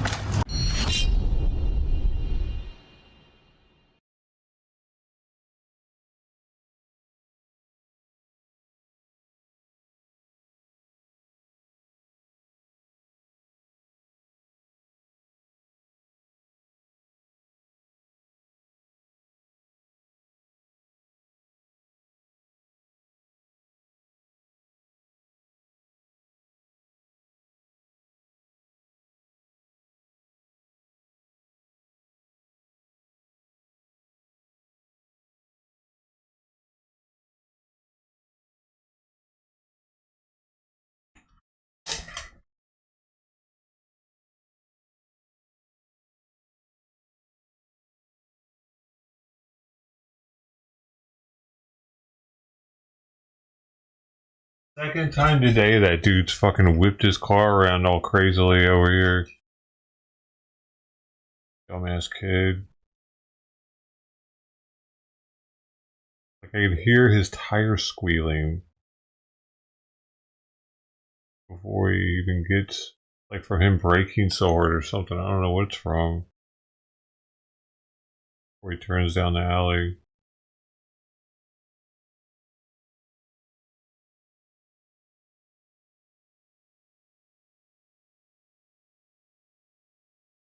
Police sirens, maybe he's on the run.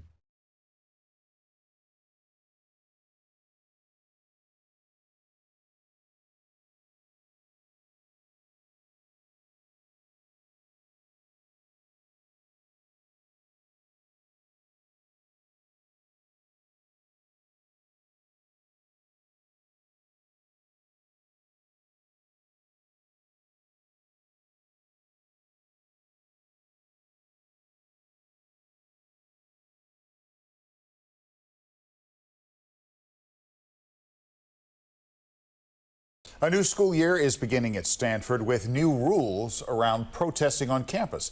The university's new president is rolling out these updated policies after Stanford's pro-Palestinian protests made national headlines. ABC 7 News reporter Lauren Martinez looks at the changes and the reaction. This week, Stanford University is welcoming students back to campus. With the start of the school year comes new and clear rules on speech and events. Last spring, pro-Palestinian encampments went up sporadically amid the Israel-Hamas war. The contentious time led to student arrests, barricades, and graffiti on several buildings. On Tuesday, Stanford released what are called the Freedom of Expression policies. Unauthorized tents will be prohibited. Students concealing their face may be asked to identify themselves by a university official. In a video, the provost explains other disruption policies. A provocative poster may be okay in some places around campus, but not placed on the personal residence door of an individual targeted by that speech. White Plaza has long served as a place for student gatherings. This is where we saw the encampments set up. Stanford's new president is vowing to enforce the no camping policy, which was already in place last term.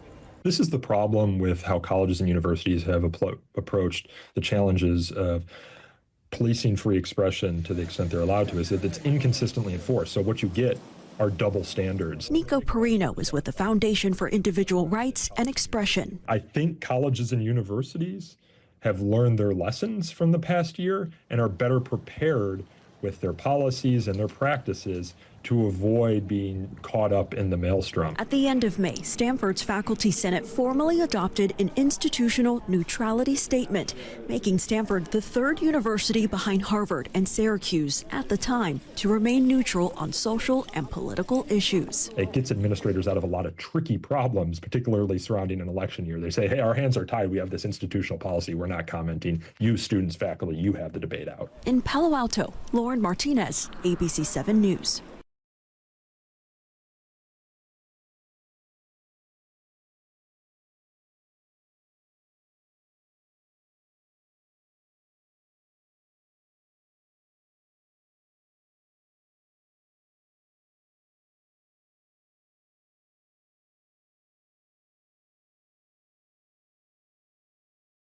The following video provides information regarding a U.S. Border Patrol involved death in custody which occurred on March 21st, 2024 in San Diego, California. CBP is committed to being a leader in law enforcement accountability. The 2022 Executive Order on Advancing Effective Accountable Policing and Criminal Justice Practices to Enhance Public Cameras in 2021 and level and capture viewers' information without audio prior to activation. This feature is designed to capture incidents that occur suddenly where an agent or officer does not immediately 24 at approximately 10:27 p.m. The U.S. Border Patrol Tactical Communications Center reported via service radio that multiple individuals carrying a ladder were approaching the secondary international border fence, approximately 2.5 miles east of the San Ysidro port of entry. At this location, the secondary international border fence is approximately 30 feet tall and is constructed of vertical metal bollards. The north side of the secondary fence has an electrical conduit running across the top of the fence, which facilitates the use of an electric gate nearby. At approximately 10:30 p.m., a Border Patrol agent arrived on scene between the primary and secondary fences at the base of the secondary international border fence. The agent observed a woman on top of the fence and advised the woman not to go over the fence or attempt to scale down the north side of the fence. Shortly thereafter, the woman crossed to the north side of the secondary fence and attempted to scale down, but was unable to continue her descent. At approximately 10:31 p.m., the agent transmitted over radio that the woman was stuck on the north side of the secondary fence and requested the San Diego Fire Department be notified. The woman began yelling for assistance, and the agent advised her that help was on the way. At approximately 10:33 p.m., the agent told the woman to hold on and not let go, and advised her the fire department was en route with a ladder. At approximately 10:34 p.m., an unknown individual approached the north side of the fence from a nearby commercial lot and asked the agent if a ladder that was left on the ground could be used to help the woman. The agent advised the individual that they could not utilize any ladders until the fire department personnel arrived. At approximately 10:35 p.m., the agent apprehended another migrant who was walking along the south side of the secondary international border fence. The following are U.S. Border Patrol radio transmissions from the incident. Good traffic coming over at Cactus. Got one body running through the truck lot. First body just went behind dirt mounds. You guys north of the secondary. They're in that truck lot. Bodies are east of the dirt mound heading north. I've lost eyes on them behind that mound. There's two backhoes just north of that dirt mound. It looks like they're walking over there. Hey, I got someone on top of the secondary. Can someone come on north of the secondary? Go ahead. 10-4, heading that way. Cactus, north of the secondary. We got a single female stuck on top. You got stepped on. Copy. Female stuck on top of the secondary? North side, but still stuck on the secondary. On the north side of the secondary. 10-4. I'll call the fire department. 10-4. We wait. The following body-worn camera video was captured by one of the agents involved in this incident. The initial part of this video was recorded during the 2-minute buffer period and does not have any audio. These videos contain graphic content. Viewer discretion is advised. Discretion if I see the thing down there.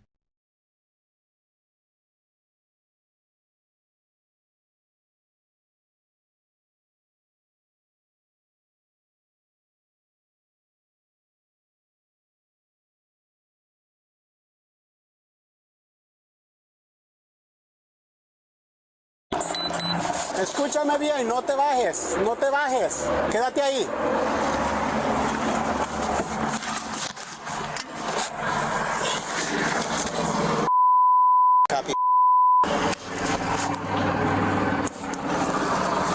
No, no hagas eso, no hagas eso, quédate ahí, entiende, van a venir a ayudarte, quédate ahí. Escúchame, agárrate bien, no, escúchame, no te bajes. Va a venir una ambulancia, va a venir unos bomberos, te van a ayudar.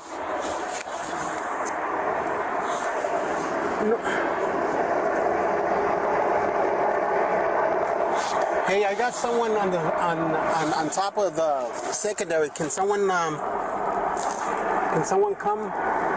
on north of the secondary?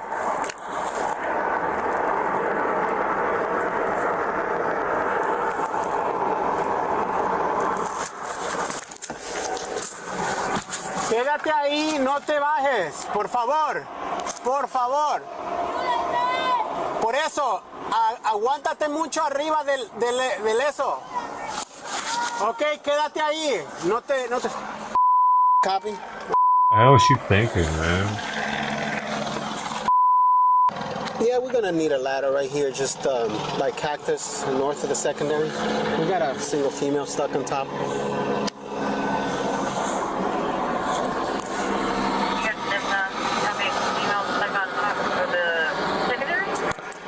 10-4. She's on the north side, but still stuck on the secondary. On the north side of the secondary. Vente para acá. Hey, véngase para acá. 10-4. We wait. Quédate ahí, ahorita va a venir el departamento de eso con una escalera.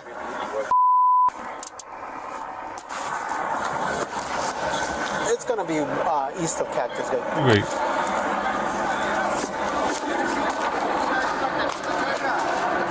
No. Ahorita va a venir el departamento de trabajo.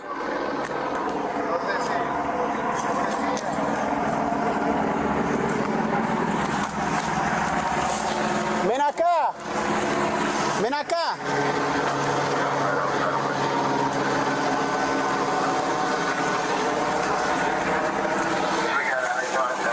Quédate ahí, agárrate bien, ahorita va a venir los bomberos.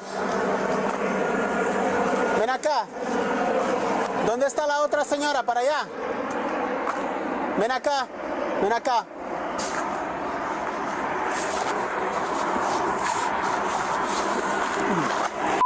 I know there's a female going. Venga para acá. Quédese ahí, no se mueva, solamente manténgase bien. Siéntese ahí. ¿Quién es la otra señora? ¿Ah? ¿De dónde es usted? Nicaragua. Bájese ahí. ¿De dónde es la otra señora? Siéntese.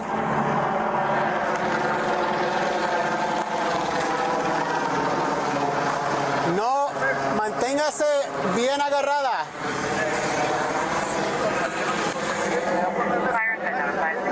¿Cómo?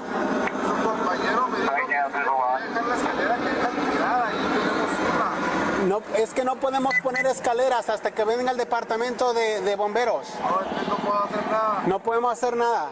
Sí, porque ya está. Sí, no se puede hacer nada. Ok, gracias. Quédese ahí, no se baje. Va a venir el departamento de bomberos. Are you talking to a cartel member? Quédese ahí, solamente sosténgase. No se suelte. At approximately 10:45 p.m., a second agent arrived on scene, followed by a San Diego Fire Department fire truck. The first agent on scene explained to the newly arrived agent and fire department personnel that the woman was stuck on the north side of the secondary fence. The second agent and the fire department truck departed the scene at approximately 10:47 p.m. and headed toward a nearby gate that provides access to the north side of the international border fence, approximately 520 feet east of the woman's location. Because of the size of the fire truck, it could not navigate the sharp west turn to enter into the gate and took an alternate route to reach the woman's location. The following body-worn camera video was captured by one of the agents involved in this incident.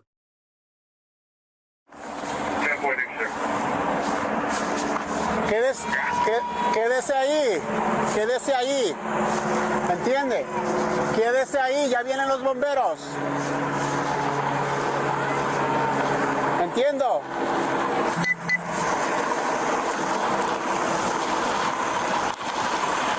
Boss, she's on top, but she's on the other side.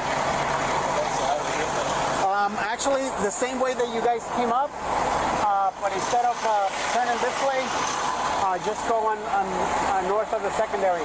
Can you bring him north? Because that's the way they're gonna. Where's she at? He's on top, but on the other side. I know. That's what I was calling. He's on the north side. Yeah, because I brought him over here because I wasn't sure if he was going to fit right there. No. So she's all the way on top. Alright. So Quédate ahí. Go through the gate? Probably. Yeah.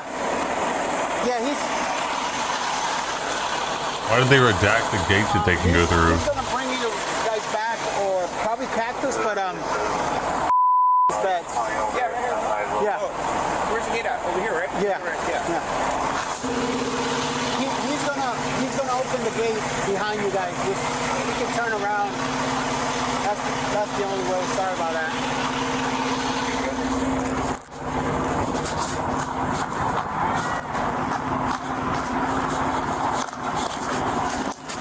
Quédese ahí.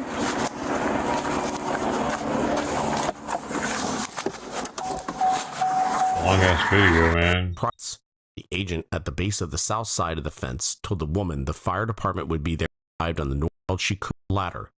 The agent of 4 p.m. the adults death in custody. See a report today on advanced public safety and continues to expand their. What the fuck? I'm between the fence that she fell from the north side of the. Are you still in the area? Holding a single? Approximately 10:54 p.m., the woman yelled she was going to fall, then subsequently fell from the fence, striking the elevated concrete base on the north side of the secondary fence. Ultimately, landed medical services via service radio and advised that the woman the agents involved in this incident.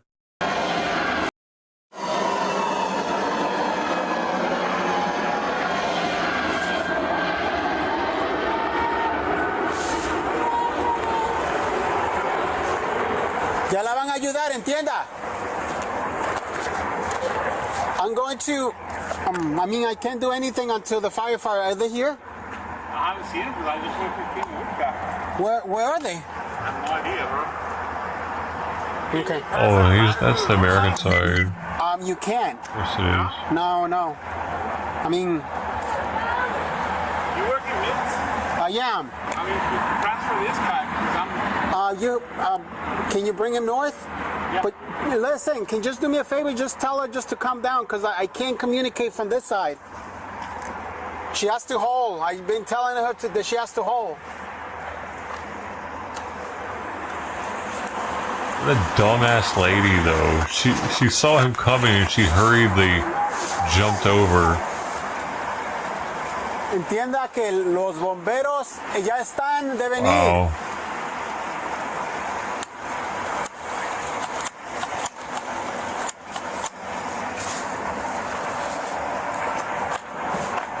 Why was she so intent on getting in without anybody seeing her? I mean, it's part of the group, so I already have a female here, so you can in a minute bring her, you know?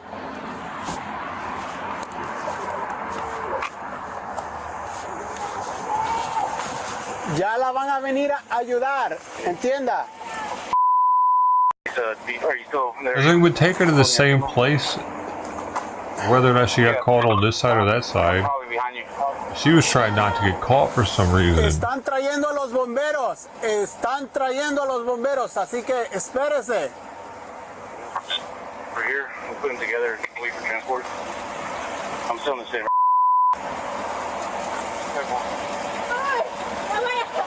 No. Have anything else there? Damn. Copy. What do you stress, right?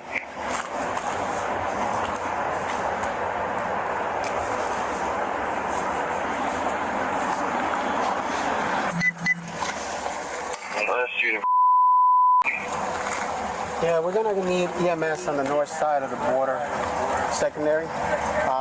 Female on top just fell.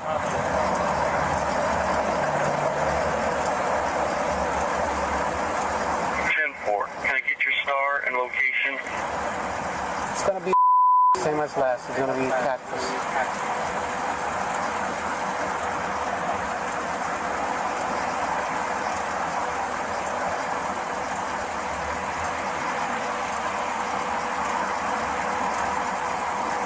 Or if he wishes he'd let that guy use the ladder. Because now he feels like it's his fault, probably.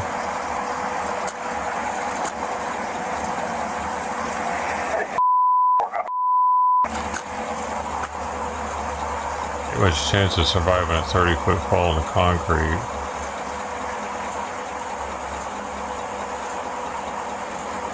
Can I get the information on the injuries of the female?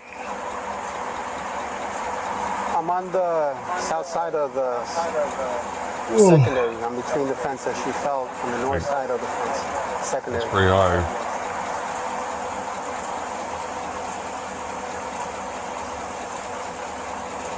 I don't have a visual on the subject. She's north of me. Tim.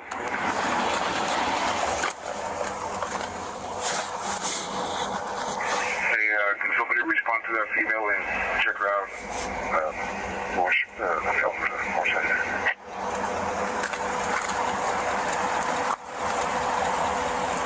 Is this the same spot that they came out with a ladder? EMS and fire? 10-4. At approximately 10:59 p.m., another agent arrived at the north side of the fence where the woman had fallen. The agent advised over radio that the woman had massive head trauma, profuse bleeding, and was unresponsive.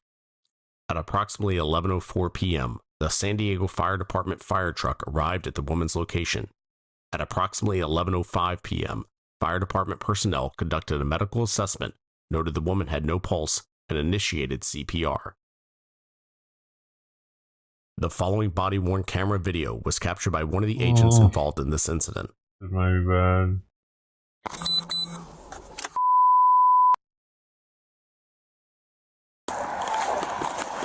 Oh shit, bro.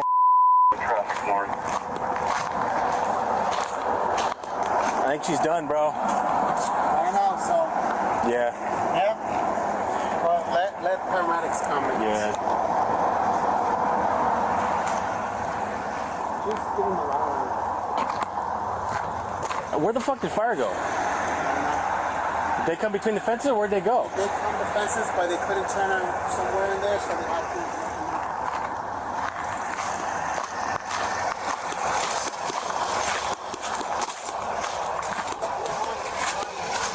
Just call them the radios that's recorded. Female has massive head trauma. She's unresponsive. Was EMS still? 10-4.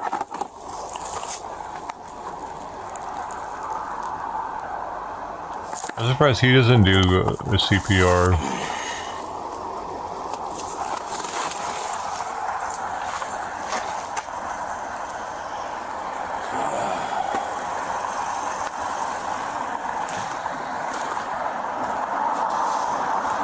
It's interesting.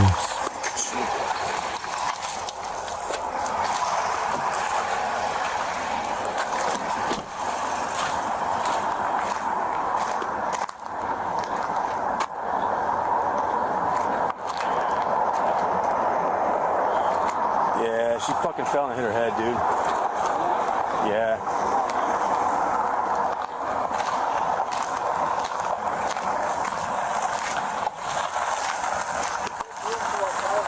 Yeah. Why do you want to look at this? Yeah, she's. So we'll have to make room for firefighters and ambulance and fucking corner and all that bullshit. So I don't know which way they're coming in, but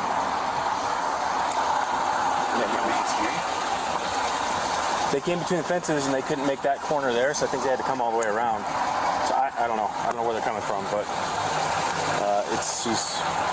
yeah.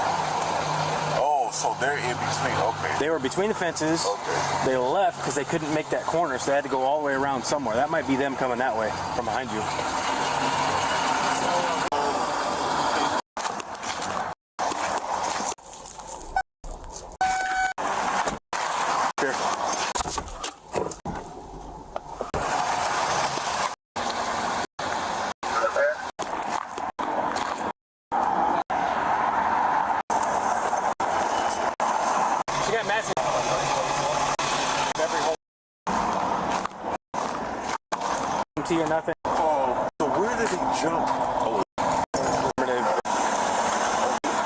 Damn, they got there at 2 o'clock. Yeah. So Ian just got there like 2 hours after he fell. Why was she up there?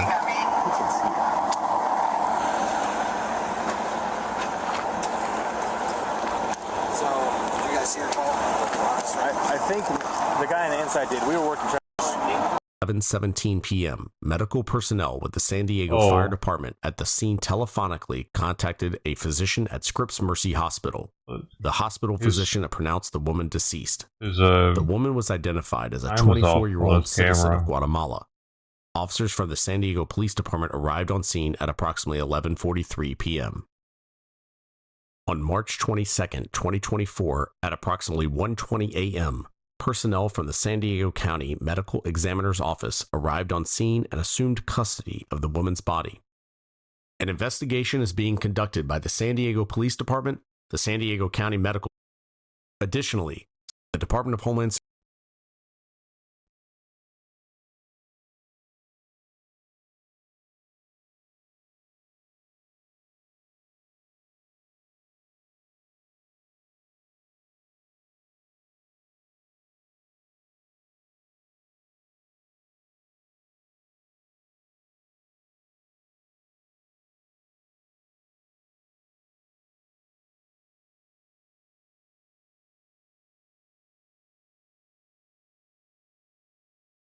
Oh.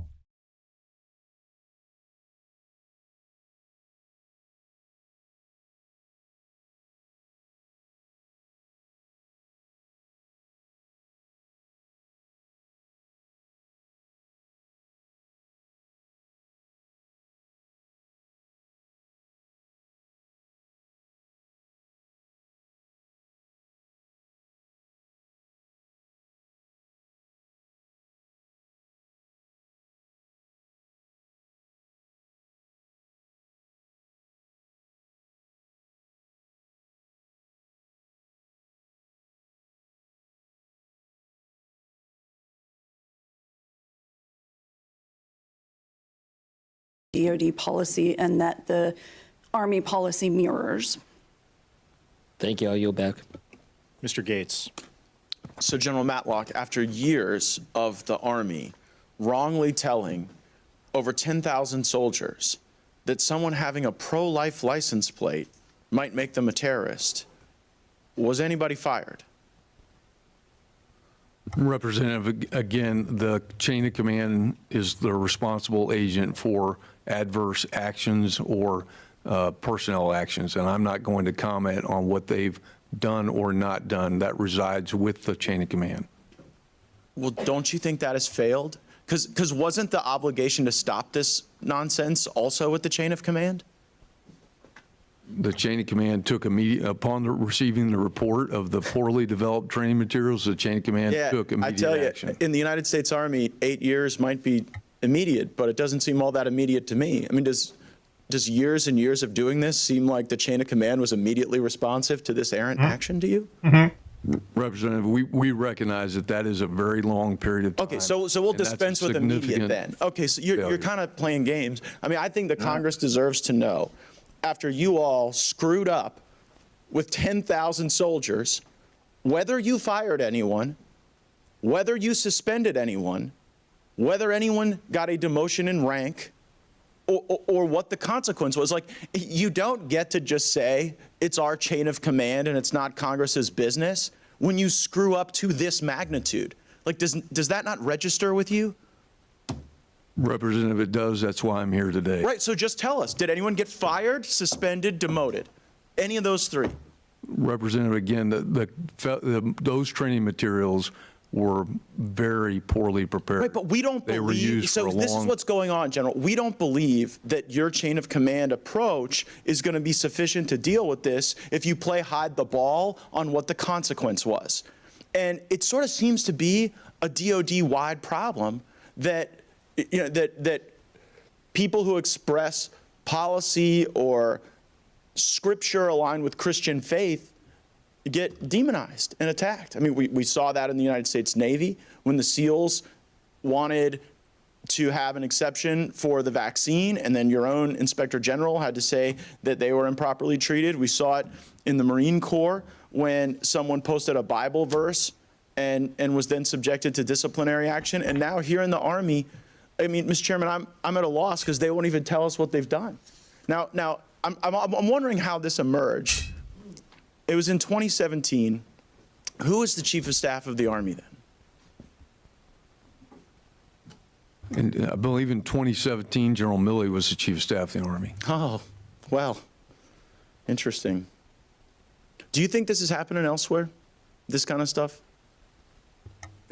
Representative, in the United States Army? No, I don't think it is. Yeah. Well, here's what I'd do, Mr. Chairman. I would demand answers to the questions that we're asking. This is, I don't even know how to use my last minute and a half of time because they're not going to answer the question on what consequence. And if the consequence isn't public, it doesn't function as a sufficient deterrent. Like what you guys do when you allow this to happen for years with no consequence, and then 8 years later or whatever, when you're called out on it, you say, well, there's a consequence, but we won't tell you what it is, then you increase the recidivism of this type of behavior. And not for nothing, but it's one of the reasons why in some of the key demographic areas that the Army is traditionally drawn from to fill its ranks, you're struggling right now.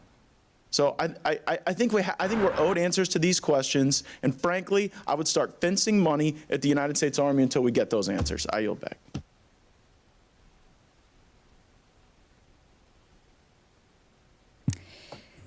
Dr. Schaefer, I have a couple questions for you. Thank you both for your presence and your testimony here today.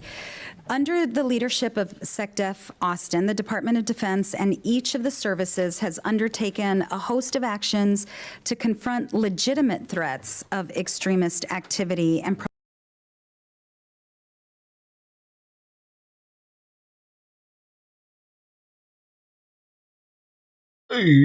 זהו שלב חדש במלחמה. As time goes by,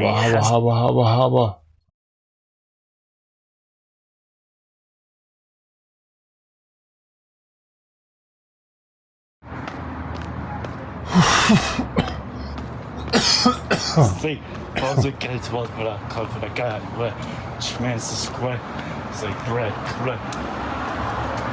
crazy big. Best did big boy. Big boy.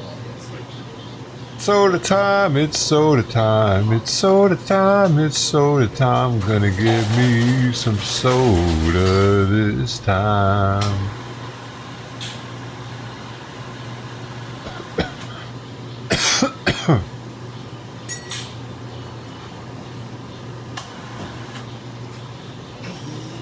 Large root beer. Large.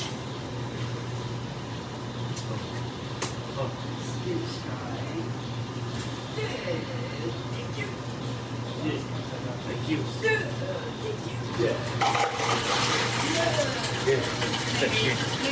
So, how's that? Jeez.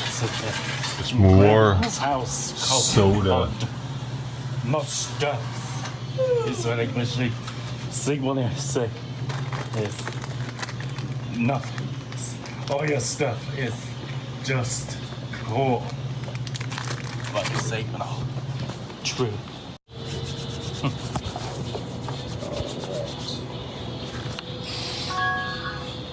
Mom sniff.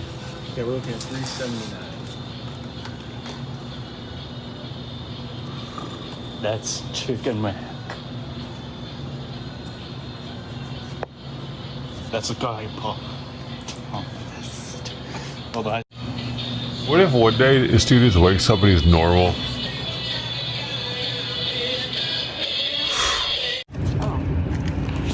He's got a normal voice and he acts normal all of a sudden. Drink it. It stays or throw in the garbage or put back there and throw in the garbage. San Francisco, Max. And also, What? Everything does. What?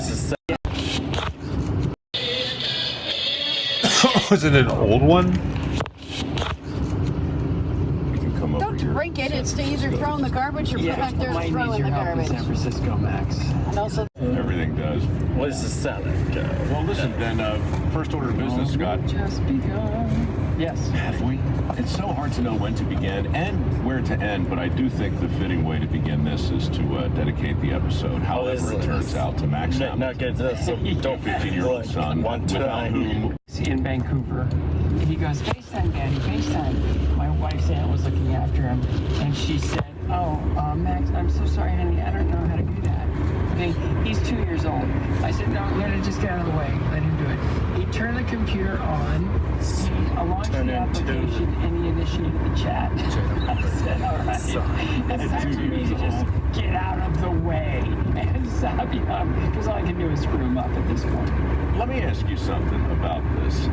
As a guy who became highly skilled in a very specific discipline, do you think it's possible that you became... It sounds like Mike Rowe. So what's the way? But let me make this point. I'm right behind you. Who do I sound like? Besides Ben Stein. I would be one of those guys who just says, you know what? I'm too old to learn. Dry eyes. I can feel it. My clear eyes. Every day tugging at me. Just let squirt it in them. It'll make them feel better. Connection. Let somebody else find the cable so I can work on the thing. And I didn't really make my own skating outfits, right? Because that would have been weird. That would have way over the line. So, but I still wore them. It's okay not to do everything. I was in high school, people tell me I sounded like that guy. Well, the extent of my prep for this conversation came really in two steps. The first one was completely serendipitous. We met smart millionaire though. Nothing. Take Ben Stein's Money. It was a show at 4 or 5 months ago at our mutual friend's home. You had to outsmart him. When I left, I said to my business partner, Mary, I said, you know what? The only thing wrong was that dinner. I didn't have a chance to talk more with Scott and Tracy. You had such an interesting. And just, how you built your life, and it really is hilarious that, we just think we're going one direction, and all of a sudden it's like, how did I get here? It's so tempting, though, right, to get to a certain age and look back, and for me anyway, to resist the temptation to tell you how I did it, whatever it is, like this idea that, there was some master plan. Your life, from an outside observer anyway, is even more confident. From a gold medal to this crazy odyssey.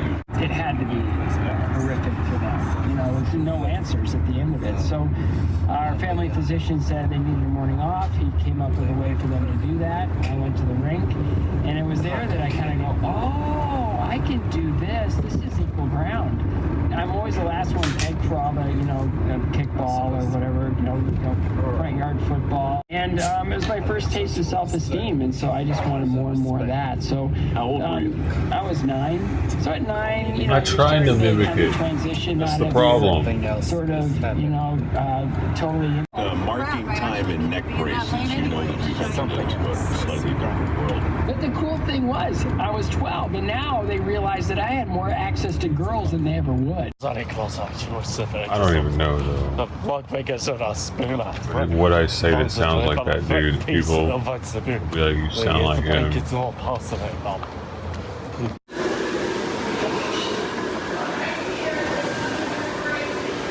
It used to piss me off when I was a kid, dude. And I'm like, what the fuck, that's some old dude.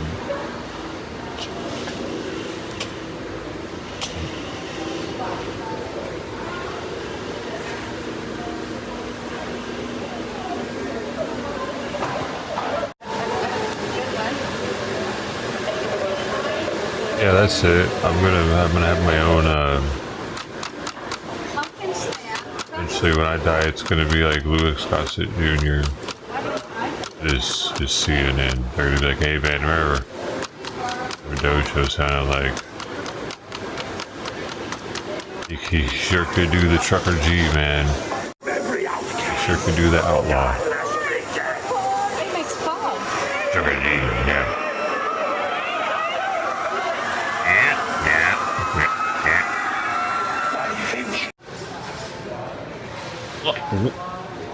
What in the world? What in the world? What? Well, dude, I have to hear him. Trucker G though. Hey guys, it's Trucker G here. Just calling just let you guys know I'm alright. I've been on the road with Mrs. G. Times are so was like gross. Look at the bush soap there. The Duke Cannon discontinued the deodorant that I like. It was Trench Warfare. Fucking assholes. There were 3 different scents and they were awesome. They just stopped making them. So many products like that just get discontinued, I've noticed over the years. Yeah. I had to stock up on my aftershave, stuff that I use, because it got discontinued. It was super expensive too when I stocked up, because it like wasn't already sold out everywhere, but I found somebody that had a bunch of it on Amazon. What the hell? Yo, get your kids. They're playing on the floor. Oh. Man. Sean Connery. Sean Connery.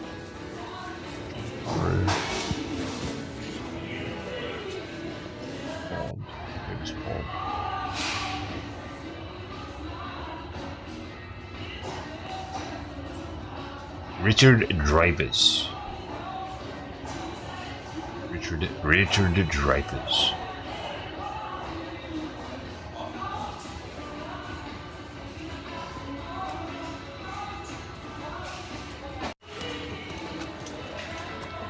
How's that, man?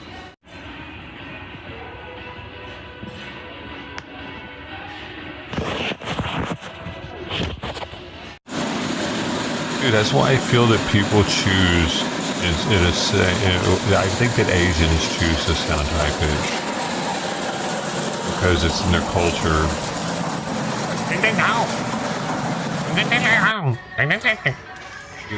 Like, what is that? Why do they all have that sound to them? You go to Asia, you hear somebody that has a deep voice, and it's like, whoa. Well, a gentleman directed me to aisle 2. I was looking for some insulation. Oh, stuff that comes on a roll. Like, What was that?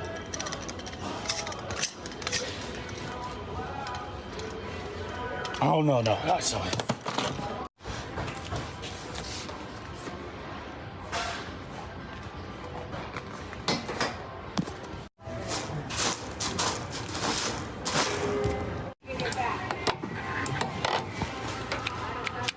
Must touch everything. Must touch everything. Must touch everything. Touch everything. Must touch everything. This is from 21 minutes ago, by the way. It's new. Why is that licking all of them? Picking out his handles he's going to want to get when he buys a house one day.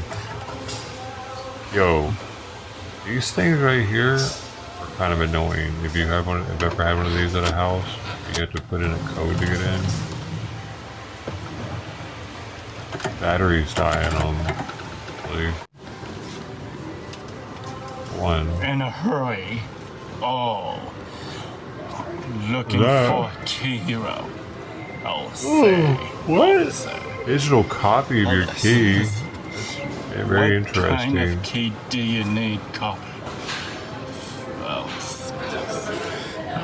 digital don't see copy. Your auto key. No. Who the hell wants to give a store a copy of their key? So copy pretty much. your key. Do they keep that the information in their database? Did somebody hack into that database? Why does Lowe's have deodorant? Dude, what the fuck? Don't put the toys in your mouth, man. That's fucked. Now that's fucked, homie. Some little kid's gonna be putting the same damn toy in its mouth now, and you're gonna lick it and shit. Paragraph. No telling where his hands have been, dude.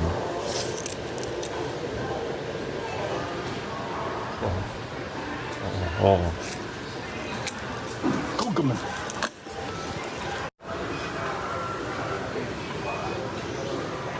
I think he has to wear a diaper.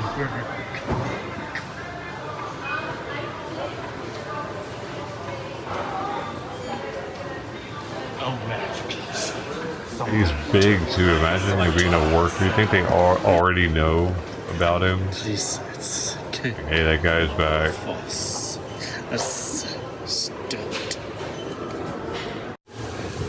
Whatever. He's like, alright boss, I'll be sure to disinfect everything. Open it like this. Really leave.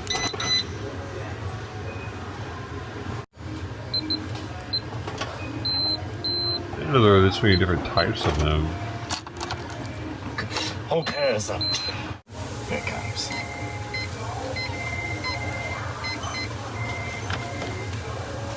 Oh yeah.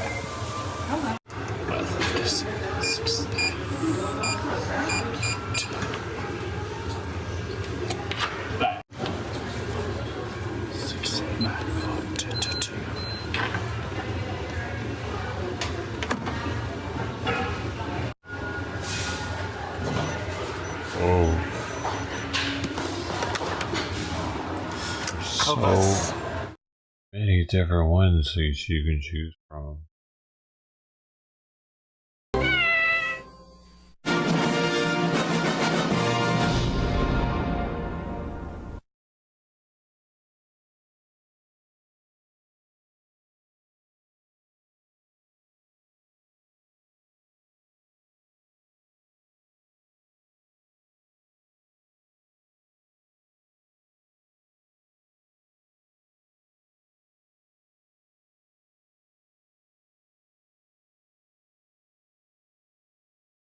Or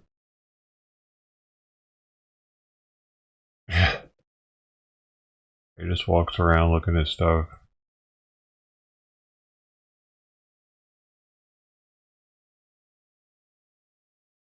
Meow.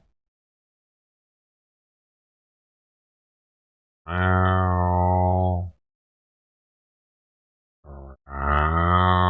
Well, everybody, you just watched the legislative process play out. The play that we ran tonight was the right play. It's the right fight for the American people. It's the one that they demand and deserve. I've made it very clear over the last couple of weeks, we have two very important objectives right now. Congress has an obligation to fund the government, and Congress has an obligation to ensure that our elections are secure and fair and free. And this vote tonight would have accomplished both. I'm very disappointed that it didn't pass. I want to note that every Democrat except 3 went on record once again for the second time voting against election security. What the SAVE Act would have accomplished, as everyone knows, is to ensure that illegals and non-citizens cannot vote in the upcoming election. Right now, we have no mechanism for the states to require proof of citizenship before they register to vote. That is a serious problem. It is about an 88% issue in polling across the country, and it is not partisan.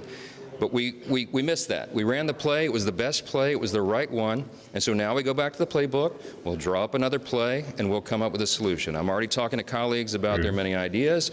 We have time to fix the situation, and we'll get right to it. I'm disappointed.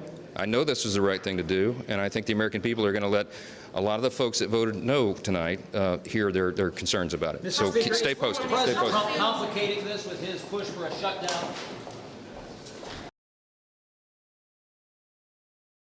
Stay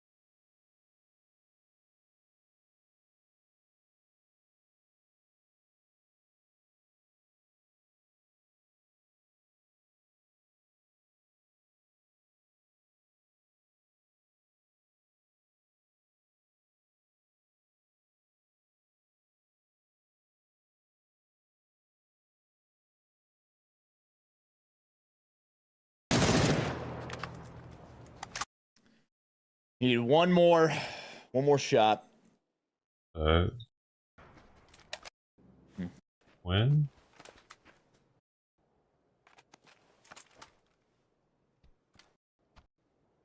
Well, Oh, he was the guy he was watching that? How did you lose?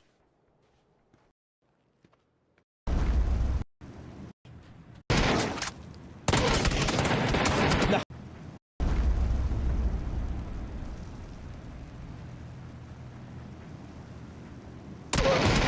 One, two. Nah, damn. What do you get him down to? I wonder what his health was, because, man, I hit him 2 there. 1 in the head, too. So he was watching when we tuned. When I tuned.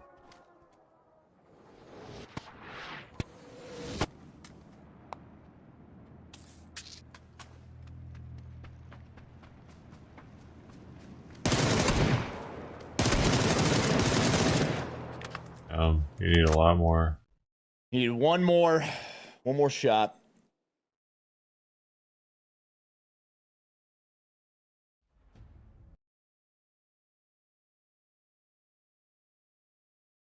So things like just simply walking, incline, walking on a treadmill, something like an elliptical stair stepper, could be going for a hike. Thanks, thanks, you're right, buddy. Low steady state cardio typically is going to be best for weight loss.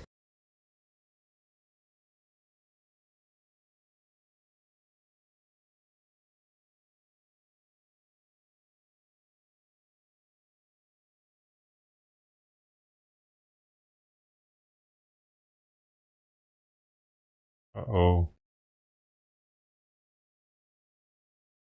Mouse just died.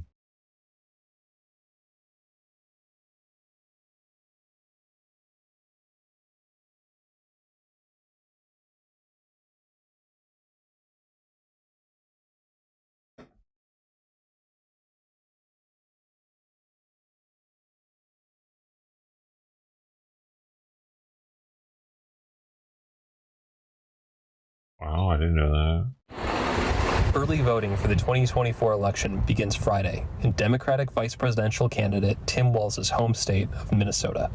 Residents of Virginia and South Dakota will also be among the first in the country to cast in-person ballots. In Minnesota, voters can cast an early in-person absentee ballot at county and city election sites between Friday and the day before the election. Minnesota will begin tabulating ballots 19 days before the election, but no totals will be reported by counting machines until polls close on election night. Many early voters may opt for in-person voting instead of mail-in ballots to ensure that their votes get counted.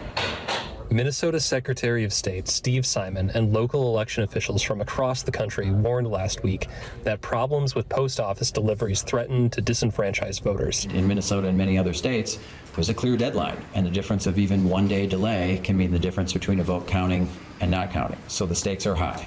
Simon urged Minnesotans voting by mail to allow at least a week for their ballots to be delivered. About a dozen more states will begin early in-person voting by mid-October.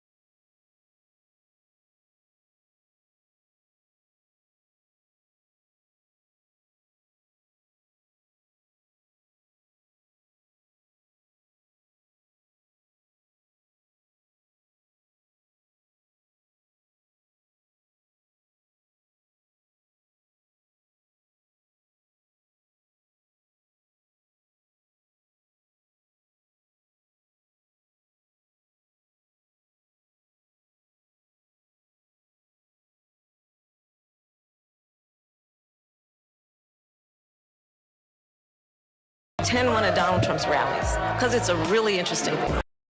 Tonight, the high-stakes showdown here in Philadelphia between Vice President Kamala Harris and former President Donald Trump. She will never allow fracking in Pennsylvania. If she won the election, fracking in Pennsylvania will end on day one. And I'm going to invite you to attend one of Donald Trump's rallies, because it's a really interesting thing to watch.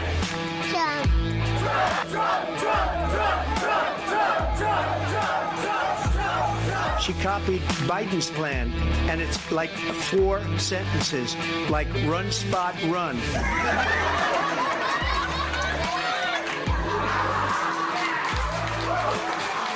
Why are we allowing these millions of people to come through on the southern border? How come she's not doing it? Hold on. Slow down, everybody. Wait a minute. I'm talking now. You don't mind, please. Does that sound familiar?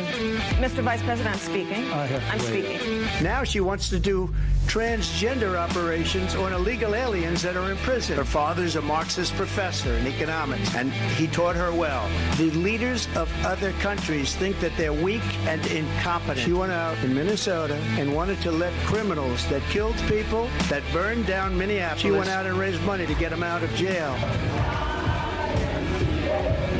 We have inflation like very few people have ever seen before, probably the worst in our nation's history. We were at 21%, but that's being generous because many things are 50, 60, 70, and 80% higher than they were just a few years ago. Right now, go down to Washington, D.C., and let her sign a bill to close up the border because they have the right to do it. They don't need bills. They have the right to do it. The President of the United States, you'll get him out of bed.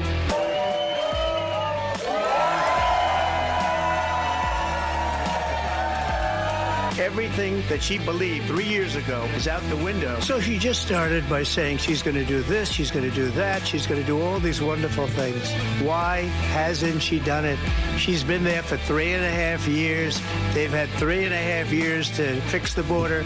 They've had 3.5 years to create jobs and all the things we talked about. Why hasn't she done it? And I'm going to invite you to attend one of Donald Trump's rallies, because it's a really interesting thing to watch.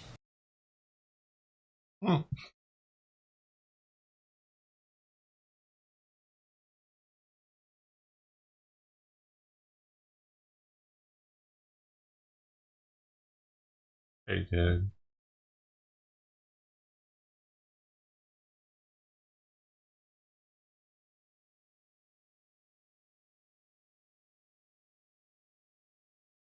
New this morning, a burglary crew hits a Beverly Glen pharmacy. But the way they got in is quite unusual. Brooke joining us now to explain. Brooke. Yeah, so this happened overnight around between 2 and 3 a.m. The police call came in at 3:20 this morning. I want to get right to the security video we have so you can see this. It is alarming. You can actually see 3 men using a sledgehammer to break through the glass door of this business here on Beverly. And once they do that, they just walk in the building. And you can see them in the dark walking through this building. And they get to the back of this hair salon here, and they use that same tool to bust through the door because there's a pharmacy next door. There's a pharmacy next door, and police say that, the call came in at 3:20, and that the burglars also attempted to cut security camera wires. They tried to drill through the wall, were able to get into that pharmacy next door, made this huge hole into that business. So I talked to the owner of the business next door. He didn't want to say specifically what they were able to get, but he did tell me they were able to get medicine. I want to come back here on camera to tell you that he also told me it's actually the fourth time that burglars tried to break through his business. This is just the first time they were successful. Unfortunately, no arrests have been made, but just take a look right here. I want you to see 3 men walking through this business in the middle of the night and using tools to break down this wall just to walk through and get in the pharmacy next door. I'll send things back to you in the studio. Come here.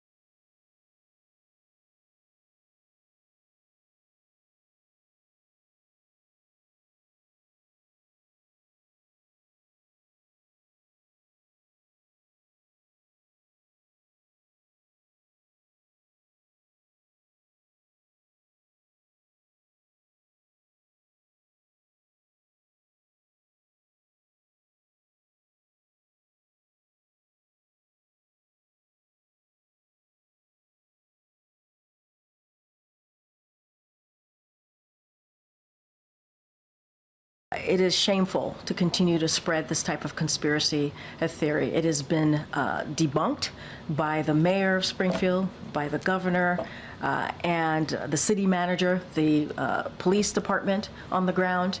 And to continue to spread this type of hateful smear is just it's just quite unbelievable that we're doing this, especially when we're talking about leaders who are supposed to protect communities. And it causes harm. It causes harm to everyone.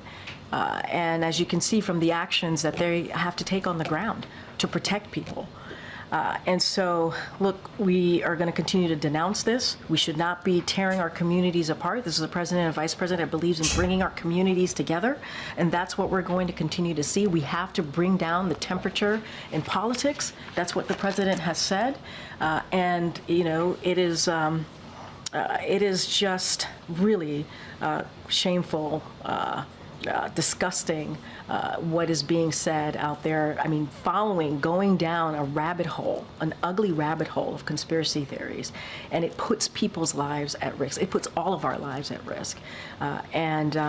So it is unfortunate that the city of Springfield has to deal with this, and so we're going to continue to call that out. I do want to say a couple of things that we have been able to provide as security assistance support for Springfield. We tasked DOJ's Community Relations Service to Springfield to help the community come together and enhance their ability to prevent conflict. Provided 4 bomb-sniffing dogs to help the community ensure buildings are safe and they can respond to incoming threats, and DHS security personnel is working with Springfield and Ohio officials to support the needs of the community. But again, these are hateful smears. They're conspiracy theories, as you know, but I want to make very, very clear from here. Just on that point, you said, if I heard you correctly, 4 bomb-sniffing dogs. We provided 4 bomb-sniffing dogs to help the community ensure buildings are safe and they respond to incoming threats. Were those requested by the community, do you know, or is that a proactive thing? It's something that we've been in touch, obviously, with Springfield, the community in Springfield, and so providing the assistance and trying to give them support that they need. Which is not unusual when we're in this type of situation and environment.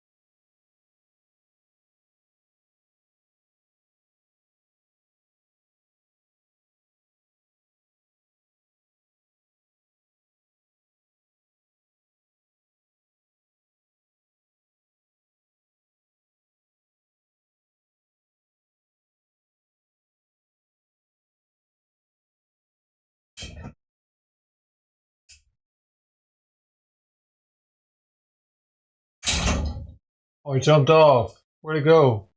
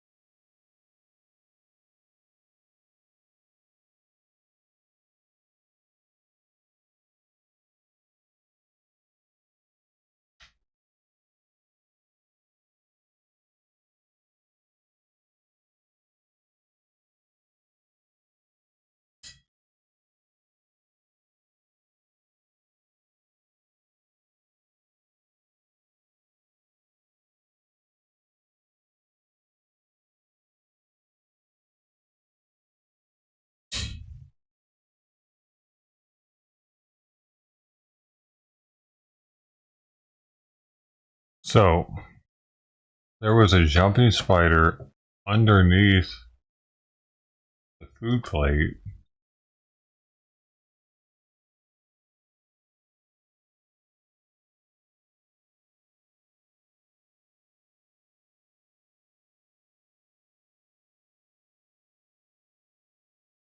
It had a fly in its mouth too. That's the second jumping spider today I've seen. It had a fly in its mouth too. Crazy. That's the second. You can see it. You must be able to see it jump off the plate.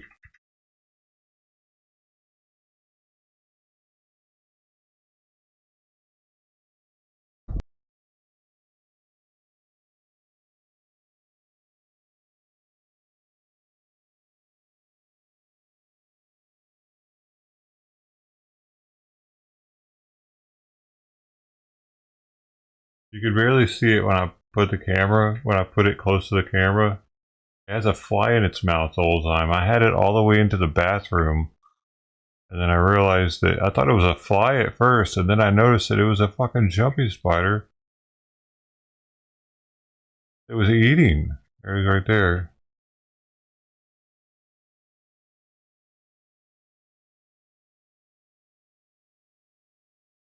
Like turning at me, looking at me like.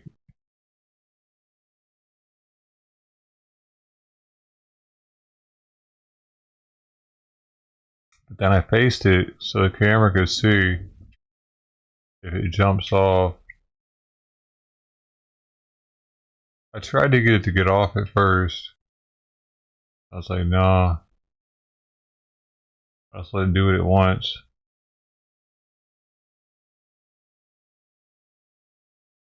There it goes. So, because this is a good spot for it. A lot of flies show up here. It actually ate it. Off of that's the one that had the full, it had like 5 flies on top of the food. Apparently this thing had figured, oh my god, this is like a fly trap here. So it would just it was hanging out underneath it, eating one. Flushed onto the bottom of the plate. Pretty wild. It survived. It got off the plate really fast after I left too.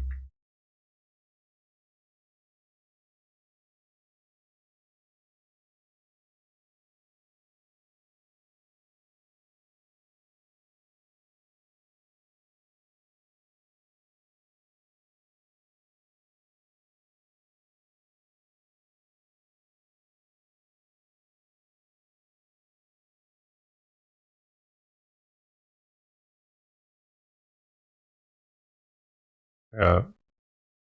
20 seconds. Starts leaving.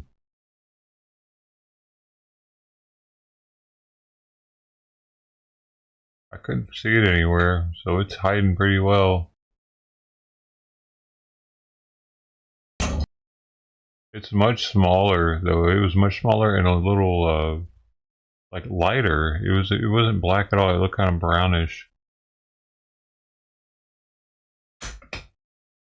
Pretty interesting, man. This second.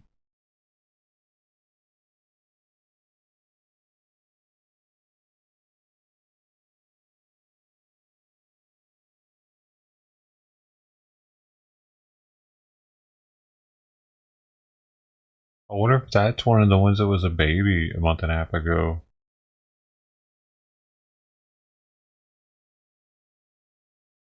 That's trippy.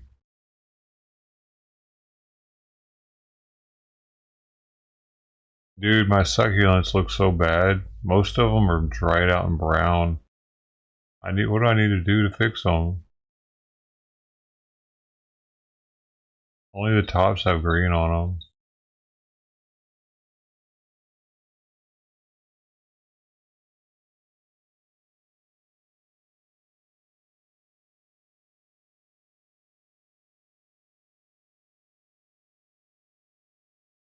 What? What has happened? I would just walk by? I will, whatever. Could have gotten lunch. Should have came earlier. Threw it away.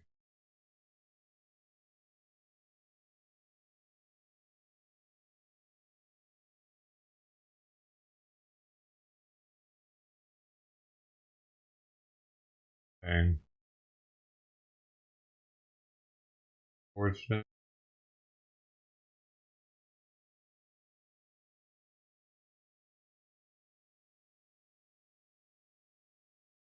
I'd have probably let her have it. It's already out there.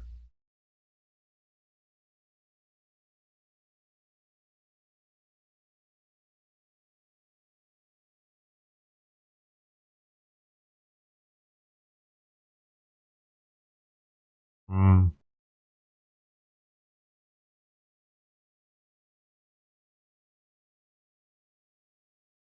I'm sure it was a fly, yes. Why?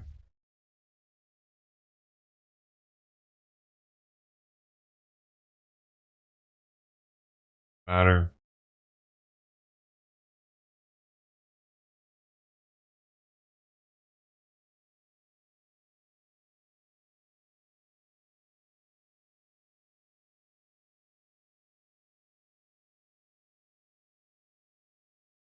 Get it?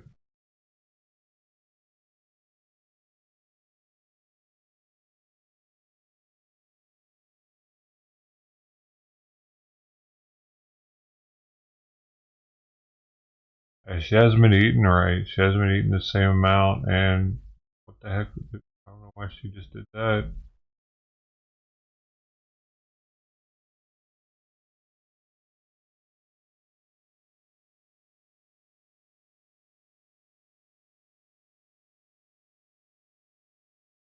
Her and Tuck's gotten a bad fight or something. She's wounded.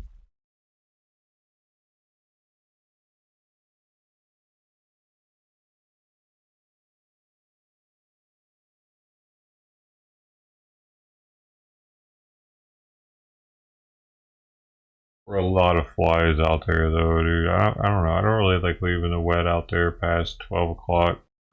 How many flies start accumulating on top of it? As they're waiting, yeah.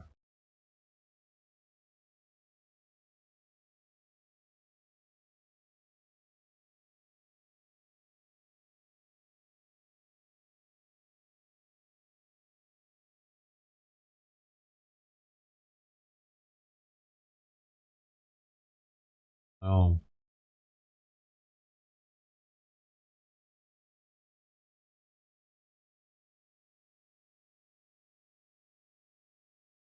You're just annoying. I'm gonna get rid of you now, okay? Like, you repeat too much of the same shit. It's not even funny. If you weren't so repetitive and boring, then I might keep you around for the humor that you could provide, but you don't, so you gotta go.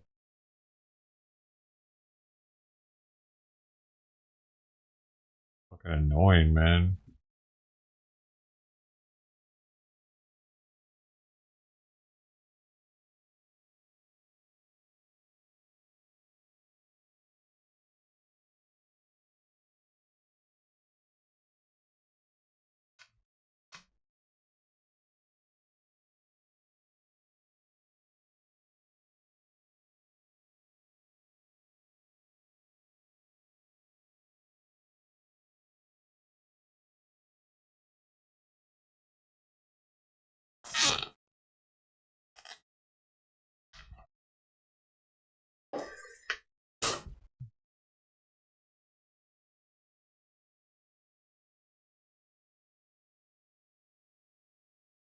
I need to start taking my phone out there with me every time I go, because I wanted to get a video of that little spider, but I didn't have it with me.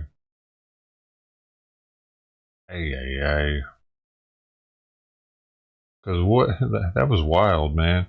I've never accidentally brought in the house a jumping spider. Like, I've gotten a spider on me before, but like, I was about to throw that plate away, and I turn it over, and there's a spider with a fly in its mouth, just looking at me. This never happened before. I mean, Not even a jumping spider, but a jumping spider with a fly in its mouth. Like, hey, do you mind? I'm eating here. Then I was able to get it back outside and get it in front of the camera again, which was kind of a long journey for it not to jump off that plate that whole time. I set the plate down a couple times, but I figured I better put him back where I got him. Probably best. Probably a good spot for him around there.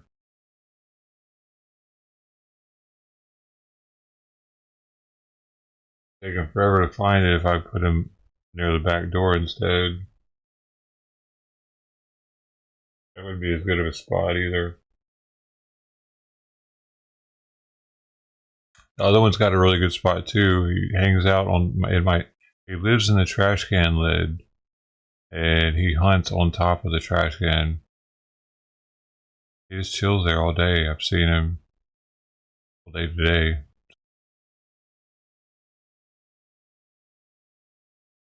I thought about enslaving the spider that I had inside. Or putting them in my enclosure, but I couldn't do that to it. It's a good temperature outside for them, and I don't know. I don't know if they can survive the winter or not.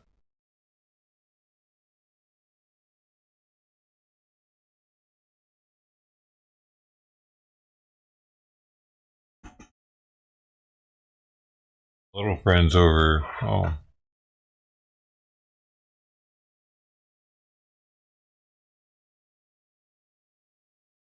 I'd eat lunch soon.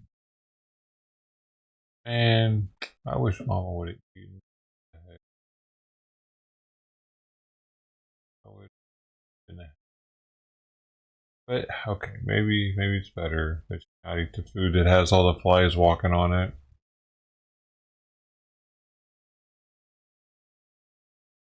Probably.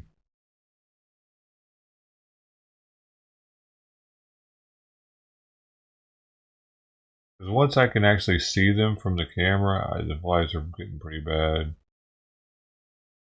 First meal, I don't think I noticed much action. Dude, I've never even thought of there being a fucking spider underneath the plate before. I hope I haven't killed any other spiders by not looking when I stack them.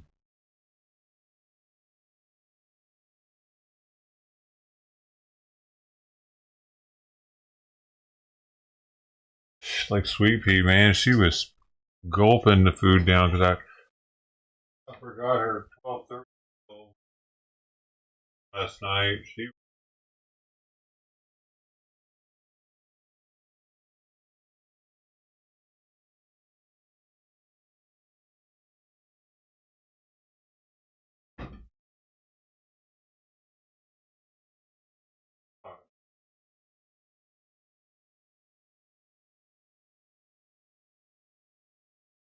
washing my hands, going out.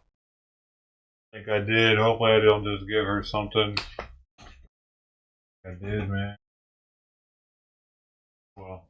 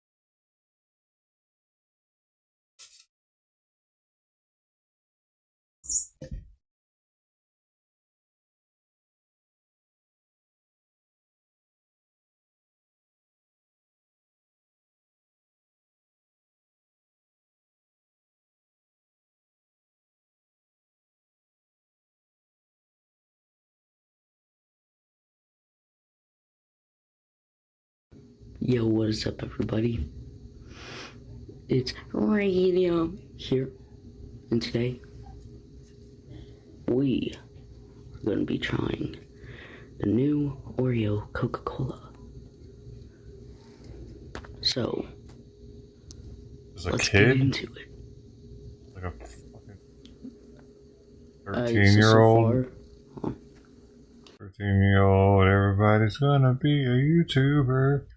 Mommy, I'm gonna be a YouTuber. Sounds great, son.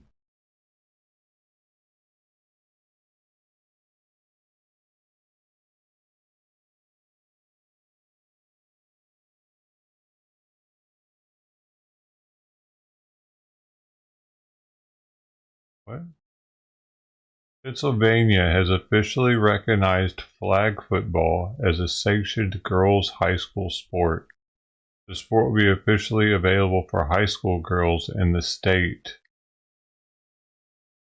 starting 25-26 school year. The move will unlock opportunities for participants in school districts in allowing them to compete for a state championship and eventually create a pathway of talent for college sports and beyond. What?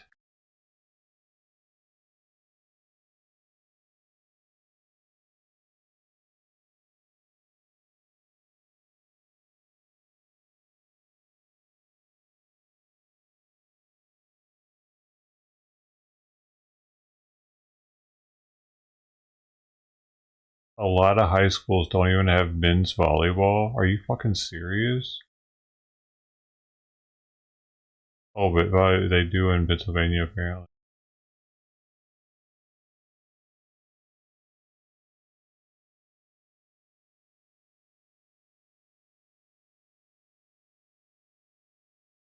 Why do women want to play football?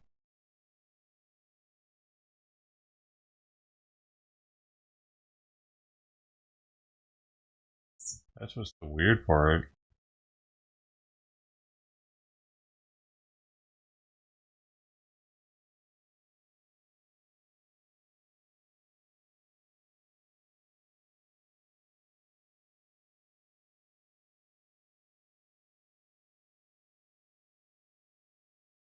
Just make sure it's a man versus man for the sport and women versus women for the sport.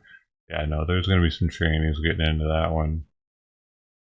Oh yeah, why not? Are you a bigot?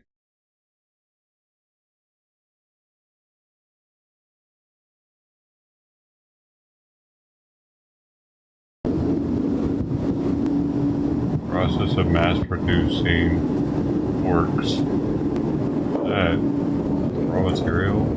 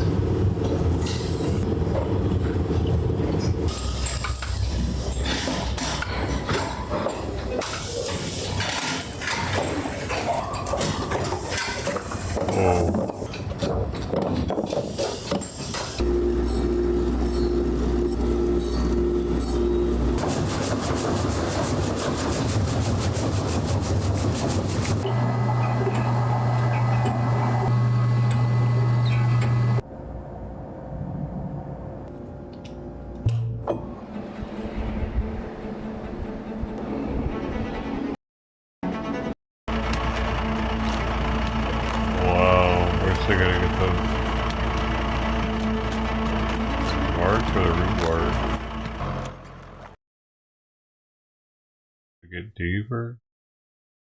Where do they? It's all bark up here. I don't know. Why didn't they go deeper into it?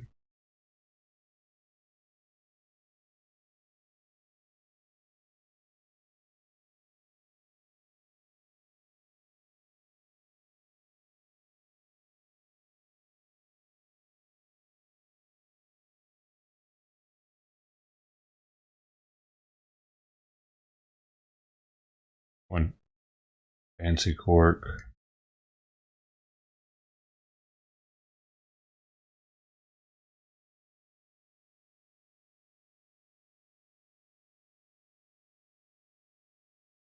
A Walmart drone. Your house and you shoot at it? I'm gonna be real blunt with you and ask. Yeah. I got you. Where did you see the drone at? Right above me. Hovered, lowered some kind of cord down or something, turned around and sent something back up, and then after it was shot at, it turned around and went north. You want a coffee in the front? Whatever you need to do by protocol. In today's body cam footage, an older Florida man hears a buzzing outside his home and thinks he's being spied on. Unfamiliar with modern technology, he grabs his gun and fires at what turns out to be a Walmart delivery drone. Officers are called to the scene to clear up the confusion and explain the situation. Let's see how this unfolds.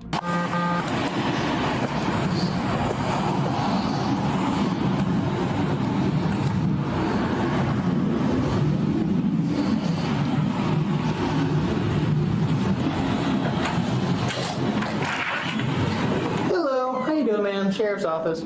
Hi. Hi, is your husband home by chance? Sure. Can I go talk to him? Okay. Hi.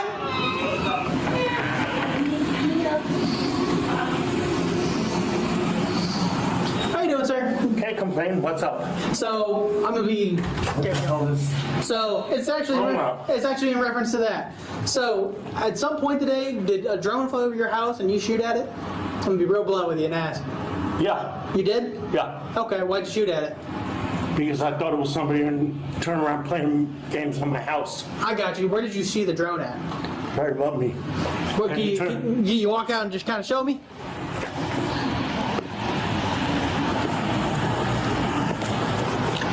Right there. Sitting straight above it? Straight above me. Do you have any idea? Hovered, lowered some kind of cord down or something, turned around, sent something back up, and then after it was shot at, it turned around and went north. Gotcha. Okay. What'd you shoot at it with? 9mm.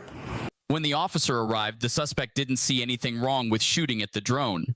He had no idea that the drone was damaged. You've been honest with me, I'm gonna be honest with you. Quite a bit, actually. So there's a federal charge that goes along with it. There's a felony charge that goes along with it. That's kind of like where we're at. Okay. Okay. What happens and what? Well, before we continue this conversation, I'm really just, for you being honest, you really just took me off guard. I'm not What gonna am what am I going to do? I'm going to lie? True. All right, sir. You have the right to remain silent. Anything you say You're putting me under arrest. I'm just going to arrange you the Miranda warning just so I can get it out. That way you and I can continue our conversation, okay? I understand the Miranda warning. I don't have to speak to you unless I want an attorney, okay? I got you. Let me just read you this real quick, and then we'll go from there, okay? You have the right to remain silent. Anything you say can and will be used against you in a court of law. You have the right to talk to a lawyer and have him or her present with you while you're being questioned. Cannot afford to hire a lawyer. One will be appointed to represent you before any questioning if you wish. If you want to head by underneath it, get out the rain. You can decide at any time to exercise these rights and not answer any questions or make any statements. You understand each of these rights I have explained to you. Having these rights in mind, you would talk to us now. Yes, I understand my rights. Yeah, I got you. So, it was hovering above your house. It lowered something down. No, it just hovered above my house. You said something about the pool. A cord, yeah, a cord or something. It stayed there for about 10 minutes. Mm-hmm. And yes, I shot at it. Okay. I got you. And the cord went up. It turned because it was facing east. Okay. Because that's east, right? Yeah. Yeah.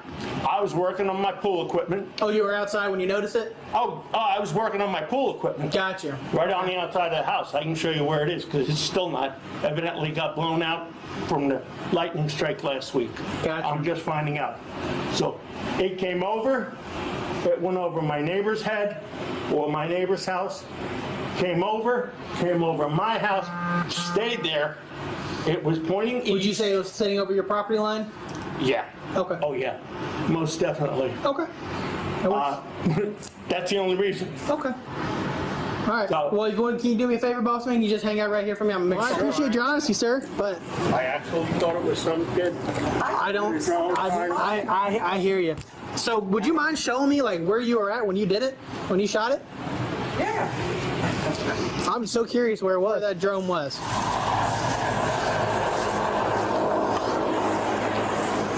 You're working on your transformer. I was working on this because this thing, the salt sensor is bad. I got you. So you're sitting here working on it. What happened? So walk me through like I'm a ghost. I heard a whirring, which I knew. I heard it before, so I knew what the sound was. I saw it come over. You saw it fly over houses or follow the road? Over the house. Okay. From here, I'm looking at the house. It turns around, came over, was over my driveway when it stopped. You're for sure it was over your driveway? Yeah. What were you thinking when you saw this thing over your driveway? That was some smart-ass kid that got a gift for graduation and was playing a peeping Tom. Okay, so you thought he was kind of spying on you and your wife? Yep. In the pool, but we've had, there, so I saw that. And okay, we've had a guy. So that drone made you feel very uncomfortable about it being over you? Yeah. Okay. And I'll call him a gentleman. There's a guy that lives in the development that has done it before, and he's been warned. Okay. I got you. Stop coming over people's houses. I got you. Okay, because he's even posted this stuff on Facebook. Right. So you're standing here. I'm standing here. You see this drone up in the sky. It's sitting there. It's hovering. As I said, it was facing east. I actually went in the house, got the pistol, right? Came out, turned around, waved like this for it to move. It just stayed there. I fired one shot at it. 15, 20 seconds later, it was about 5 seconds later, it pulls this rope up. So there was a rope that came down. You could see a rope coming from it that was on the ground. It was something, a line of some sort. I don't know what, Turned around, retrieved it, turned north, and went back over the house. Okay. So when you saw it, could you tell if it was over your property or not? If it was, yeah. Could you tell where that rope or pulley was laying, or where it dropped off at? It didn't come down all the way. How high would you say that drone was? It was above that tree. As I'm standing here. Above that tree? It was above that tree. Okay? And the line came down to the left of the tree, which is what Gabe turned around and said, it's over my property. Okay. And as I Did said, anyone come up and ask you about it or say anything to you about it? Nothing? Nothing. No, okay. Nobody rang the bell, Nothing? I went back So you've had issues with drones before kind of flying over your house? And yeah, one with the gentleman in here, and he's posted it on Facebook, pictures, aerial pictures of your guys' property? Not just mine, but multiple people. But he has posted photos of your property. He lives over on Drive on the other side. I got you. Okay. So I'm gonna have you fill out a sworn statement first and foremost. Okay. I want to get what you just told me on paper, pretty much just how you told me. Okay. I'm probably gonna get one from your wife too, just to add that in there. Okay. No problem. Where's that pistol at by chance? It's in the house. Okay. Do you know where at? Yeah, it's on the counter. Okay. Do you care if I go in and take a look at it and just get a photo of it? There's a round still in the chamber. That's fine. Do you know where you have the casing for it too and everything, or? Oh, the casing should be out here. You didn't even pick it up? No, I didn't. Probably didn't even think about it, huh? No. Well, you're looking for it now and didn't catch the lawnmower. This way.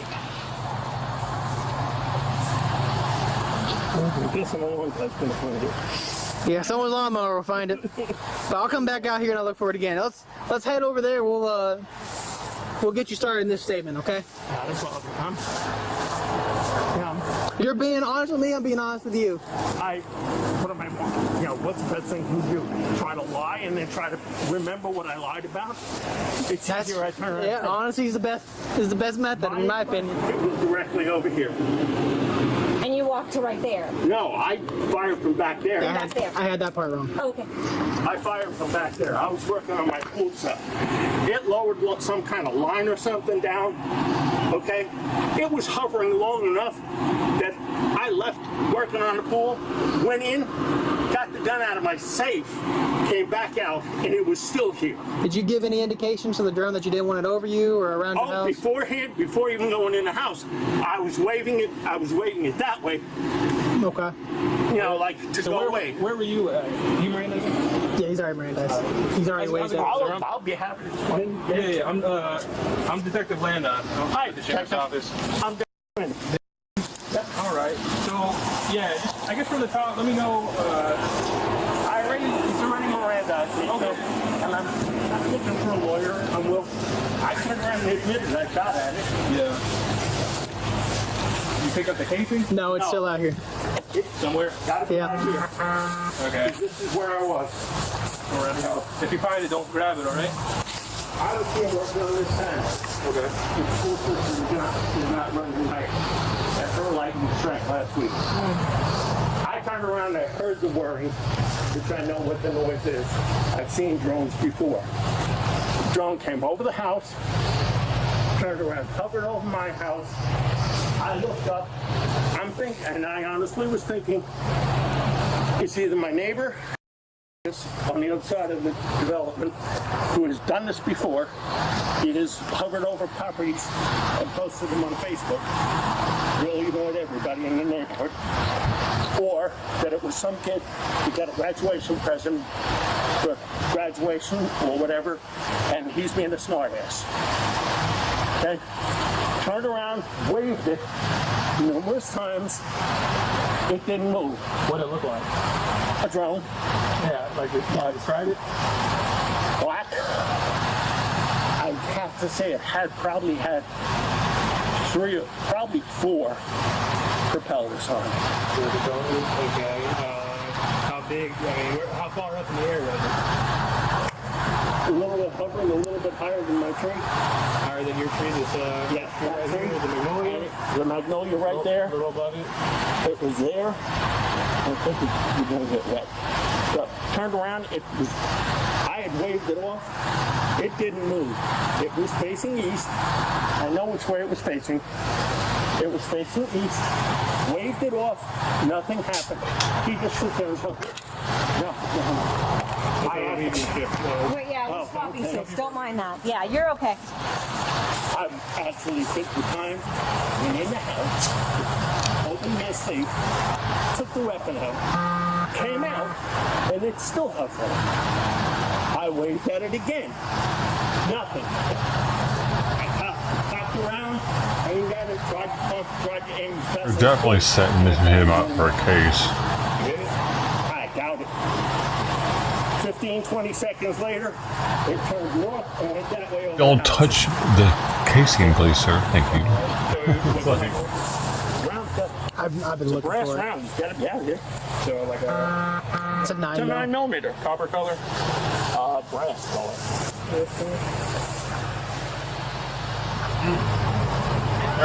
Hollow point brass color.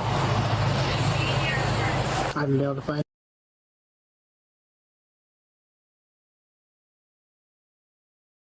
The fucking detective's a dumbass. Did you hear what he just said? Copper color? The guy's like, no, brass color. Asked me if it was copper Yeah, I color. guess let's go take a look at the gun. And, how long you been living here for? Have you ever called on the drone? There's any guns on you, right? He doesn't have any on him. All right, they're fine. You're fine. No, you're good. I'm just fine. You're good. Hey, do you mind putting this in your car? Yeah, I am. Loading and everything. You want this affidavit or no? Just put it there so it don't get wet. So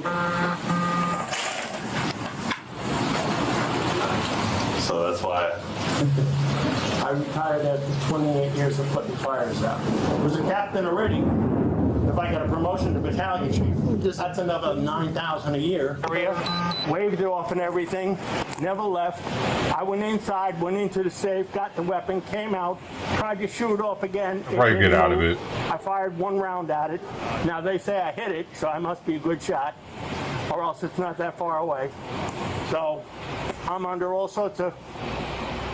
They say there's $10,000 worth of damage to the drone and all sorts of stuff. So I'm going to wind up having to find a real good defense lawyer. You're going to have to come to the jail. I don't know where we're going. We don't. Well, if you want, you can call a bondsman and tell him, and they typically charge about 10%. Gotta go to jail? You can pay that. Damn. And you could go pick him up. Or if you have cash, you just want to pay the cash, you just pay the whole bond. It'll be Lake County Jail. Any bondsmen or anything. You just look one up on your phone, Google one.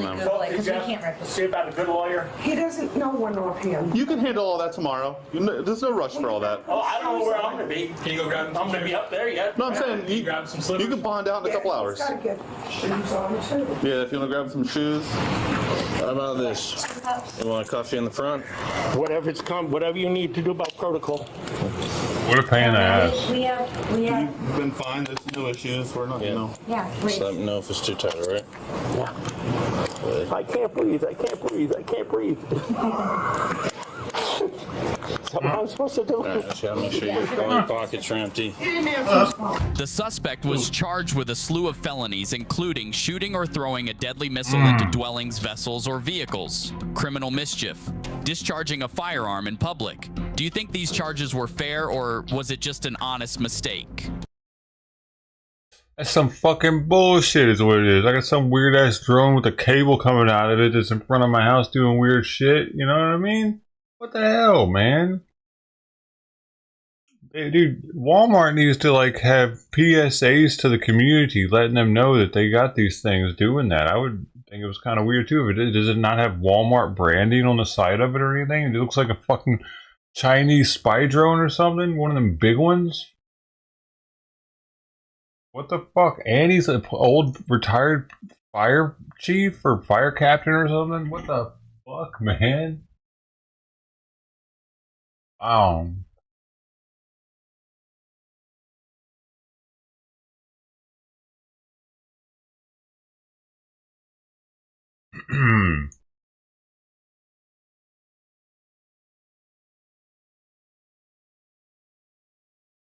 This man took it upon himself to save our entire universe and battle this UFO without any military assistance. Then you put him in handcuffs? The audacity.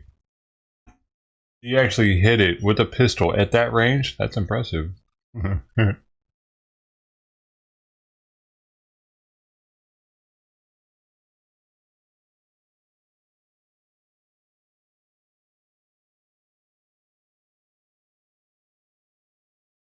Yeah, he thinks the cop is being nice to him by asking him where it was at and all these other questions. That man is gathering enough evidence to charge you. You know?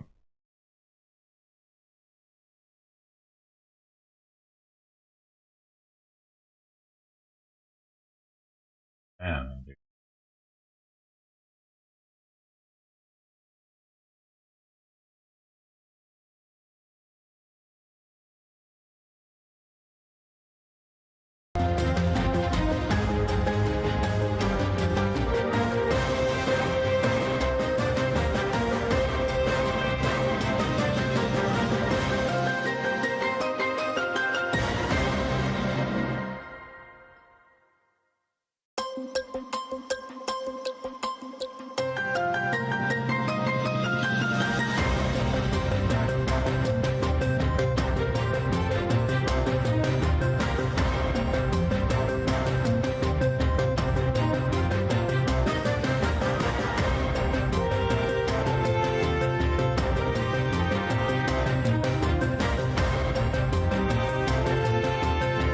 I feel like this music doesn't fit him.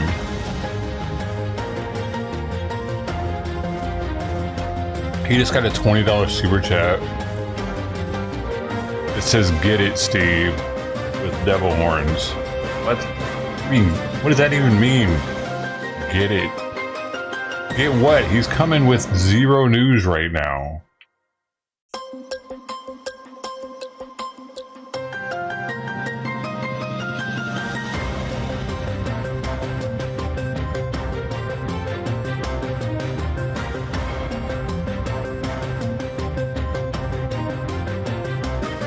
His headline is, Israel Hezbollah fighting, fears of war in Lebanon.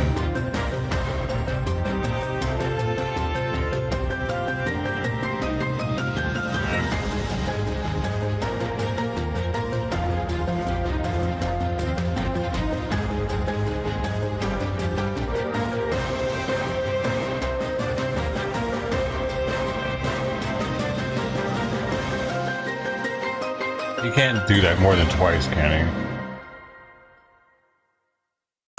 What? What a fucking piece of shit. 3 of those?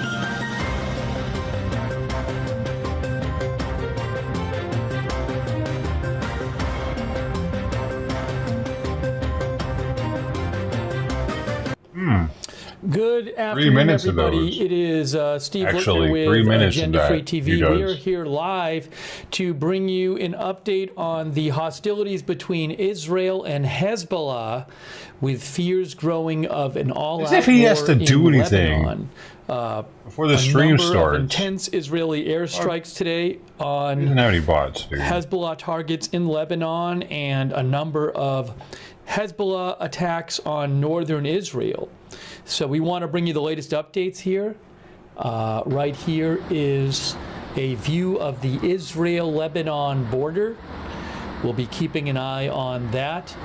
And it takes me so long to get the stream going. That's why I have a wait screen, because I'm not ready. I'm over here going pink, pink. That's Beirut. Pink. That's Beirut, Lebanon, right there. Okay, pop. Gifts work. Maybe gifts work. Boom, pop, pop. Like this firework. Like that whole time, I'm busting my ass to try to get my face on the screen as fast as possible. We'll be keeping an eye on his 3 minutes are him going the latest updates, taking your comments and questions and just sitting back on the air. pretty much, just waiting. And I want to thank our moderators for being with us. We have moderating right now. Linda Belk and Larry moderate for us on X. Ruth Krafasi and RJ are over there on YouTube moderating. Thank you so much. Over there on Twitch. It makes sense. We have moderating A Moment of Lovely, LB Prairie Dawn, Idaho Star. I Got That Fire. McBridges and Surly Dev. Thanks.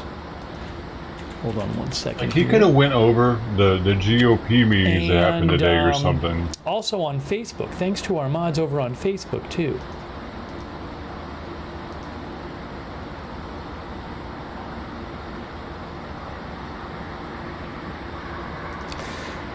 We have modding over on Facebook. Christina Neal, K. Lowry Body. Thank you so much to all of our Facebook mods. Let's look at, again, there's Beirut. Live shot of Beirut. Huh. Wow. So. Yeah. It is 12:33 a.m. in Israel and Lebanon right now. But that is Beirut. And it's something to see, ain't it? That is the Israel-Lebanon border. Oh, that's something to see. No booms, no drones, nothing. What are you doing here? Can I do a split screen? Well, I'm not going to keep... we're going to be talking... I'm not going to keep it up there. I'll go back to it periodically. It's just there's not a lot going on right now, and I want to talk about other stuff and show you guys some stuff. So I'm not going to be keeping it up there. He only gets on here to cash grab now at this point. Usually he's not showing much of anything. All right, so let's get into some of the developments from today.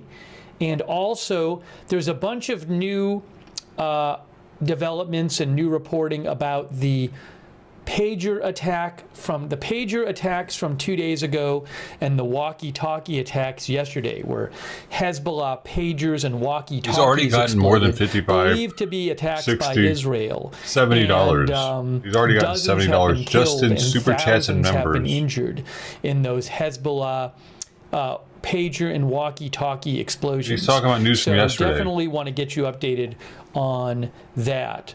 But first, let's kind of summarize where we are after these airstrikes. Well, there were a number of Israeli, some intense Israeli airstrikes today on Hezbollah targets, and also some Hezbollah attacks on Israel. So I want to talk about that. But first, a couple of updates here. Let me just show you something real quick here. Where is this? Where is the thing? Yes, as you can see here, as Joe Truzman, who I follow on X, reported. Oops, you'll see it in a second. This better be good. I have to turn the volume down here. Joe says the Israeli Defense Forces, oops, you know what I need to do? I need to put this up a little higher. The Israeli Defense Forces have issued new instructions for residents of more than a dozen towns in northern Israel. Remember, that's not breaking the news. Lebanon-Israel border is northern Israel. The IDF advised residents to stay near protective shelters and avoid outside activity that isn't essential. Breaking news. I'm going to get breaking you actually news. the post from the IDF. Northern Israel. It's tense. That's pretty recent. Be safe. So, you know, that's pretty much that's an average general Israel message and avoid northern non-essential outside activity. Like the people in northern Israel are probably looking at that like, duh. Okay. I'm gonna get a map up here. I'm gonna get a map up. That'll make things a little easier. It's like, just hold was on this for all the idiots up here that don't understand where they live? Oh, well, I mean. So you can see. Why am I even following this guy? Beep. Okay, here's our map. Here is our map. Oops. What do you mean? Let's do it this way. Oh, they are. Yeah. So when we're talking about the Israel-Lebanon border, we're talking about northern Israel. See, Israel, Lebanon. What is going on right now? He's giving a Lebanon. When you hear about, like, well, I guess Syria he's treating as well. these people like they don't know anything about. I actually can get you the IDF statement on this. Hang on, let me just do that.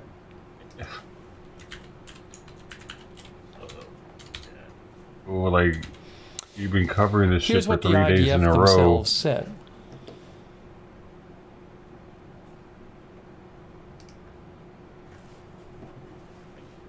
Following the assessment of the situation and subject to the directives of the Home Front Command and the Northern Command. Home Front Command is the civil defense organization in Israel that basically tells if people in Israel need to be told. He's fucking cash grabbing right now and it's pissing me off.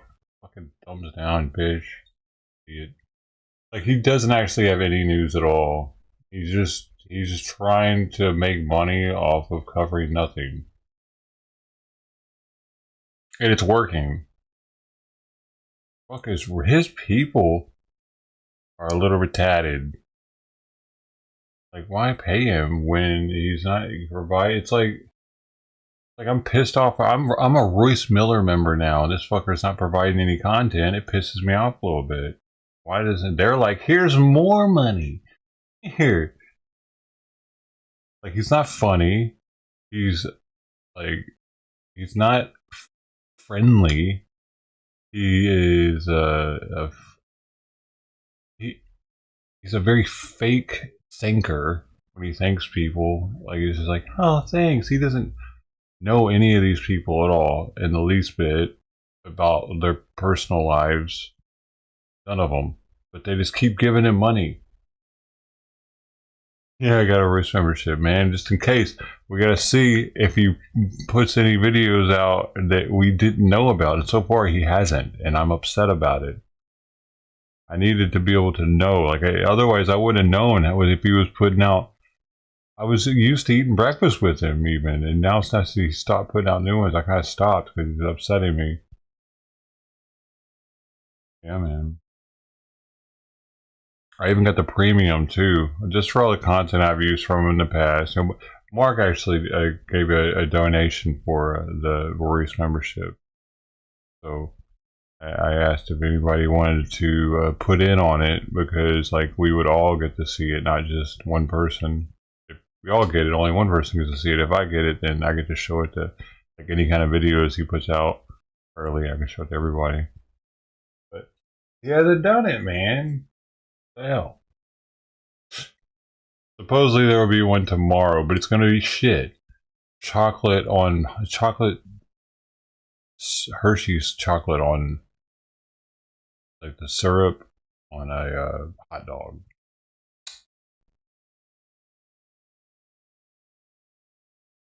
You know he's going to like it.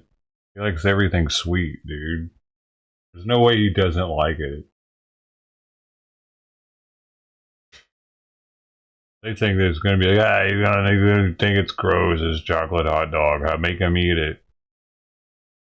I brought up that he needs on each one of the polls, because he let the members pick what he was going to eat with that poll, and I picked the Reuben. I want him to eat the variety of Reubens. But I think on each one there needs to be an extremely healthy one with no meat. No meat in it. One with no meat, not even fish. I just thought of that just now. Because before I was like, no, we have fish, or we have the baked chicken breast. But no, one of them needs to be a vegetarian meal. Completely vegetarian meal. With no sugar on it. And we get to pick that and make him eat that. And we get to watch him suffer through it. One with olives and mushrooms. Are those the two things he doesn't like?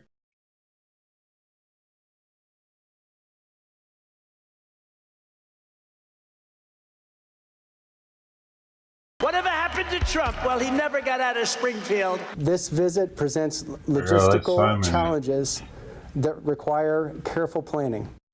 Now at 5, the city of Springfield expecting a visitor. Former President Donald Trump pledging to visit the community he threw into the national spotlight over false claims about Haitian migrants harming and eating pets. Tonight, city leaders say their resources will be stretched thin. This comes at a time when the city is still dealing with threats, dozens of them over the last week. Good to see you at 5. I'm Andrew Kinsey. And I'm Yolanda Harris. The state has brought in a lot of resources to help the city, including dozens of state troopers to watch schools and patrol roads. 10 TV's Doug Petcash joins us live outside Springfield City Hall, where Governor DeWine and Springfield's mayor spoke a short time ago. Doug? Well, Yolanda, as for a potential Trump visit here to Springfield, Mayor Rob Roos said if Trump changes his mind and decides not to come, that would be a signal of peace. He said that at a news conference here at Springfield City Hall a little over an hour ago. The mayor also just issued a proclamation that gives him some temporary emergency powers, including cutting red tape to allow the city to quickly acquire resources needed to deal with any potential threats that might come up. Here's what he and Ohio Department of Public Safety Director Andy Wilson said about that proclamation. The emergency declaration is a precautionary measure to ensure the city can respond quickly to security concerns. It is not an indication of immediate danger, but allows us to efficiently and effectively protect our public safety. Anything you can do to make the response more efficient is a good thing. That's why I'm here. The governor understands in these situations the value of having a cabinet member on the ground, shoulder to shoulder with the local officials, kind of working through what those issues are. Wilson says the state has brought in dozens of troopers to be stationed at all the schools in the city and to patrol streets, and also people to help with bomb sweeps when threats do come in. The city has received dozens of emailed bomb threats in the last week or so, and they continue to come in, Wilson says. A police watchtower is in place outside the high school as well. And one of those police watchtowers is right here outside Springfield City Hall, too. The mayor says that his emergency proclamation will stay in place until the city determines that the risks have subsided. And Wilson says the state resources, those extra resources brought in, will remain in place as long as needed. In Springfield, Doug Petcash, 10 TV News.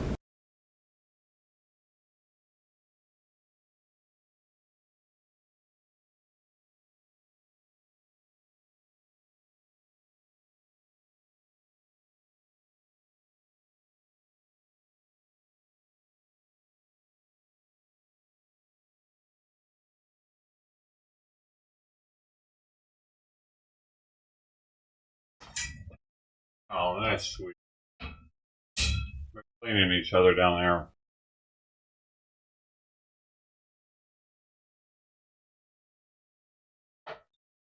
Oh, now it's playtime.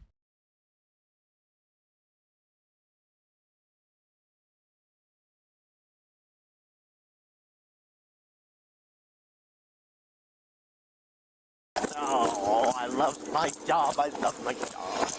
Officers have their hands full with a bad traffic crash, but things only get worse and worse after someone new arrives to the scene. You can see the divot once you get up there. Said that she rolled it hard as and it is pretty. We need to find somebody like, it's got to be like. All right, let me call.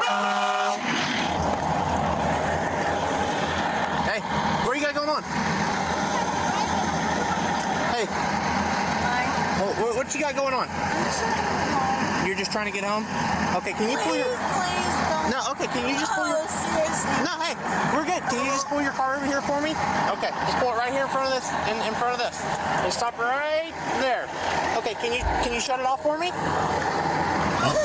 What's your name, dear? No, I can't. Can you tell me your name, dear? Huh? Summer. Who? Summer. What's your name? Your name's Summer? No, I only came here for a friend. You came here for a friend? Yes. I just got my ticket. Who are you? Okay.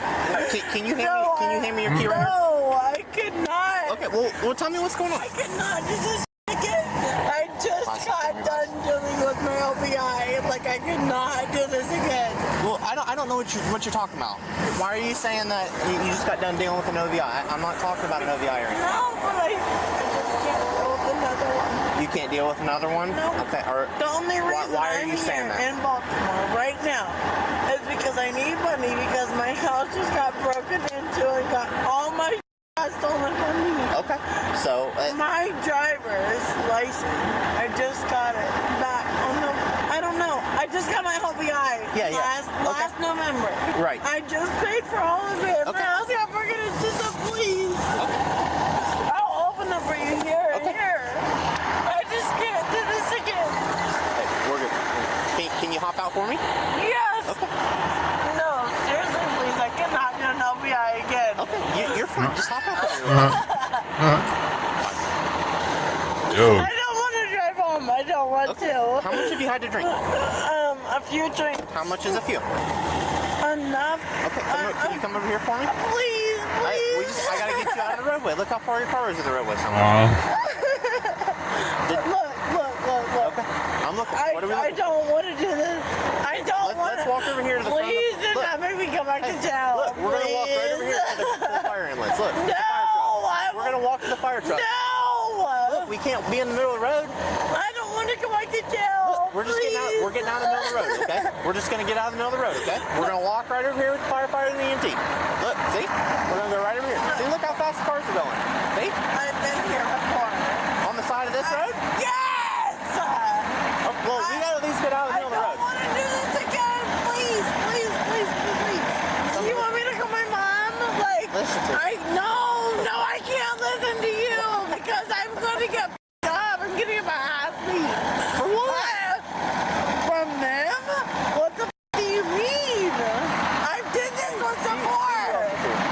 Hey, Summer, listen to me, Summer. Hey, who'd you come here to meet? Who'd you come here to meet? Please, please, please, please, please. It's okay. It's okay. Who'd you Please understand that I didn't come here to meet anybody. I thought you came here to see your friend. Okay, I cannot do this. Who'd you come here to see? Jeez. Please. Who'd you come here to see? Can you please stop? Look at me, please. I cannot do this with my mom and my insurance. Okay. I will go home. I will go home. I've never been that drunk and driving. No. Okay, so where She unzipping her shirt for? Thornville. Where are you headed now? Thornville. You're coming from Thornville and you're headed to And I'm headed to Thornville, yes. I live in Thornville. I don't know that. How did she make it this far? I don't like this. Go back the up. I don't like that. Come on, we're in the middle. I don't like it. It's fine. It's okay. It's not. It's okay. Tell me how much you've had to drink. I've had enough. How much is enough? I don't know. I don't drink and drive, and I don't drink, and I don't know because I only bought an appetizer. Where were you at? Right here. Like, I only bought chicken wings. That's it. I didn't. Were you at a bar? I don't know because it's the first time I ever went there. You gotta sit on the front of this bumper for right now, okay? Are you with me? Are you with me? Okay. Am I gonna get arrested for this? What's going on? So we were sitting here just blocking the roadway for an accident that's all the way down there. See it? And this lady came up, I would say every bit of 80 miles an hour, almost sideswiped that car, almost hit our engine head on, hit the air horn, she stopped, she immediately just has this breakdown, starts saying that she can't go back to jail, and he's being a sweetheart, and I don't know why she's not in jail yet. You guys don't give a f about me. Tell me I care about you. I care about everybody. Deputy not cares about you. Of course we do. And he don't, and you don't. Of course we do. So we're gonna go right in here. We're gonna sit on this. Okay? No, you don't. Hey, let's go sit over here, okay? We're gonna sit. Hey, we're gonna sit right on the front of the fire. I don't care what you guys do. I just want to go home. We're gonna sit right on the front of the fire. As soon as you step over there, we'll fast you cooperate, fast we'll get out of here. Bet she drinks those fucking nasty ass White Claws. Oh shit. Wow. Do not shove me again. What? Ah, you just got a felony. Stand up for me. We're gonna go right over this one, over here for a second, okay? Just calm down, okay? Well, don't get in my That's a face then. That's a nice car too. Don't get in my face. Spoiled fucking brat. And then I wouldn't have to get arrested. Her parents didn't. Her parents probably gave her that car. How else can she afford insurance on that after getting an OBI? I want to call my mom. Call your mom in a second. Right now. We'll call her in a second. No, I'm dead ass Get in the serious. car. We're gonna call. Stop being so rude to me. Stop being so rude. Get in the car. Hey. Hey, you. Why don't you calm down? No. Calm down. Calm down. Jay. Calm down. He's so rude. Calm down. Calm down.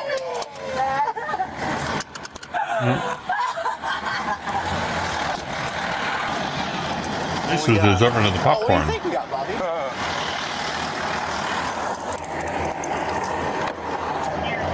Who wants to drive a Mercedes? Not me.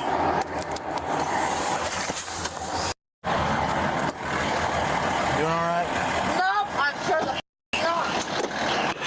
I'm not doing Whoa. all right. Can I please stop? Please. Please, can I please stop? It's hurting me. Can I please talk to my mama? You got out of the cuffs? He's behind your back. Okay, but they hurt. They hurt. They hurt. Let me adjust them. Put your hand behind your back and I'll let you. It is. You gotta put this one behind your back. Sorry. Don't try and escape again. I'm sorry. What a dumb cunt. Oh, she could have got another charge for that too. Like I said, do not put those in your front. Whatever you guys need help with. I was just talking to her. We were trying to escort her in front of the fire truck. She shoved me. And I wasn't putting up with that. And I put her in handcuffs. She wasn't even a part of the. No, she came up the road and almost hit us. Wow. And then somebody said she was driving like 100 up the road. But yeah, she almost like hit us. She like came in here and then like wouldn't stop. You're fine. Where's the other car? It's down there. Yeah, it's in the field, bud. That was the original car. All right, so why don't you handle? You take care of your Code 4 that you started on. Me and Val will handle her with Motorsport and S Motorsport. Okay. Wants to help. Okay. With you.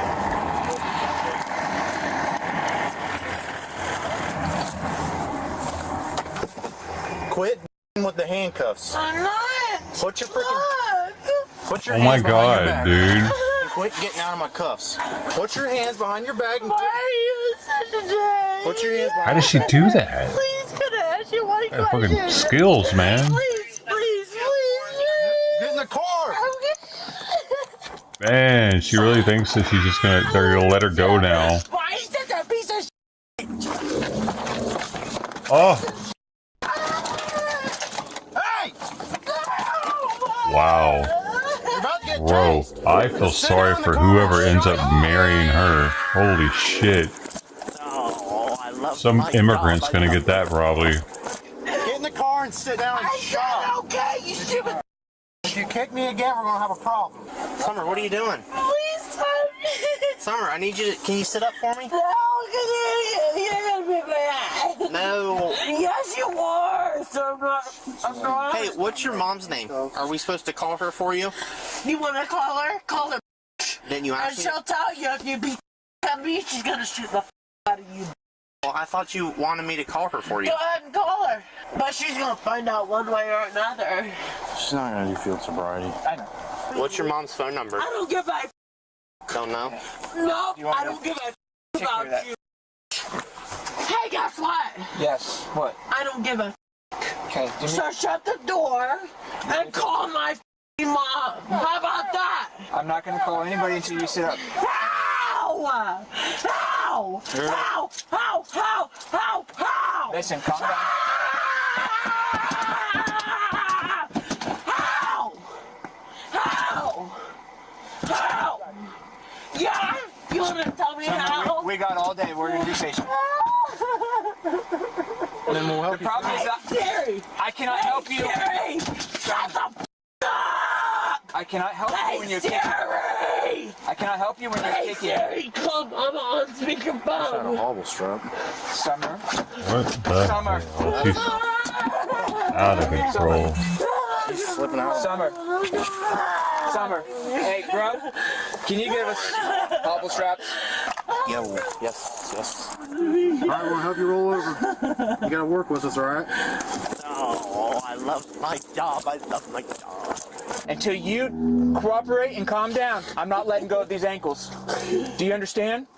They're currently fighting her, so you could go help them, actually, if you don't mind. Okay, roll over. No. How many sheriffs and police does it take to control a woman? What do you mean? Imagine if these were all female officers. Oh my god, it'd be even worse. Okay, now listen. Now sit up. If these were all female officers, she would really be trampling all over them. Put them on the ground, okay? Put them on the ground. Alright, hold on. Time out. Take my hands out. Take my hands out.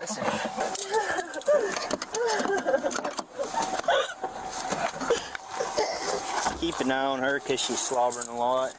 So, since she's really 2-4 and stuff like that, They are doing this one. where did she come from? She almost hit me. All right, so whatever the case is, since she's really 2-4, possibly choking and stuff, we'll get her going as quick as we can. Is all I was saying. If need be, keep an eye on her. Yeah. That way, she starts choking or anything. Okay. Something I gotta read to you, all right? So I'm gonna gonna set this on your lap, okay? I mean, wait. You're about to reach me, right? Yes, ma'am. So unhook me then. You're not under arrest for unhook me. We cannot, dude. No, unhook me. Under the influence. I know. I will have to pay. I know. Please. Do not kick him. Hey, if you have a commercial driver's license, refuse to submit. If you have previously pregnant or been convicted. Hey, stop it! If you kick him, I won't kick him because I'm then short. stop. Do you understand? You can have more charges. Okay. Whatever I'm sorry. reasonable means are necessary to yeah, so you're about that's great! Ma'am, do you want to submit to a chemical test? So that's a no. And also, you have the right to remain silent. Anything you say can or will be used against you in the court of law. You understand those rights, ma'am? Nope, I want you to leave me alone. All right, well, get the out of my face! If you would back. All right.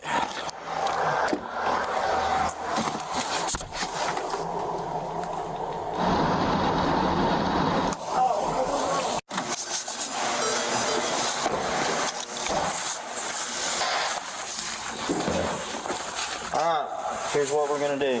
I'm gonna unbuckle you. You're gonna get out. You're gonna follow me around to these doors, okay? I don't want any issues. Can you pull up my pants? When you get out, will you pull my pants? I'm not gonna pull up your pants. Can I pull them up? If you can. Please pull my pants up, dude. Walk around this way. Embarrassing. Pull them up the best you can. Come on. Well, I'm trying to pull my pants up the best you can. You told me. I said the best you can. I can't get them on. No good. That was for her. Read back. Okay. I can't. I want you to call my up. Come on. No, I'm not doing shit. No. Okay, you're gonna go. Okay. Please stop playing so hard. Do you have anything on you that could be considered contraband? Drugs, knives, paraphernalia, any alcohol? She was charged with OVI and disorderly conduct. She is innocent until proven guilty in a court of law. 2 misdemeanors? Wow, she got off easy. Probably because she was so drunk they didn't think it would stick. They couldn't prove that she was like in the right mind enough to be, I don't know, resisting or something. Surprising she didn't get a resisting though. A gas station changed my life when I ate the fried food with my wife.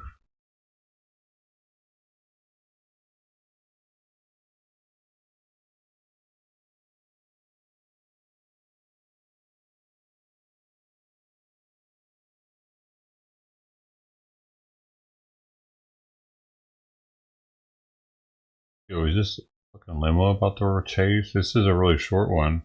It's only 2.5 minutes long.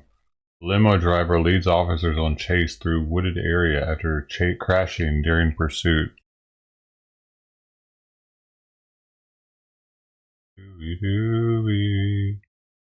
Ooh, dude, that car is totally fucking cutting him off. What a jackass.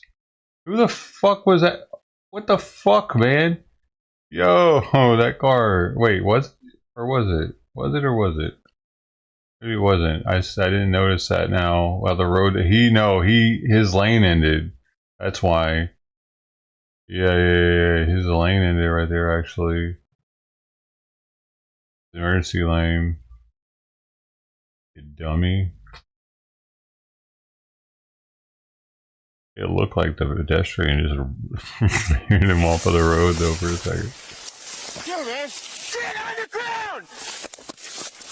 Second time you heard that woman. Why? You've seen that one before? Run after him. Put your hands on your back right now. Oh, sure you will. Get on the ground!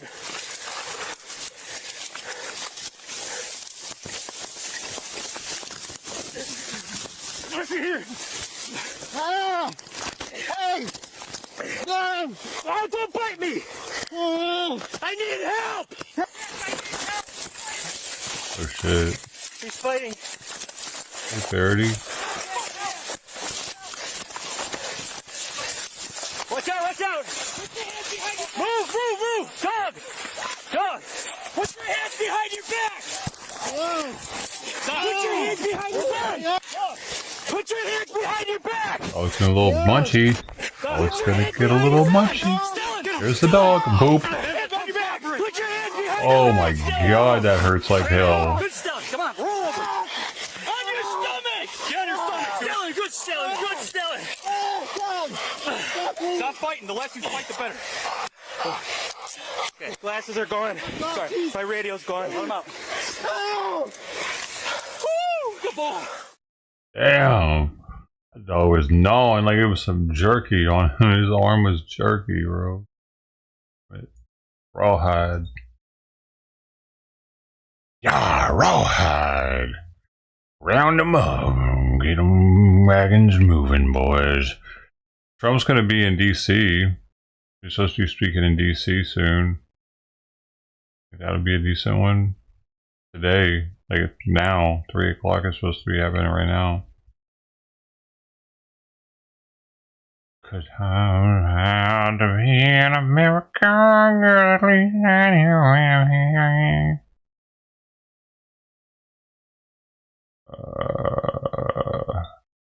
I had to release illegal aliens by the hundreds each day into communities who could not support them.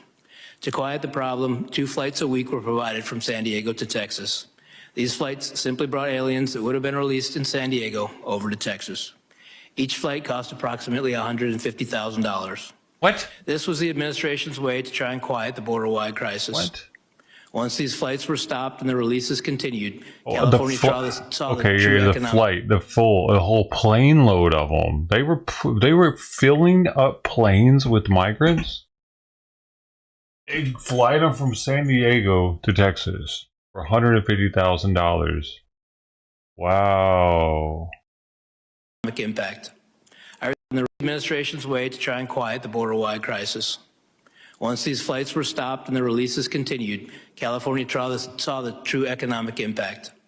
I received calls from the governor's office, local mayors, and hospital administrators asking me if we could keep injured aliens in custody so the federal government would pay the medical bills. Through pressure from the administration, my headquarters became more interested in the fiction that being portrayed in the media and not at all concerned with reality. Each time we asked for help in dealing with a new issue, it fell on deaf ears. At times in San Diego, we had 2,000 or more aliens sitting in between the fences asking to turn themselves in.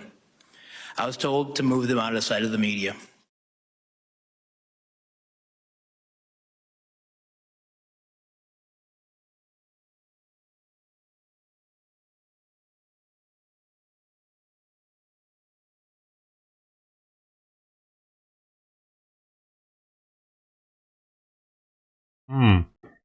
Fighting anti-Semitism in America event is what he's going to be at.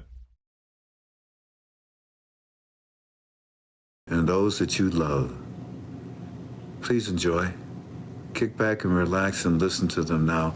As I introduce, I believe it's going to be John. John, are you there, sir? Go ahead and unmute your phone.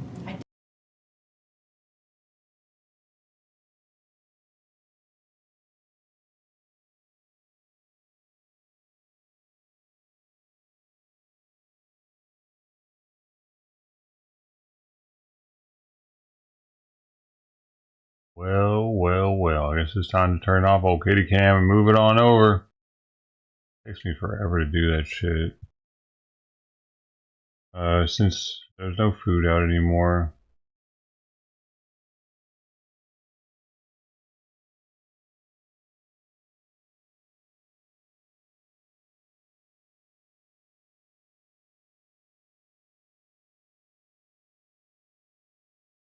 Back on the dinar talk. Oh, I haven't noticed. Thanks for hanging, Ted. Man, hang over here. I don't know if I can go back all the way to the beginning. I can. This T was the first one here, followed up by Ted. Thanks you both for being so freaking fast. And Mark Hopper, number 3, top 3, the podium. On the podium.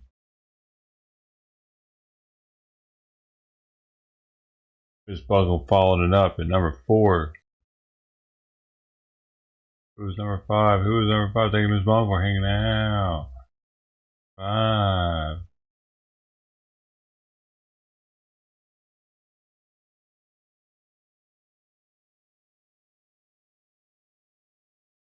5. Oh, that the troll maybe. Yeah, the troll was number 5. He's banned though. We have Brody. And that was it. And Parody Popo. Hey, thanks for coming through last minute. You're awesome.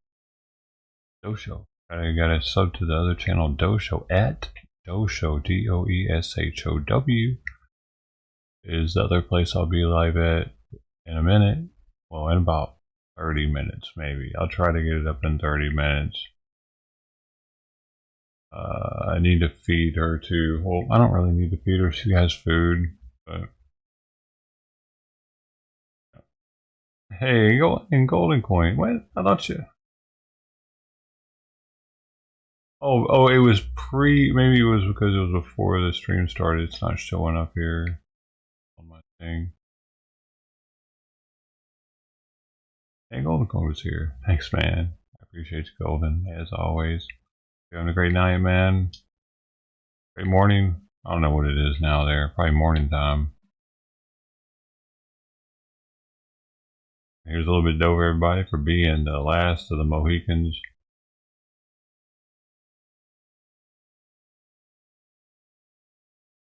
Hope to see you on the next one.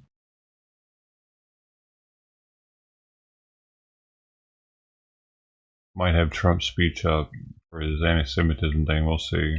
I don't know.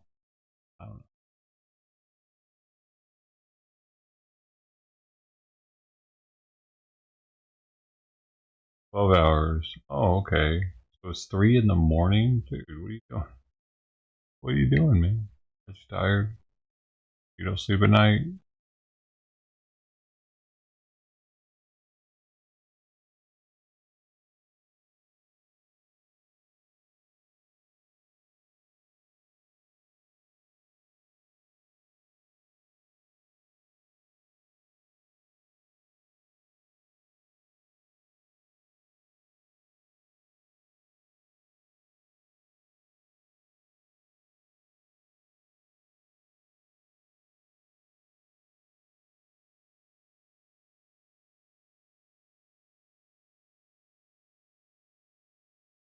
Seven to 12 to 2?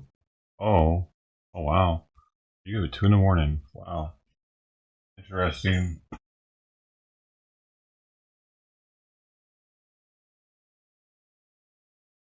I go to bed at 7. I get up at 9 for Simon's medication. I'll go back to bed and then get up again at like 11 to bring the food back out and feed her. I'll go back to sleep again, go at 5:30. Sleep schedule's pretty weird too. It can be. But I get up at 2 a.m. Man. That would throw the cats way off if I did that. Just one time, Simon would be like, okay, where's the food at? I see you're up now. Let's do our routine.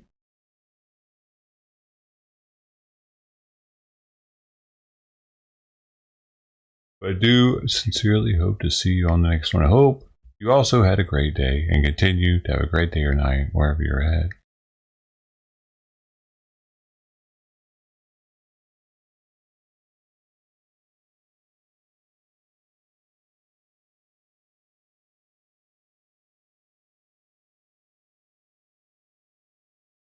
There I go.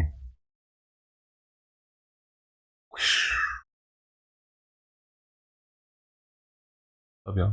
See you later.